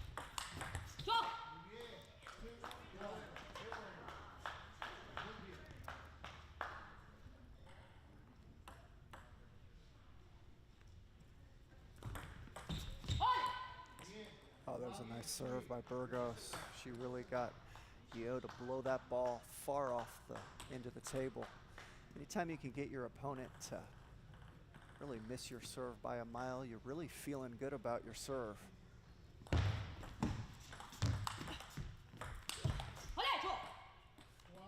So now it's Burgos with the momentum, with the rhythm.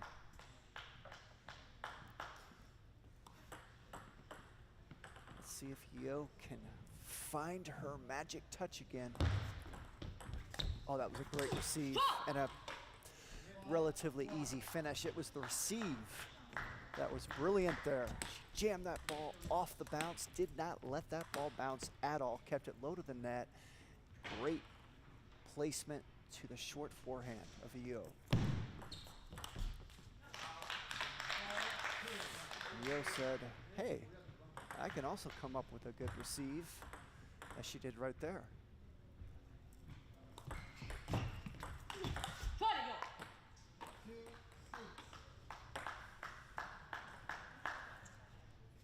So now Burgos on a nice run this match. From the middle of last game all the way into this game. Oh, that's a beautiful backhand punch to the wide forehand of Yo.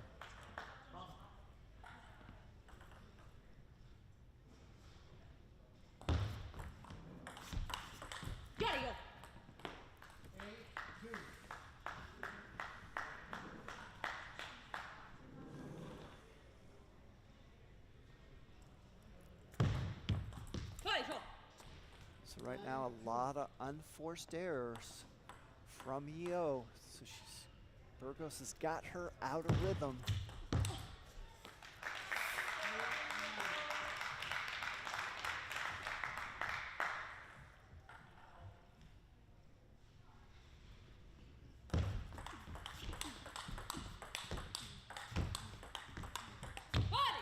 So that was a really nice rally there by both athletes, but that's the speed Yo likes to play at, and you can tell she trains that speed like crazy, and she would like to be in that speed all the time.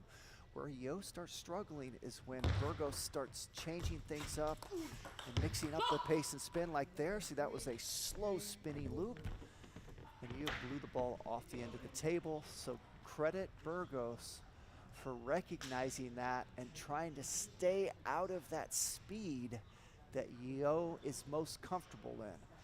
So that's the kind of chess match that goes on out there. Burgos is recognizing, hey, I do not want to play at this faster speed all the time that Yo is so comfortable at. I'm going to keep mixing things up. I'm going to go slow. I'm going to go medium. I'm going to change the spin and see if Yo can handle all of those different changes of pace and speed and spin.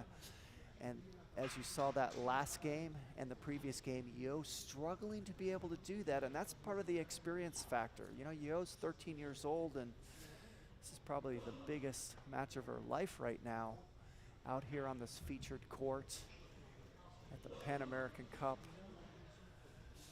And so she's not used to dealing with these kinds of situations, and so that's why experience is so important, and she needs opportunities to be out there and to experience the kind of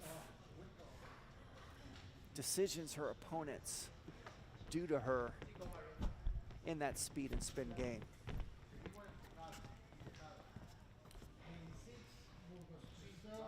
So here we go. Game 6.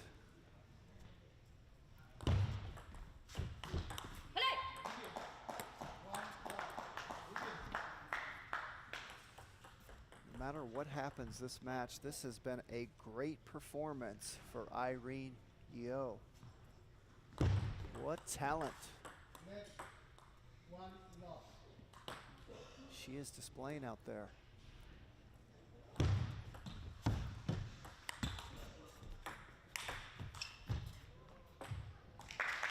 And that was a nice put away there by Yo. I wasn't sure how she was going to deal with the lob. That's the first time we've seen that, because she's not tall, and those are hard to deal with when you're not tall. You see a lot of players that don't have much height struggle with high lobs. So that was a good look at the first lob there that Yo had to deal with. And see, now you see Burgos starting to receive those serves better because she's seen them so many times now this match. One thing I noticed is Yo doesn't have a lot of different variety in her serve. She's really good at that serve that she has, but she doesn't really have other stuff in her arsenal. And Burgos getting used to her stuff, and that ball hit the edge.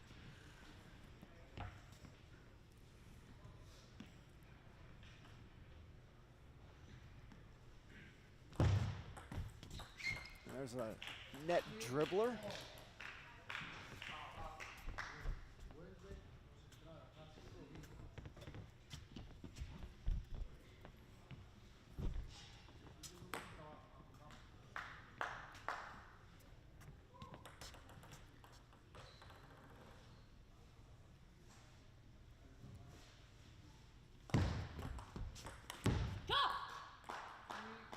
Another quality received by Burgos, really honing in now on the Yo serve.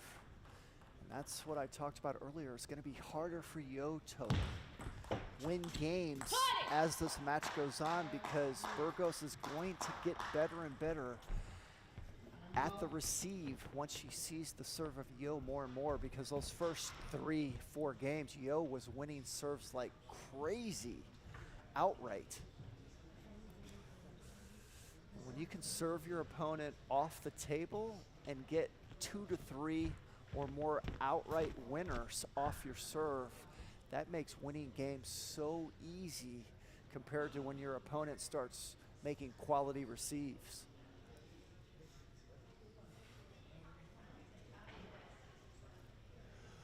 So I always like to say the easiest way to win a point in table tennis is off your serve.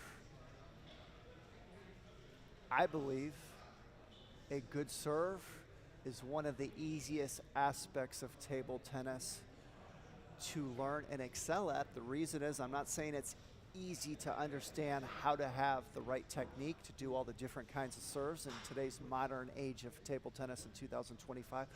But the advantage you have is you don't need an opponent to practice your serve. You can go to the gym and you can practice your serve as much as you want.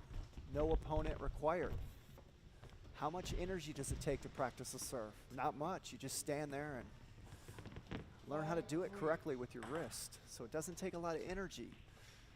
So you can be an old player, you can be a young player, or anywhere in between. There's no reason you don't have a good serve unless you don't understand how to do it. Obviously, it still requires practicing it. But I've learned if you understand the technique, even if you don't train it as much as you should, your serve's still going to be pretty good. Now, if you train it, you understand the technique, you can have some of the best serves in the world. It requires no opponent. It doesn't take much energy to practice your serve, so that's where you want to try to get an advantage in table tennis first, in my opinion. And we're at 5-all, the 6th game, and there's a timeout now being called by Burgos.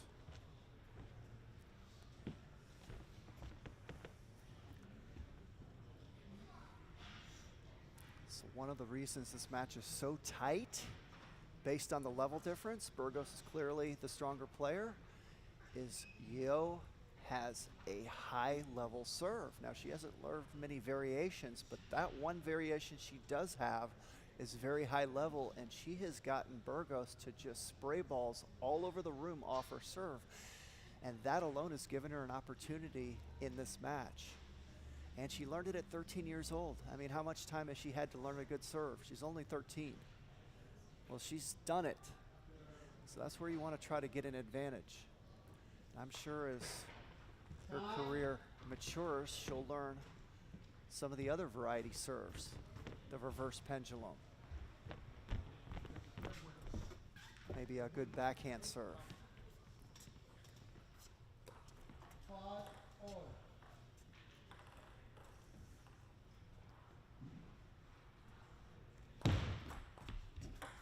So there was a rare pendulum serve there by Yo, and it was great. It's not that the serve was that high quality, but because she hasn't done it the whole match, Burgos was like, what the heck is this? And she just popped it straight up. Unfortunately, she made an unforced error on an easy finish. So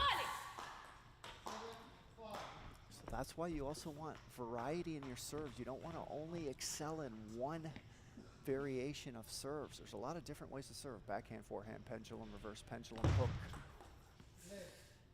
Just the fact that Yo threw in that pendulum serve, it wasn't even that great of a serve, but got Burgos to pop it up because she hadn't seen it the whole match.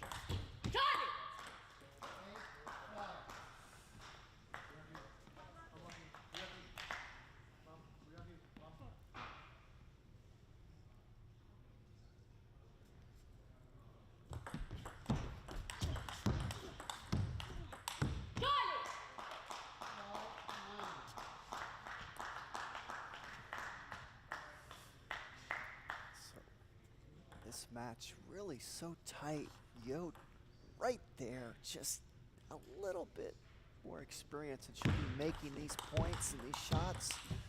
And she's really hanging toe-to-toe with world number 110, Brianna Burgos from Puerto Rico. And this has been fun to watch. Oh, there's a net edge. And those are rare. You rarely see a net edge in table tennis. It usually just hits the net or the edge. So, I mean, it's almost like double leprechaun when you get a net edge.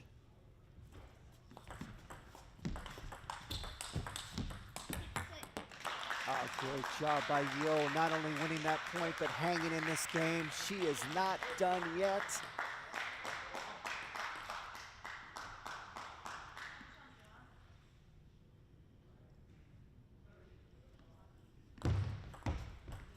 Oh, now that receive got away from her as far as the fact that she popped it up, but I love how she jammed it off the bounce. That was the brilliant decision in that receive. She jammed it off the bounce so quick that it threw the timing off of Burgos. Now, normally Burgos is gonna make that shot, but I like the decision that Yil made on that receive. That's a quality shot there by Burgos, and she has her first match point.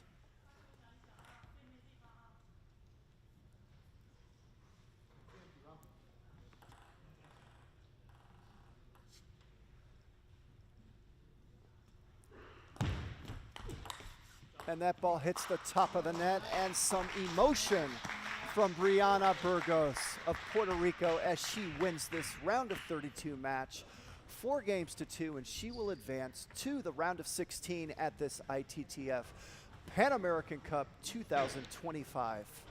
What a great match. That was such a fun opportunity to watch 13-year-old Irene Yeo of the USA. My first opportunity to see her play, and that was an impressive performance by her in defeat. And I look forward to watching her play more in the near future. Now we look at the stats and the placement chart of that last game.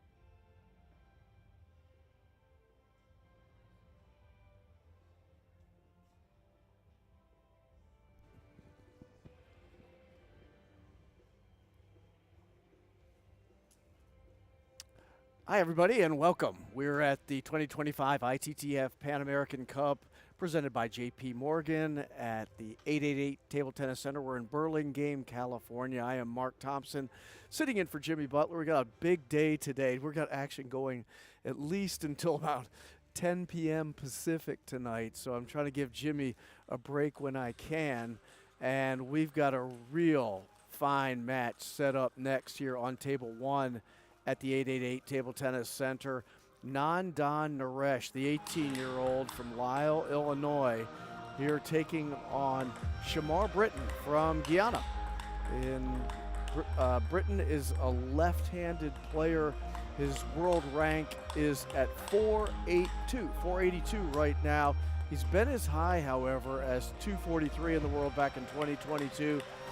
Shamar Britton from Guyana, 25 events with the ITTF, 134 matches, has a win percentage of over 50%. He's 52.4%, 70-64 historically. These two players have not met in ITTF competition before. Nandan Naresh, as noted, just 18 years of age. His world rank right now at 147. 147 for Nandan Naresh. 41 ITTF events historically. And over the course of 246 matches, he's got a 65.7% win percentage. Last playing in the Singapore Smash, he lost to Lubomir Jankarik of the, I think they call it Czech now, as we get ready for this round of 32 match between Nandan Naresh and Shamar Britton, and the first point does go to Nandan as he has the serve in game one. He has a very nice hot spinning serve as a second one and leads 2-0. Nice return that time by Nandan, lots of spin and undercut on that. And Shamar had trouble with that. Now leads 3-0 for Nandan Naresh. Hot backhand, flat and heavy to the forehand side of Britton. Again, a left-hander. Another one. That exit angle extremely sharp. 5-0 Nandan Naresh. Make that 6. 3 in a row, bullet backhands by Nandan Naresh has him rolling down the road, and Shamar Britton takes a towel break at 6-0. Finally, Nandan misses the backhand.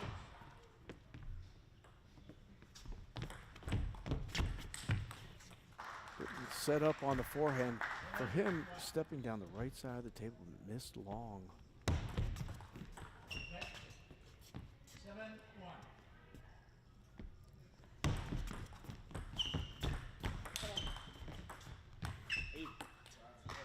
Good powerful forehand that time by Shamar Britton into the body of Nandan Naresh. He had trouble with it. And it's 7-2.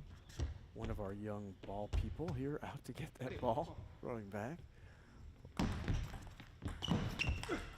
We thank all the people who are associated with this tournament. It is a team process to bring something like this together, and we want to thank all of the young people serving as our ball retrievers out on the court, doing a really fine job. Oh, nice placement that time off the forehand, received by Nandan Naresh, deep into the forehand corner, 9-3 Nandan.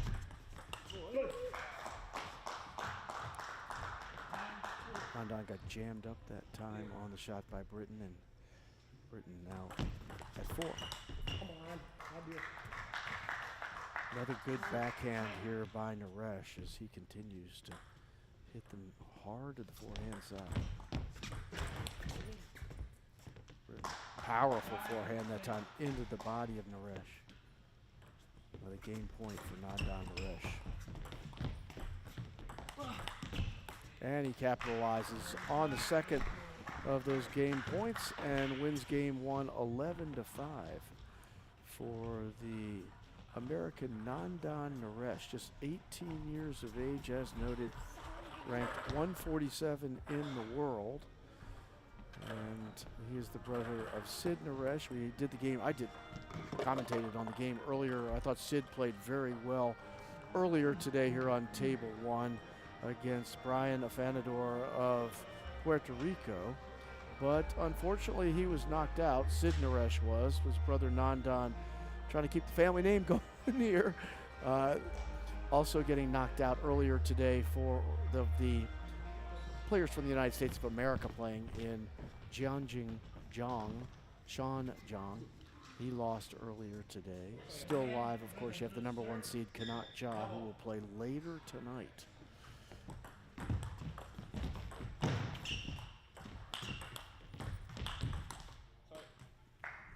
couple of hot forehands that time by Nandan Naresh, and he has a 1-0 lead here in game 2.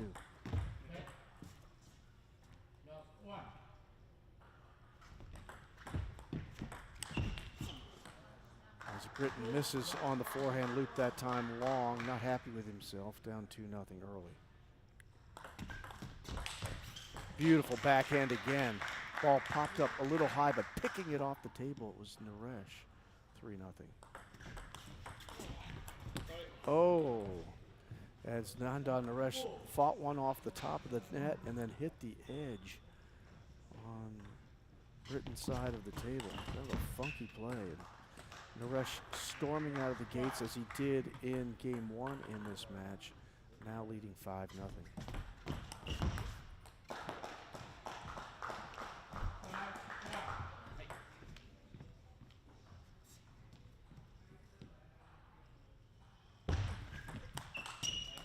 Nice forehand receive that time by Shamar Britton of Guyana to the backhand side of Naresh.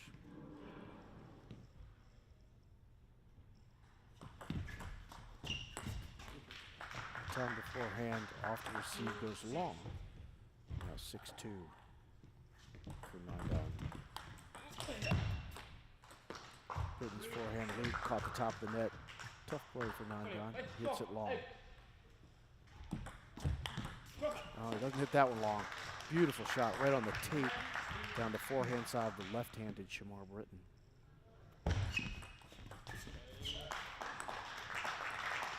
Britton that time changed Naresh up.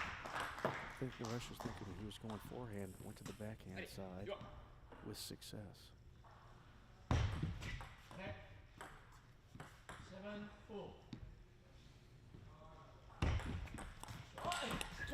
Another beautiful loop backhand, just tremendous power from Nandan. And at the 12th point of the game, with Nandan Naresh leading 8-4. Shamar Britton.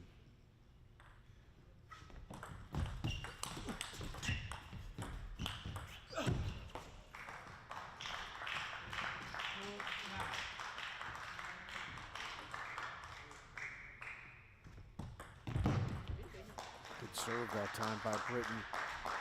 Jammed up Naresh into the net he goes. It's now 9-5.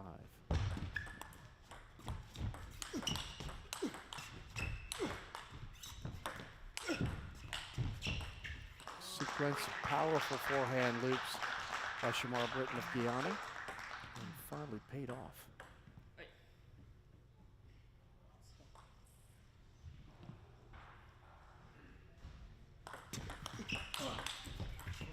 Fast and long serve that time by Nandan, but off the net and in for Shamar Britton.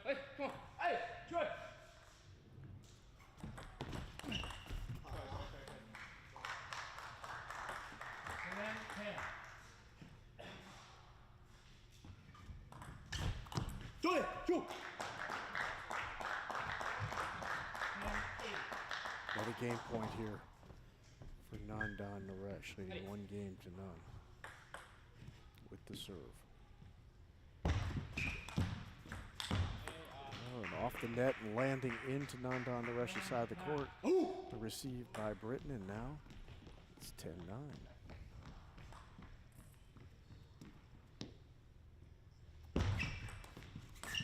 At that one, the receive goes long, and Nandan Naresh storming out of the gates here has a 2-0 lead over Shamar Britton of Guyana. Show on the replay a good example of that backhand that Nandan has used with power and consistency here over the course of this round of 32 match against Shamar Britton of Guyana, to take a 2-0 lead to this point. But Shamar Britton, 26-year-old out of Guyana, guy with a lot of power, and watched him work out over the course of the last few days. Has been here training, preparing for this event. Lots of variety in his shots as well. I think part of this match to this point has been that Nandan's playing at a real rapid pace, which we've seen before in his style game. And I think when he gets it going, he just likes to keep rolling. And he's got it rolling again here in game 3, 1-0.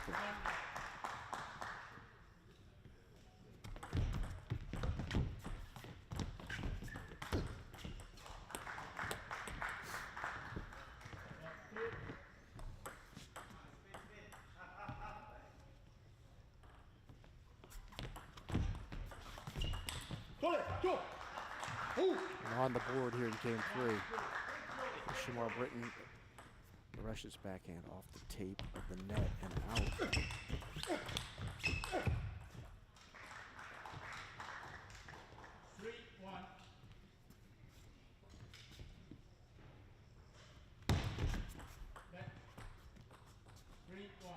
Let called there by umpire Tony Shaw.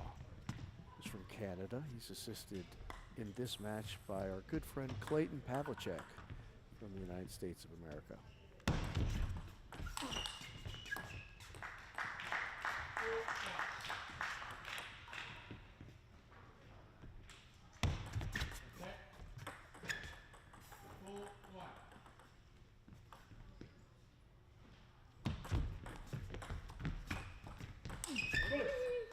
Nandan started that one off with the reverse pendulum serve, something we haven't seen from him until this point in this match. It's Britton who comes up with the point.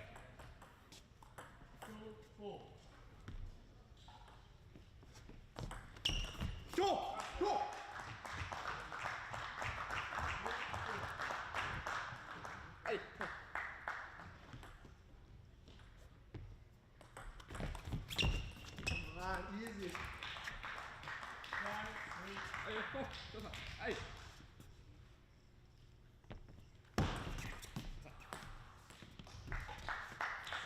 Nice serve that time by Nandan, unable to handle it. Britton. Good setup by Naresh, but his forehand off the top of the net on the third ball and out. 4-6 for Britton.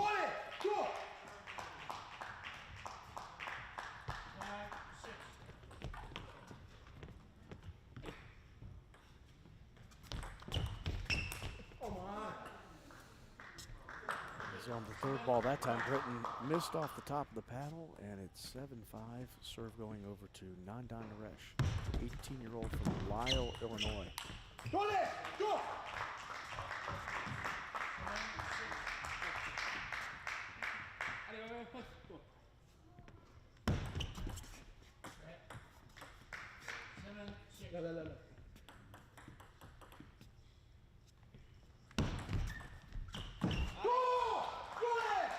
Received that time by Shamar Britton.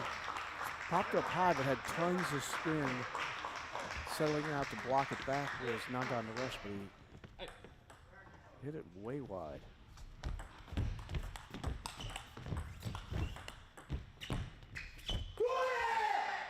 Good rally and first lead of the match here for Shamar Britton of Guyana at 8-7.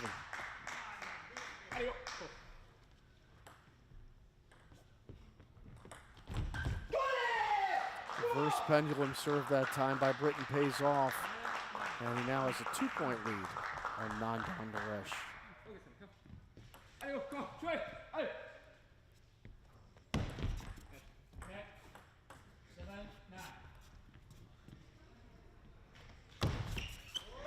And Nandan a little aggressive on the serve that time, got too much on it on his side of the table. It popped up high and long.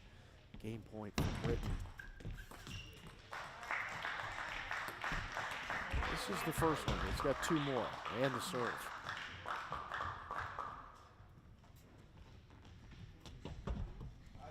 Slows things down a bit by taking the towel break here. Shamar Britton of Guyana.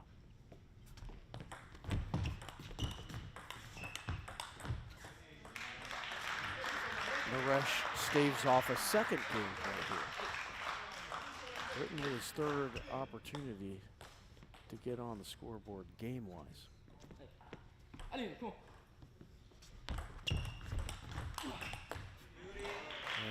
Naresh showing a little fight here. ties things up at 10. 3 in a row. Ready, come on.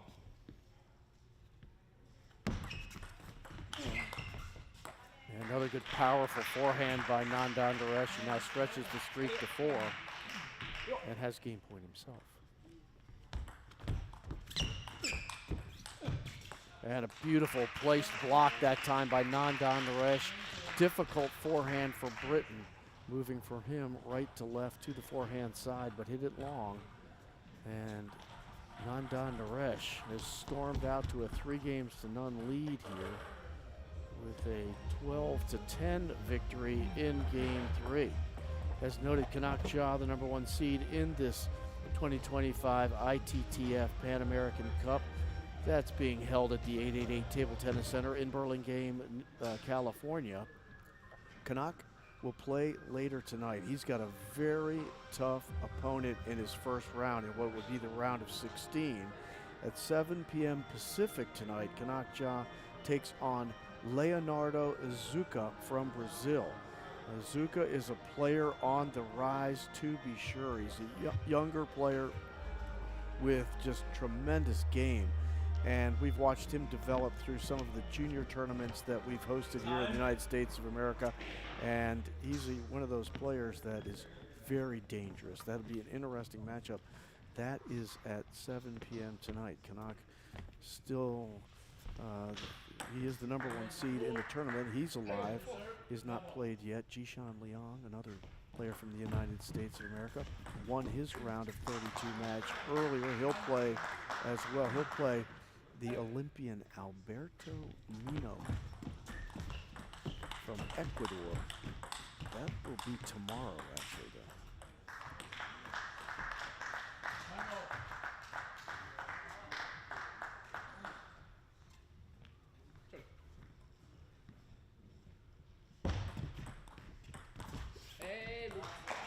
Push that time by Naresh. Too much on it. And Shimano Britain with the 2-1 lead. Now 3-1 is that forehand loop by Naresh off the top of the net and out.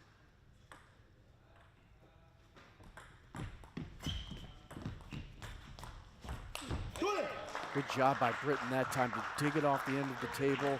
Had a lot of top spin on the loop, and Naresh goes long.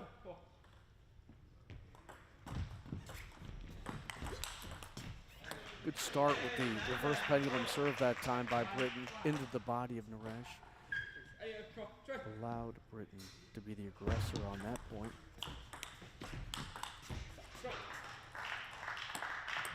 But not on that one.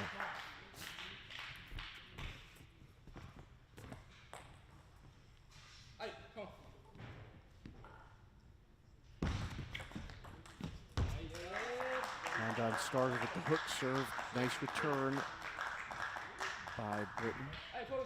And the third ball goes long. That was set up for the big forehand for Naresh. We hit it off the top of the paddle. And now trails by 5 here.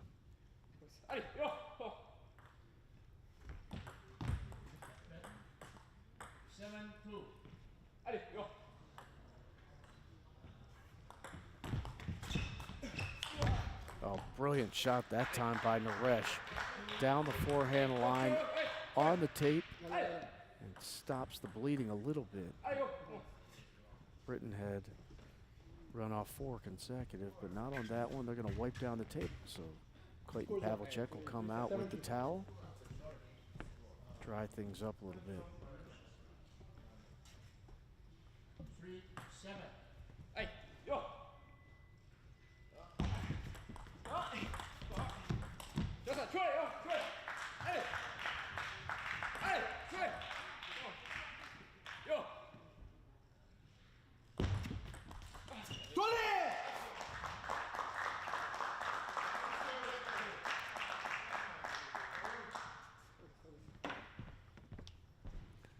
Again, Britain electing on the towel break to take a moment. I think he's intentionally trying to slow Nandan down, because Nandan Naresh, when he gets rolling, he ain't easy to stop. And he gets a big break there off the top of the net to draw within 3 here in game 4, up 3 games to none. Nanda Naresh.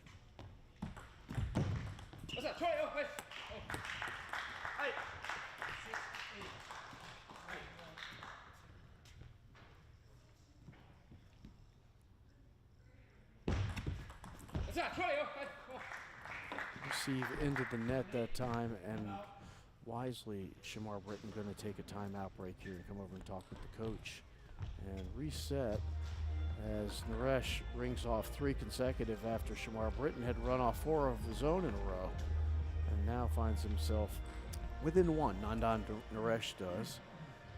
The winner of this match in the round of 16 will play Vitor Ishi of Brazil. That's at 10 o'clock tomorrow. That'll be in the round of 16. I was talking about Jishan Liang, who won earlier here on table 1, having to take on the Olympian Alberto Mino from Ecuador. That is an 11 o'clock start tomorrow. Times are Pacific out here tonight. The one we're anticipating, amongst others, Kanakja taking on Leonardo Azuka from Brazil. That's at 7 tonight. At 7:45 tonight, got the first match of the tournament for Amy Wong. She will take on Ji Ying Zheng from Chile. That's at 7:45 tomorrow. The American Jessica Reyes Lai will take on Mo Zhang from Canada at 10:45 a.m. And Britton comes out of the timeout, stops the bleeding, and goes to 9-7 for a nice receive.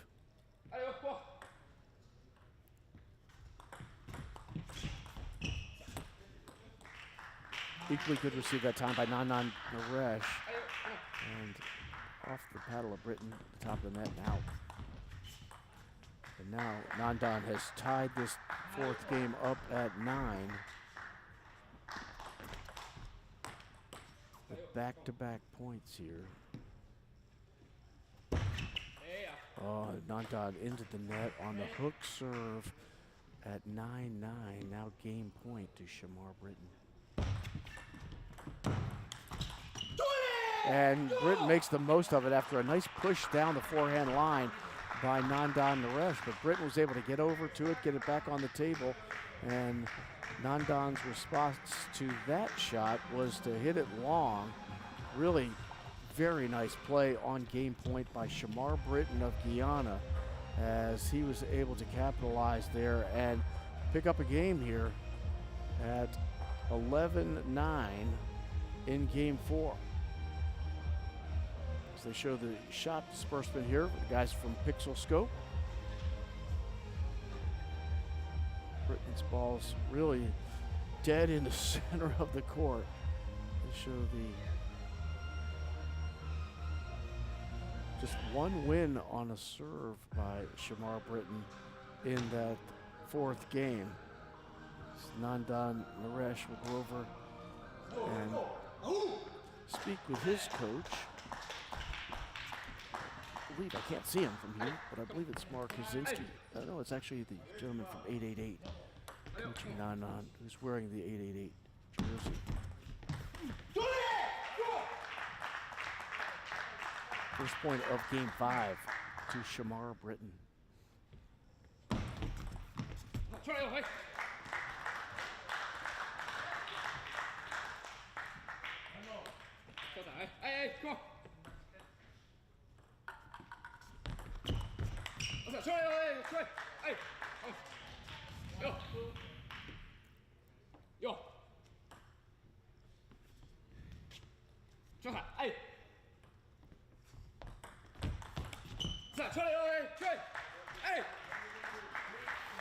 Nandan Naresh, a little bit more vocal here in game 5. We've heard that from him for years now.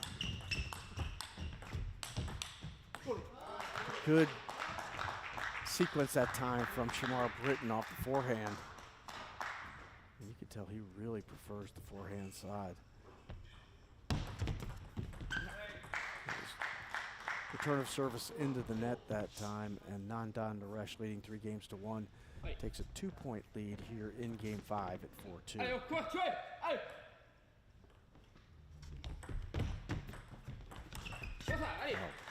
Good flip backhand that time with power by Naresh. Makes it 5-2.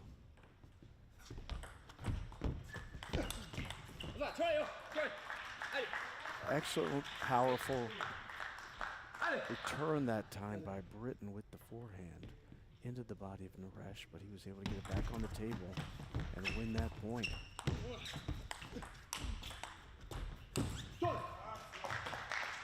Very interesting exchange that time. Lots of spin on the ball from both players.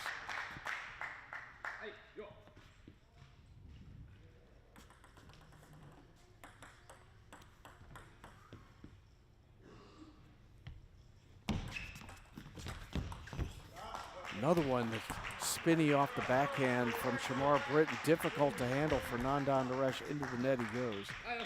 And it's 4-6, Britton with the serve.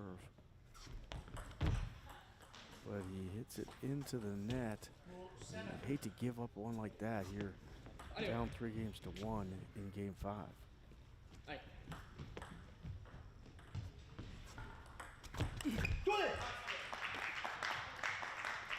And tried the backhand flip on the receive, but caught the top of the net and out.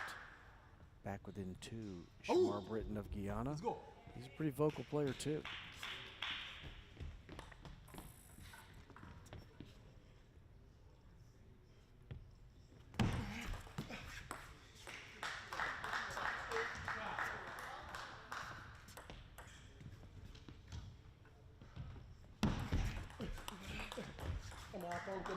Another good underspin serve that time from Nandan Naresh. Now it's 9-5. Serve comes across to Britton. That one hit the pole, the post, the net. 5 match points here for Nandan Naresh of the United States of America. First one, unable to handle the serve of Britton.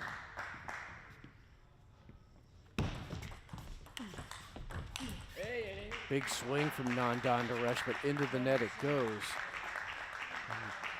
Staving off 2 match points, Shamar Britton of Guyana. Now Nandan with a different setup on the serve here.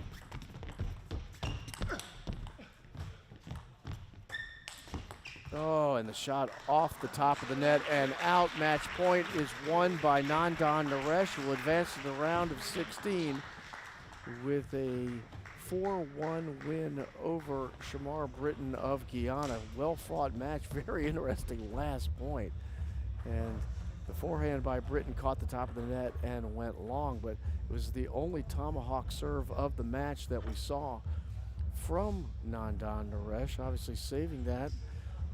Britton did a good job of getting it back on the table, started the sequence, which ultimately resulted in the point being won by Nandan Naresh, which gave him game 5, which gives him the match at 4-1. So we look at Naresh's stats there from game 5. Won 3 points off the serve on that one. And Nandan Naresh stays alive here. So of the 5 players from the United States of America who started in this ITTF Pan American Cup, 3 are still alive. Kanakja yet to play. Jishan Liang won earlier. And now Nandan Naresh advances. Sid Naresh has been knocked out. And Jianjing Zhang, who also goes by the name Sean, lost to Eugene Wong of Canada earlier in the day. So those 2 are knocked out. So we get a couple of young ladies taking the court here in the round of 32. This is the American Isabella Hsu taking on Ivy Liao of Canada. Isabella Hsu, 18 years of age, from Cary, North Carolina. She is not ranked in the world rankings at this time, but she's ranked 9th amongst women in the United States of America. Her USATT rating is 2319. Ivy Liao, 23 years old, out of Vancouver, British Columbia. Number 215 in the world. She's been as high as 118. And she's coming fresh off a performance in the Singapore Smash. The winner of this match between Isabella Hsu of the United States of America and Ivy Liao of Canada gets the honor of playing Bruna Takahashi, who is the #1 seed in this tournament on the women's side of the draw. I don't believe the time for that one has been yet set. I could be wrong about that, but it wasn't last time I checked on the list. It would not yet been set, but I would presume that would be tomorrow, because right now Pacific time we're at 3:15 is when this match is going to start, and I would presume they will push the match for the winner of this one against Bruna Takahashi to tomorrow. The other American women still proceeding in this tournament. Amy Wong yet to play in the tournament. Will play later tonight at 7:45. She gets Ji Ying Zheng from Chile tonight at 7:45 for Amy Wong. Jessica Reyes-Ley, who won earlier today, she's going to play tomorrow morning at 10:45 a.m. against the very talented Canadian Mo Zhang. And then at 6:15 tonight, Lily Zhang is going to get an opportunity for her first match. She'll play Angelica Arellano at 6:15 Pacific time tonight. I believe that'll be on court 1 as well. So we get an opportunity to see Lily Zhang here at the 888 Table Tennis Center in Burlingame, New York, as the two young competitors, Isabella Hsu and Ivy Liao, warm up here, which gives us an opportunity, to thank all the sponsors. Of course, the event presented by J.P. Morgan. Do want to thank Butterfly for all of their great work with USA Table Tennis and at these ITTF events as well. Playing with the Europa table out there on courts both 1 and 2. Thank, of course, to Bowie Martin and Josh Brantley for helping us out in that regard. Pixel Scope, boys from South Korea over here doing the stream. Thank you very much for all of your great work. Pine Grove Capital Partners, as well as Silicon Valley Bank and MongoDB, supporters of this tournament. And it is a very, immense undertaking to take on a event of this nature, and with as many international players are coming in for a big event, particularly because there's so many world ranking points on the line. We very much appreciate the assistance of everyone, including our host here at 888 Table Tennis Center and Hoi Fen Chen.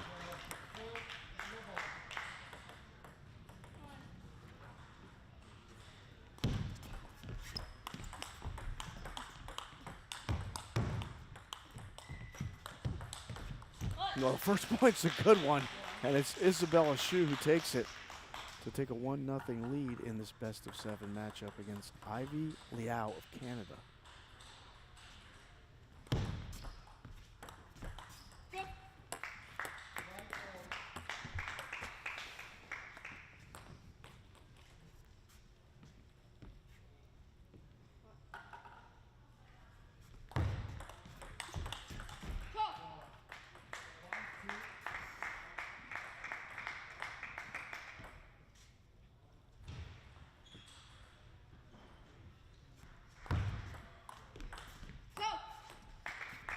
Another backhand slice serve that time by Isabella Hsu.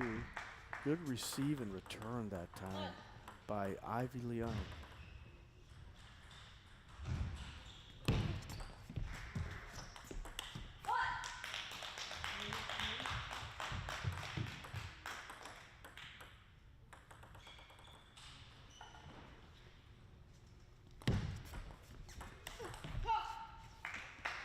Backhand flip that time, extremely powerful, off the edge of the paddle of Hsu and out, and Ivy Liao with a 4-2 lead in game 1. This placement on the receive that time by Liao, deep into the forehand corner.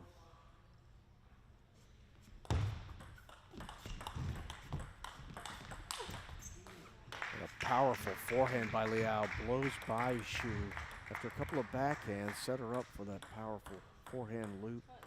Just blitzed her.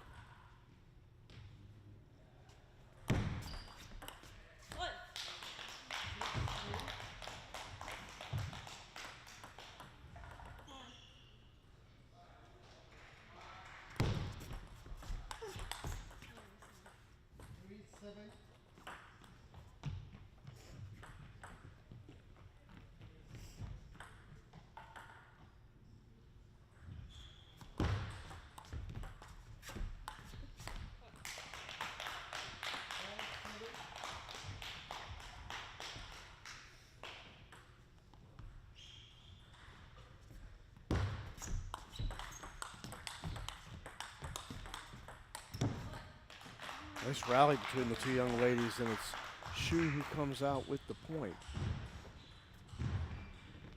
Isabella Shu showing that time some excellent footwork to move from her left to right to get into position on those forehands.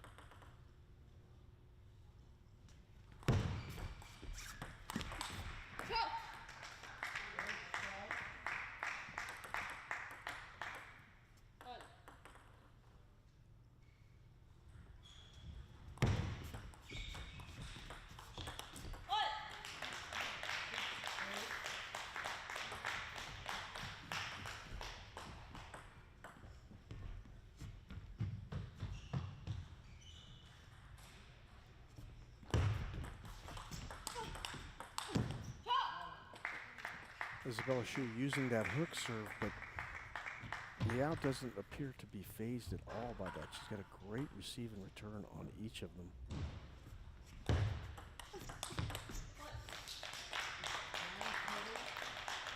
That's a nice third ball by Shu into the body of Liao. And Liao with the serve up by 2 here in game 1.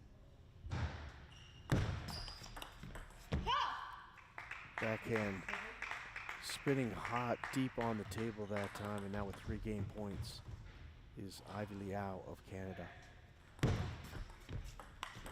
And she makes the most of the first one. A beautiful forehand, lots of power to the forehand side of Isabella Shu. And that's something we saw several times in that first game, is the power coming across the table for Liao, deep into the forehand side, landing hot and getting behind Isabella Shu, the 18-year-old from Cary, North Carolina, another one of 7 American women who qualified for the main draw here at the 2025 ITTF Pan American Cup in Burlingame, California. Absolutely gorgeous here in Northern California. We first came in a little bit ago.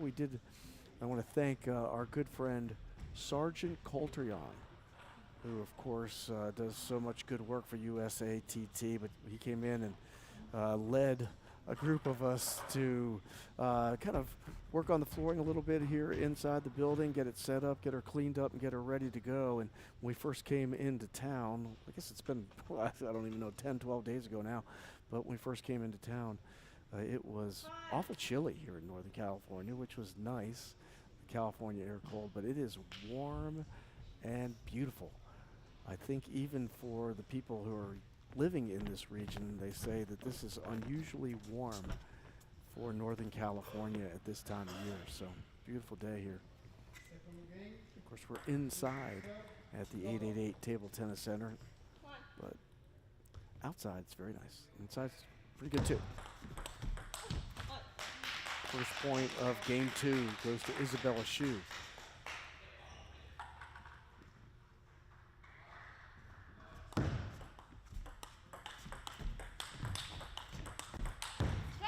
Another extended rally that ends with the forehand of Liao. When she gets her body in position to drive that loop across the table, it's got a lot of heat on it. Liao started that time with the fast and long serve. She got it back on the table, but you could tell she was on the defensive from that point. Oh, nice forehand that time by Isabella Shu. Bounces under the paddle of Liao. And we're tied at 2 in game 2.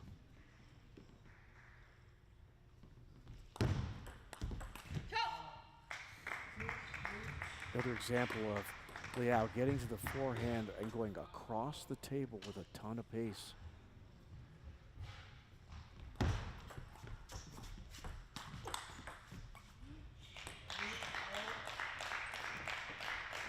That backhand seems to be fooling Liao a little bit. It's the second in a row into the body that have gone under the paddle of Ivy Liao on the shot by Isabella Shoes. So I'm assuming there's some hot spin. I guess that's going to be top spin on that.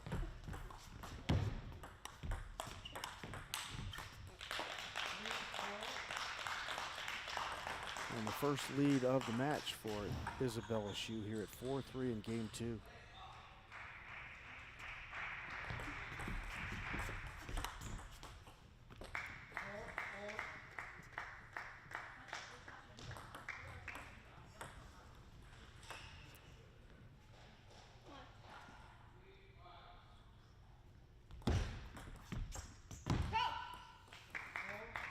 Touched by Liao, kind of died at the end of the table, trying to brush it and not strike the end of the table was Shu. She missed it. Now trails again at 5-4. Good receive that time by Liao on the fast and long serve. And into the net on the third ball goes Shu. So it's now 6-4 with the serve.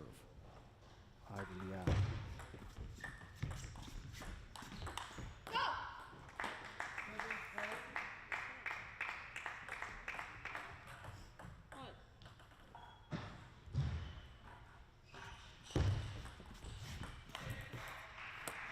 Received that time from Shu, popped up high, but into the net. Liao's forehand just drove it there, and now drawing back within 2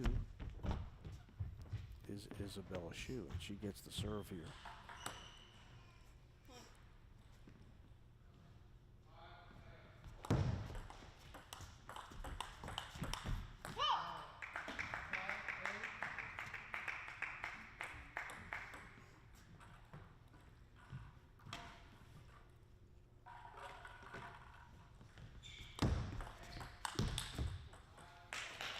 Very nice backhand slice serve that time by Isabella Shu. Good response on the receive by Liao, but third ball too much to handle.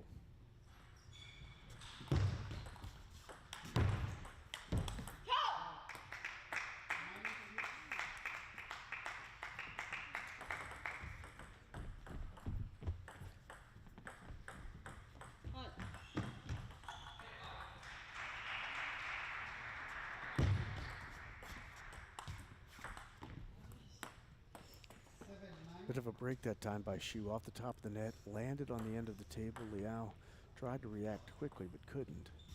And now Shu trying to get back in it here. Down by 2. They serve, the hook serve kind of coming across onto the forehand side, but stepping around and using the backhand was Liao, right into the net.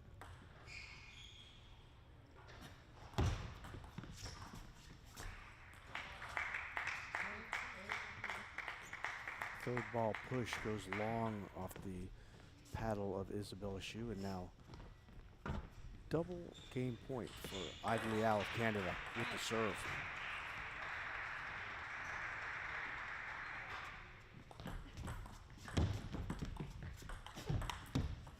And she makes the most of the first one on the backhand slice serve. Started the backhand rally between the two young ladies, but I believe that the shot there from Liao caught the top of the net, causing Shu to send it into the net. And now, with a 2-0 lead, the two players will come to their respective benches. 2-0 lead in favor of Ivy Liao of Canada. Of course, it was Team Canada taking the Four Nations tournament, the Four Nations face-off, as I think what they were calling it, but the tournament, for not that anyone cares, but the hockey tournament that was just held in both Montreal and Boston may have been some of the greatest hockey ever played at any time and ever anywhere. The game last Saturday night between Team Canada, Team USA, absolutely unbelievable. USA won that one 3-1, earned their way to the finals. Team Canada had to beat Finland on Monday to get to the final match. They got there, and last night won in overtime on a goal by the player that many consider to be the best in the world, Connor McDavid, wide open and all alone out in the middle of the slot. Good night to everybody on that one. So, congratulations to Canada.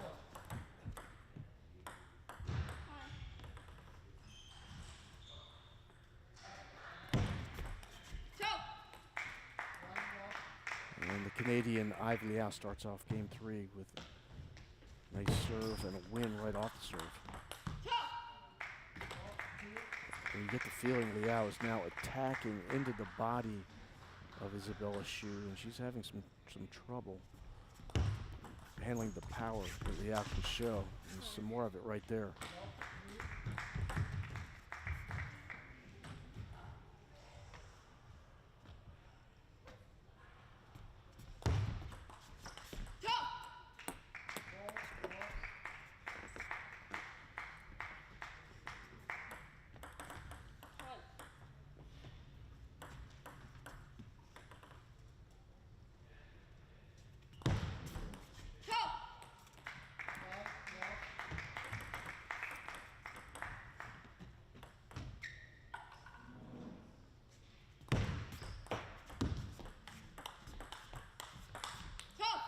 Yeah, you could feel it coming out here in game 3 that Liao was a young lady on a mission. She's now jumped out to a 6-0 lead here in game 3. And on the towel break, gives Isabella Hsu an opportunity to kind of reset.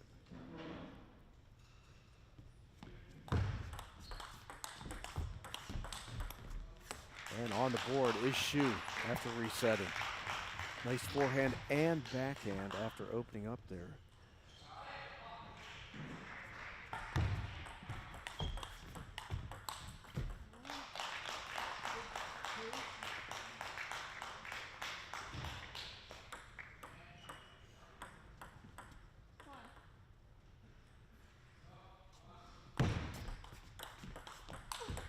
Oh, brilliant forehand that time by Liao.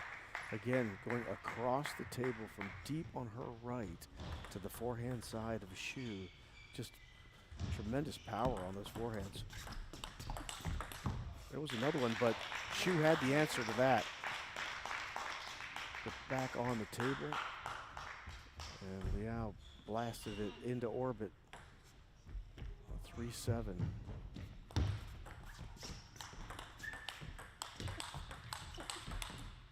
Oh, nice exchange that time by Isabella Hsu. Extended rally, she takes the point. Now within 3 here in game 3.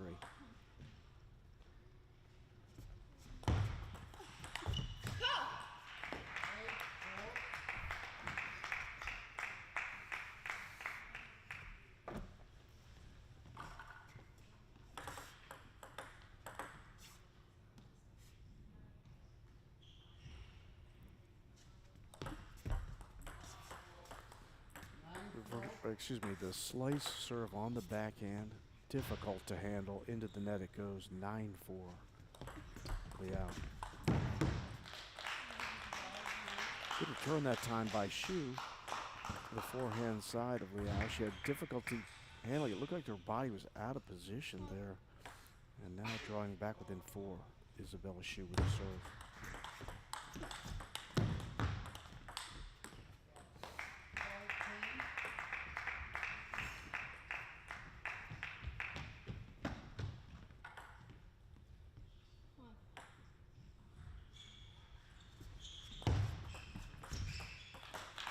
Hsu staves off the first of what would be 5 game points here in game 3. Now down 10-6 in favor of Ivy Liao of Canada.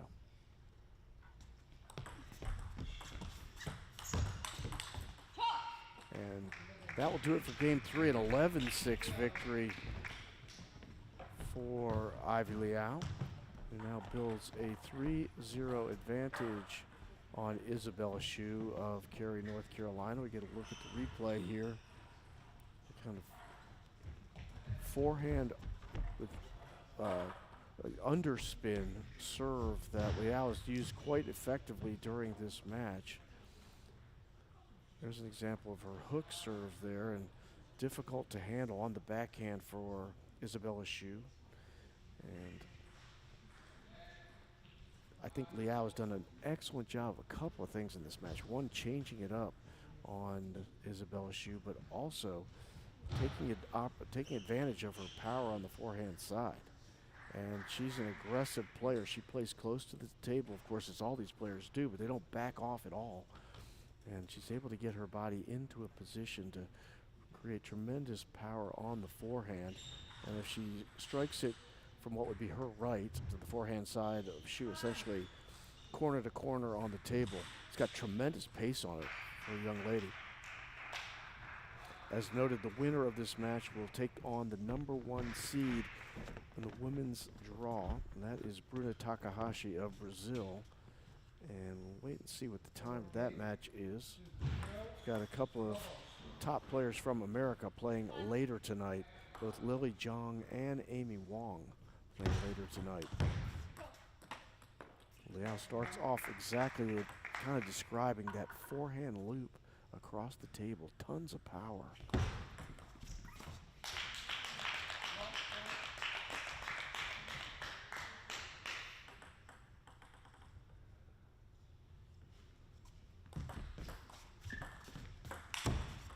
The ball popped up high that time for Isabella Hsu, but she drove it in the net. And it's now 2-1 Liao with the serve.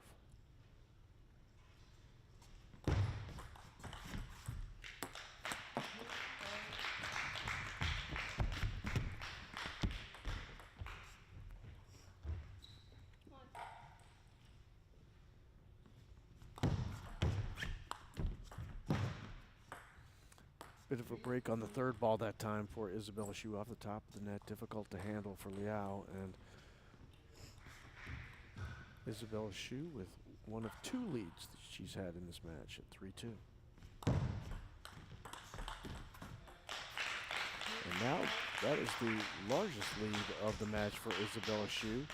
Comes here in game 4. She's down 3 games to none, but she's up 4-2 here in this game. Do want to thank our umpires in this match, Pedro Moreno from Colombia and Esther Aliota from the United States of America, assisting him.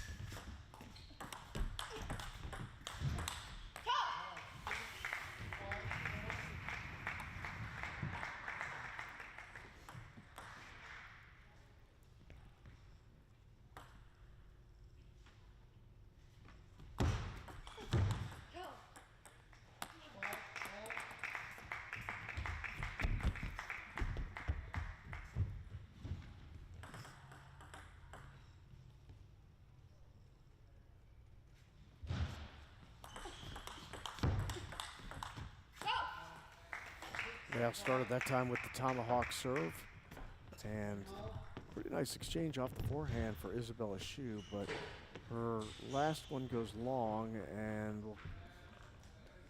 she'll call timeout here with her coach Gao Jun, giving her some instruction here on the sideline. Down 3-0, 11-7, 11-8, 11-6 for Ivy Liao of Canada, leading 6-5 after Isabella Hsu led by as many as 2 twice in this game 4. So timeout, and Coach Gao giving instruction to Isabella Hsu. She too wearing the black and gold butterfly shirt outfit here at the Pan American Cup for 2025. Second year in a row that the United States of America has served as the host of this event. This one presented by J.P. Morgan here in Burlingame, California. Not too far from the heart of the city of San Francisco. I've ventured up there a couple times. It's a pretty unbelievable city. You know, it's interesting. You'd think in an area like this that the traffic would just be nuts, but for some reason or other, last couple weeks we've been here, it's been very easy to get around. I don't know if it's like that all the time, but it's not like that in Los Angeles, I can tell you that. Completely different Californian atmosphere up here in Northern California.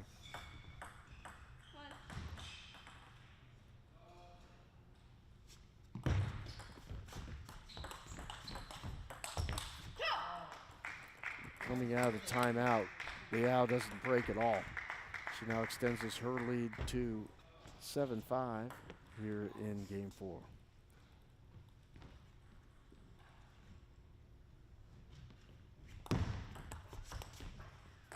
Nice receive that time by Liao.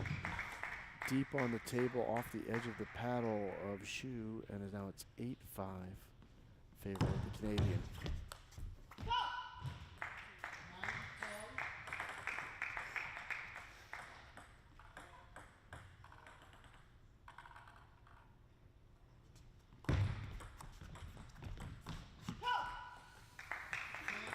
Now Liao is just running down the track, up 5 match points here. And she makes the most of the first one, so it is going to be Ivy Liao who will advance to the round of 16 to take on the number 1 seeded Bruna Takahashi in the next round. And for the youngster, Isabella Xu, nice showing, 18-year-old out of Cary, North Carolina. Ended up getting beat here 4-0, but a good opportunity for her to get out and play international competition, get a feel for what that is like. And there's only one way to gain experience, and that's to play. So the young lady comes out and plays relatively well here at the Burlingame Table Tennis Center, and did hold a couple of leads against the, you look at the ranking for Ivy Liao. She's currently ranked 215 in the world, but she's been as high as 118, and she's playing in events such as the Singapore Smash recently completed on the WTT circuit, so you know she's playing high-level competition. So for Isabella Xu, you have to kind of take what you can from an event like this, and a little instruction after the match from Coach Gao Jun, and we'll congratulate them all on coming out and nice showing here in the round of 32 at the 2025 ITTF Pan American Cup. All right, I think we're going to take a bit of a break here. I don't see any players lining up to come in. I don't see Jimmy Butler, so I'm going to take a break. And want to thank everybody for watching the live stream out of the 888 Table Tennis Center in Burlingame, California for the 2025 ITTF Pan American Cup, presented by J.P. Morgan. We'll be back a little bit later, get an opportunity to take a little break here and come back in just a moment. Thanks for watching, everybody.